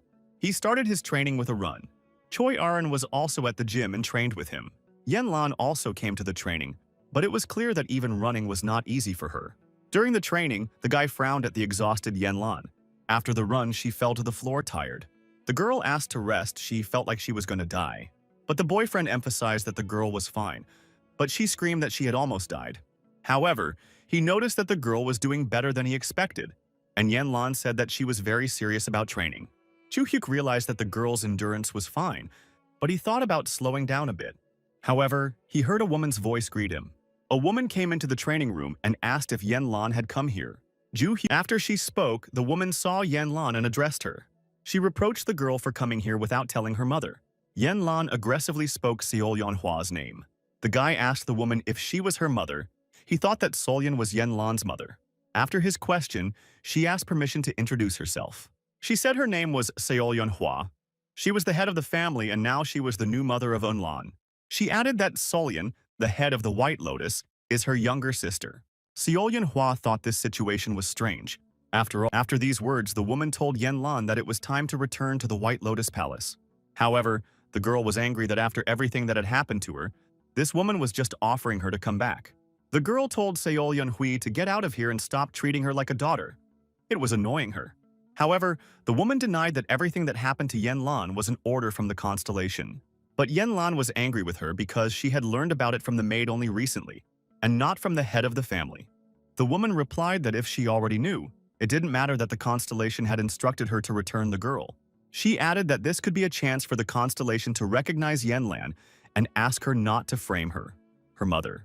Yan-lan asked her if she wanted the girl to come back now, just because Constellation said so. Seol-yeonhwa confirmed the girl's guess. Yan-lan told her again to get out of here. She added that students were studying here, so let the woman go away and not disturb them. Yan-lan warned him that this was not the White Lotus, so he shouldn't even think about causing trouble here. However, the woman asked Yan-lan if she knew why she had entered without security. This is because Seol-yeonhwa intended to take the girl away without any noise. After these words, the woman attacked Yan-lan with her magic. After her attack, Yan-lan bounced back. She asked Seol-yeonhwa what she was going to do. The woman replied that it was obvious that she was not going to hold back. Yan-lan said it wouldn't work, and she wasn't going to hold back either. After these words, she moved with lightning speed toward the woman. She asked her if she had forgotten that she had never been able to beat the girl. Immediately afterwards, she attacked Seol-yeonhwa with a punch. The woman stopped her attack and told her that Yan-lan had indeed become stronger and that she was not just having fun at the White Lotus. Yan-lan replied that she had been practicing really hard all this time. However, Seol-yeonhwa said that she should go back and train normally. Holding the girl's hand, the woman threw her aside. Yan-lan was surprised. She didn't remember Seol-yeonhwa's skills being this good. The girl slammed her feet on the floor, and she immediately launched a kick attack on Seol-yeonhwa. She leaned back and said it was a thoughtless attack. Yan-lan told her to shut up and added that all she needed was to win. Choi Aron asked Ju Hyuk if they should call the instructors to stop the fight. However, the guy asked Aron what she thought would happen if they told the instructors that the head of the family had caused a commotion to take her daughter away. Aron agreed with him, because Seol-yeonhwa had abandoned her daughter and was now going to take her away out of necessity. Seol-yeonhwa kept telling the girl to stop resisting and just follow her. However, Yan-lan told the woman to forget about her intentions. However, the next moment she felt that something was wrong with her. She looked down and saw that her foot was covered in ice. Seol-yeonhwa suggested that Yan-lan was seeing this for the first time. She said that this was the power of their constellation, the king of the snowy depths. The woman also added that after Yan-lan returns to the family, she will have the opportunity to obtain this ability through a constellation contract. Yan-lan suggested that the woman seemed stronger than the last time because she had thoughtlessly used the power of the constellation. However, then Seol-yeonhwa told the girl not to even think about a happy return. Yan-lan could not react to the woman coming so close because of her frozen leg. The head of the family said that she would freeze and crush her hand so that she would not resist any further. However, at that moment, Kim Ju-hyuk repelled the woman's attack, and he hoped that the constellation families would no longer interfere with him. Yan-lan was surprised that the boy decided to defend her. He asked the woman what she was doing, if she was serious about cutting off her daughter's arm. She replied that it was not his place to interfere in their family affairs. He recalled that Jinyeon had told him the same thing when they fought over Choi Erin. Seol-yeonhwa didn't understand how the boy was able to block the attack without being frozen. She also felt that the impact of the attack was serious. Then it turned out that he had deflected her blow with magic that was stronger than the magic of her constellation. The guy told Choi Erin to take Yan-lan away from here. However, the girl denied that she could fight as well, especially since it was her family. But Ju-hyuk realized that she would not be able to continue fighting because she could not feel her leg. He told her that even though he hadn't taught her anything yet, as her master he couldn't stand by and watch his student get hurt. The girl was happy that he called himself her master and listened to his words. She asked the boy if he had decided to pretend to be her teacher because the woman had decided to take Yan-lan with her. However, he said he didn't care, and they just had the same interests. The woman did not consider this a reason for a master-apprentice relationship. Then she said that she would check how good he was as a master. The boy, he managed to block her attack, but it will be difficult to deal with her without serious mana costs. At first, he decided to dodge and target the joints. He managed to escape from the woman's attack. All the equipment in the gym began to be covered with ice. Even though it didn't hit him, it still caused a lot of damage, and it could also just be releasing ice. The woman said she would think about it if she lost. She directed her next magic attack at the boy. He realized that if he dodged, it would lead to more damage in the gym, but he would need to use up his magical power to take the hit. Then he decided that he would break the woman's blow directly. The magical power she gathered in her hand hit the ceiling of the gym. Before Seol-Yunhua could recover, the guy had already come at her with a punch. With all his fury, he pierced the body of the head of the family with this attack. Such a force sent it flying back several miles. After that, she lay defeated at his feet. Yanlan was shocked that the boy had defeated the one who had taken power from the constellation. Seol-Yunhua said that she now understands how the boy attracted Yanlan here and why he calls himself her master. However, she added that although she recognizes him, Yanlan will go home anyway. Even if the woman failed, 1,000 people would still come for Yanlan after receiving this order. The woman replied that the whole constellations are more important, and that is the meaning of their existence. The girl asked if she would have to fight with one of her family members again, even if she didn't want to. After these words, she screamed that she had had enough and would not stand for it. Ju Hyuk was very angry that Yunlan's opinion was not taken into account, and she was desperate. He asked Seol-Yunhua what he needed to do to meet the constellation. The boy asked if he defeated their constellations, would everything resolve itself? The woman was shocked when the guy said that he was going to defeat the constellations. She thought he didn't understand what he was saying. Ordinary people can only meet the constellation directly if it appears in a shrine, but this requires a lot of energy, so it doesn't happen often. But the guy said there was another way. You need to touch the sacred relic directly and be transported to the realm of the mind. Seol-Yunhua noticed that even though he was still studying at the academy, he seemed to have more knowledge about contracts and sacred relics than she had thought. She confirmed that if he came into contact with their family's sacred relic, he would be transported to the king of the depths of snow. However, the woman added that although the power of the constellation is limited in their world, the realm of the mind is the territory of the constellation. Ordinary people could have been instantly crushed by the pressure of the constellation upon entering it. But after all that, the guy still wanted to go against the grain. Seol-Yunhua said that she cannot allow an outsider to come into contact with the sacred relic herself. They'll schedule a meeting with the constellation in a week, and no one will attack Yanlan or the boy until then.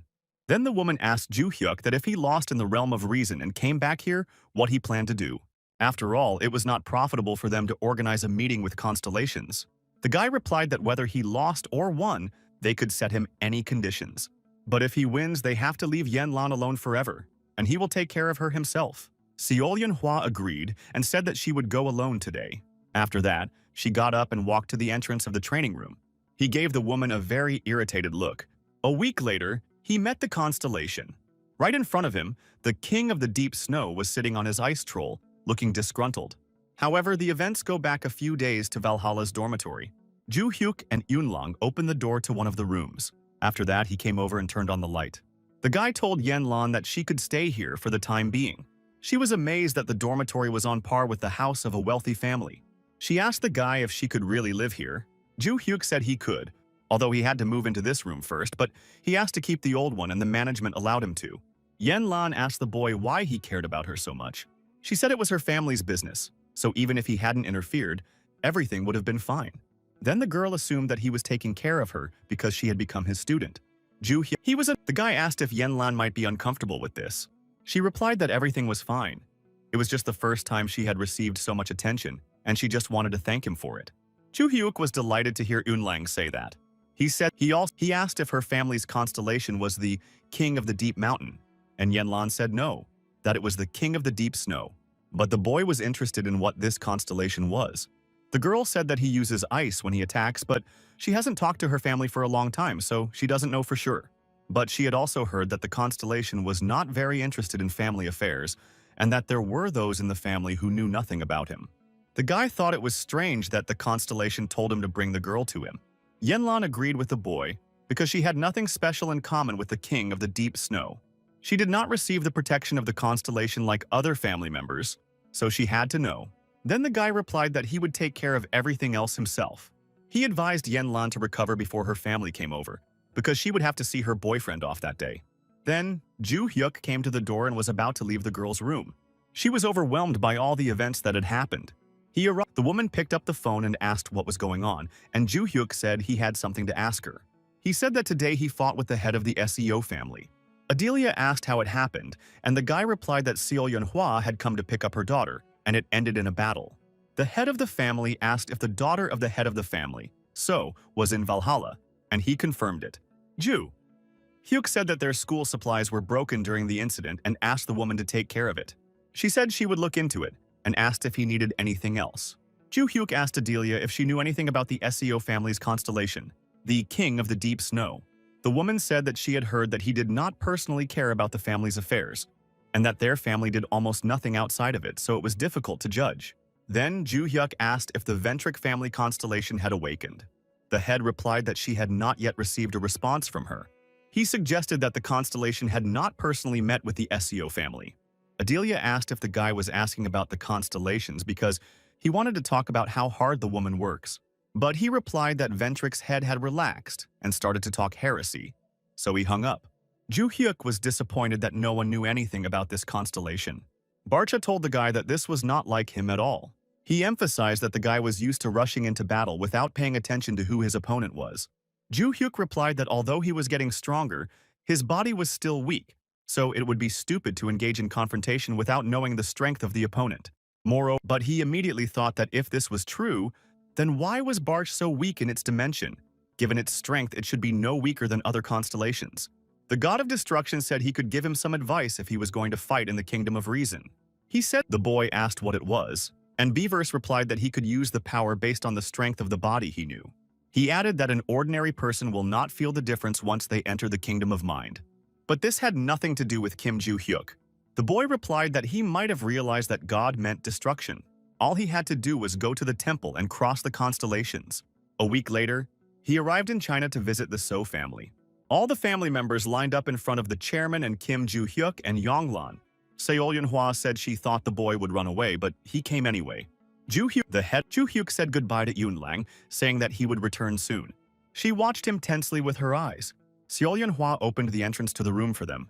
In this room there were huge mountains of cold snow. Ju Hyuk didn't understand why the room looked like that. The head of the family who pulled a small box out from under a pile of snow.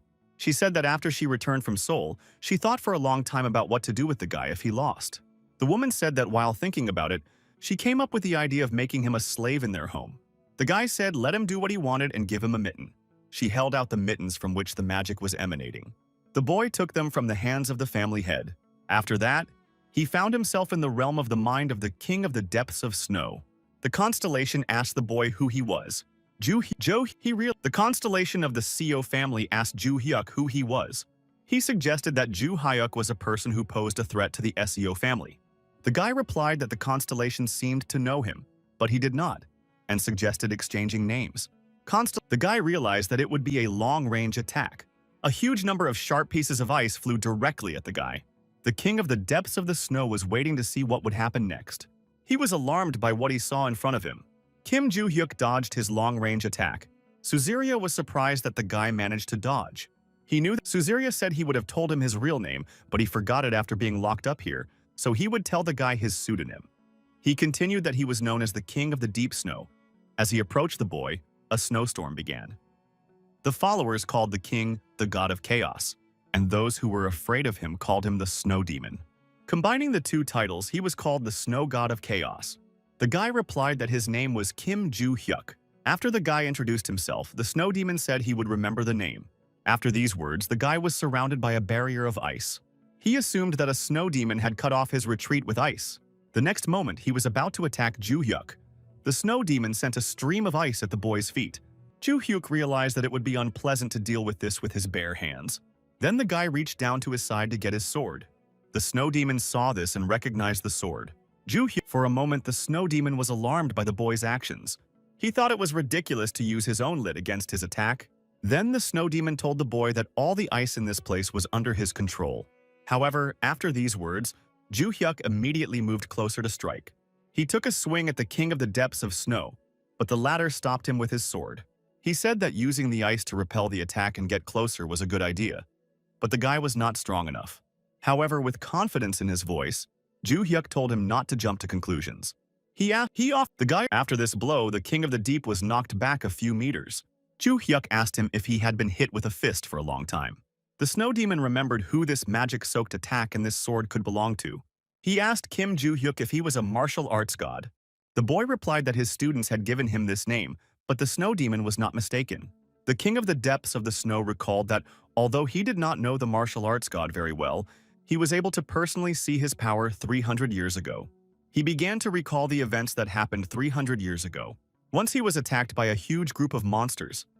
At first, he managed to defeat them quite well. However, it was a huge army that he could not face alone. Then the snow demon decided that he would take as many monsters with him as he could. However, it was the god, and after that, all the questions of the snow demon disappeared. Only fear remained. He remembered the magical power he felt from it. The guy may look different, but he was definitely the god of martial arts in person. Ju Hyuk said that if the snake demon doesn't attack, it will attack. He replied that he had always wanted to fight the god of martial arts. The god of chaos said he accepted the boy's challenge. He was going to show everything he was capable of. At the time, Yen Lan was waiting in the reception hall. The girl noticed that someone was watching her. A huge number of human shadows could be seen from the windows of the door. They all looked directly at the girl with an eerie gaze. That is why Yen Lan did not want to return to the Seo family. If not Yen Lan. However, the girls replied that they had heard that the girl had returned from the castle and just wanted to see her. Yen Lan replied that if they just wanted to look at her, they could stand with the people behind the wall. So Irene said that there must have been some misunderstanding and wanted to apologize. The girl, Seo, she said that although it was a little late, she apologized for leaving Yen Lan behind. Yen Lan was surprised that after all these years they came just to talk about it. She said they were only saying that because they were scared that the girl had returned. CEO Irene said that although it looked like a forced apology, they had no choice at the time. She added that their mother did not allow them to meet the girl. Then she said, Sope said that they were a little jealous of her, but they were more proud of her. She justified this by saying that it was nice to have such a strong representative of the So family. Although they held this opinion, their mother called them. And then Seol Yunhua forbade Yunlan to train. The reason for this was that the girl could have become a threat to them in the battle for the place of the next head of the family, because all the elders would have chosen her.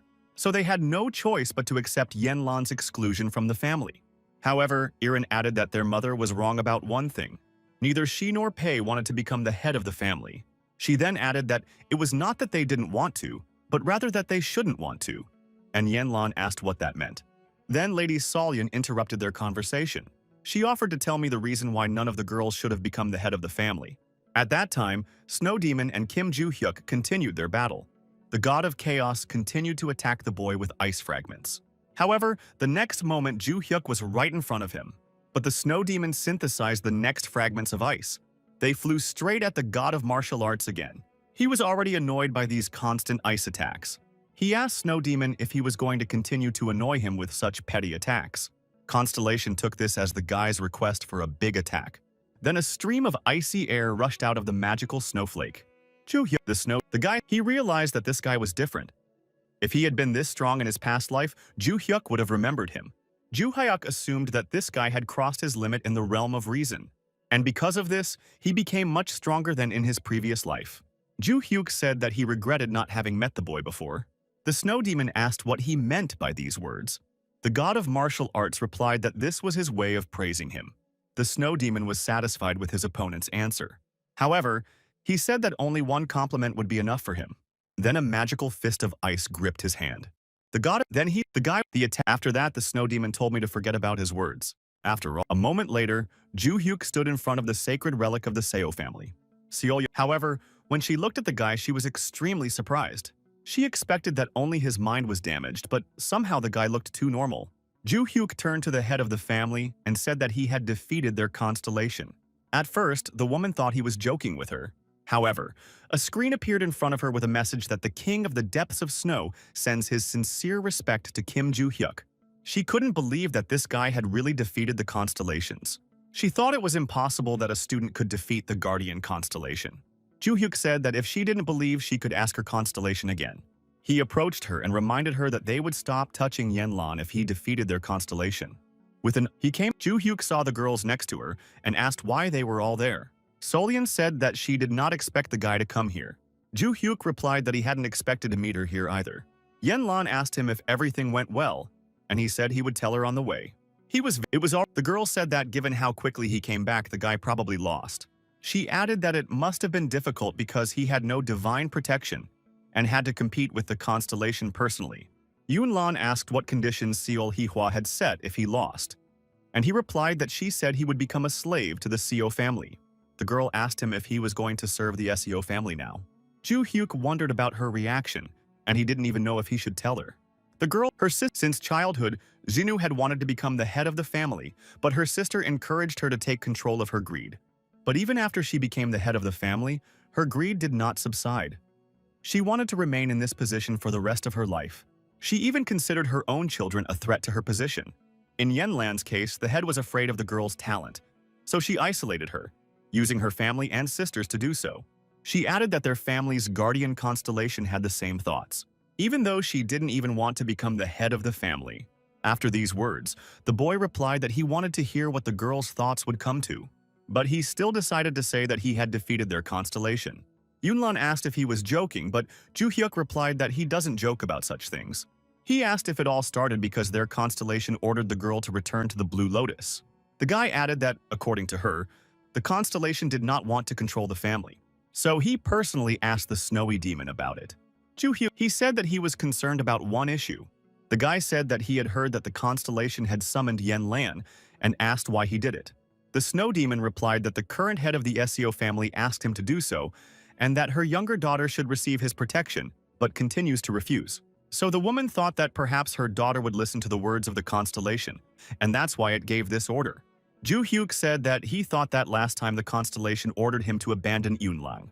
However, the god of chaos said that this was the first time he had heard about it, and he did not even know that the chairman's youngest daughter was named Yen Lan. The boys were surprised by the constellation's answers to these questions. Through the girl, this woman destroyed her entire life just to become the head of the family. Ju Hyuk added that he told Constellation to terminate the contract. Yen Lan didn't understand what kind of contract it was, but the guy explained that it was a contract that the Constellation had signed with the head of the family. A woman will not just lose her position as head of the family, she will basically become a nobody. Yen Lan replied that the guy shouldn't have gone so far for her. The next moment, she thanked the guy for everything he had done for her. Ju Hyuk replied that since the problems with the Seo family had been resolved, they could concentrate on training. At that time, an unknown figure was watching the boy from around the corner. She turned to her lord and asked him whether to continue following Kim Ju Hyuk, but he told her to find the enemy of that man instead. A group of people in robes gathered in a secret hideout. The guy next to her, suggested that it was because of a summons from the Constellation Lord. The girl asked if the Constellation had ordered them to kill Kim Ju Hyuk, why it had suddenly decided to look for his enemies. The man across the street said it had changed its mind. Then she asked who was the first to receive the order and begin to execute it. However, he did not manage to get any useful information. The only thing he managed to find out was that the boy grew up in an orphanage and did not know who his parents were. The man was unable to find anything else about the boy. The man added that after that, he continued to watch and waited for the Constellation's orders, and Ju Hyuk defeated the strongest member of the Seo family and the head of the family. Then a semi-blurry purple screen appeared in front of the man. It asked whether the sacred stone was ready. On their constellation asked whether they had managed to find the enemy of Kim Ju Hyuk. The man wearing the skeleton mask said that there are 3 organizations that have some form of animosity towards Kim Ju Hyuk, namely the Wenriks, the Samsol Alliance, and the Loyalist Organization. The Samsol Alliance and the Devotees are sinister organizations, and the Ventricles are a prestigious English family, and in their case they suddenly settled their relationship with the boy. It seems she added that although no steps have been taken yet, there is news that the Baek Jong gang has also targeted Ju Hyuk. Constellation said it would give them a new order. It ordered all enemies of Kim Ju Hyuk to be killed. A new day came and the guy immediately went to the gym. Erin texted her boyfriend that she had to go home to pick up something, so she would miss today's practice. Ju Hyuk thought that if it was important, it would be nice if the girl brought some kind of sacred relic, because it was possible that the Constellation Chojin could be his disciple. After he defeated the Constellations in the Seo family, he checked what relics they had, but found nothing special. Given that the Tower of Destruction would soon appear, every student was important and the delay was serious. Recalling that the White Lotus community also had sacred relics, He thought that perhaps he should go there as well. However, at that moment someone's voice addressed him. Black Cat stood at the entrance to the gym and addressed the boy. The boy guessed who it could be but asked the man who he was anyway. Black Cat asked if they could talk in private. He agreed to the offer and approached him. He told the girls to spar with each other until he returned. But they were clearly unhappy with this request. They started arguing with each other, but the guy just loved it. He went out into the corridor and stood in front of the Black Cat. The man told Ju Hyuk that he had come from the market. The guy replied that it was quite obvious, but isn't anonymity guaranteed in the market? He added that if he starts coming to the academy so freely, won't it damage the market's reputation? However, the man replied that he had only come to deliver a message to the boy. After that, the Black Cat handed Ju Hyuk an envelope. He asked if the letter was for him. The Black Cat confirmed it. The man then added that the letter was sent by the real owner of the market. Ju Hyuk asked if the backstage ruler constellation was the real market ruler, and the man said yes. Black Cat asked the boy to read the letter and come to the market if he could answer it. He also said that in addition to the boy, the letter was delivered to several other people and the constellation needed someone who could read the letter. He didn't know the content and meaning of the letter. So if Ju Hyuk understood what was written in the letter and wanted to respond, he should come to the market. The man said that the constellation was waiting and said goodbye. Barsh, the god of destruction, asked what it said. He didn't know such signs. And Kim Ju Hyuk replied that he needed to get to the market. The signs used to write this letter were invented by him.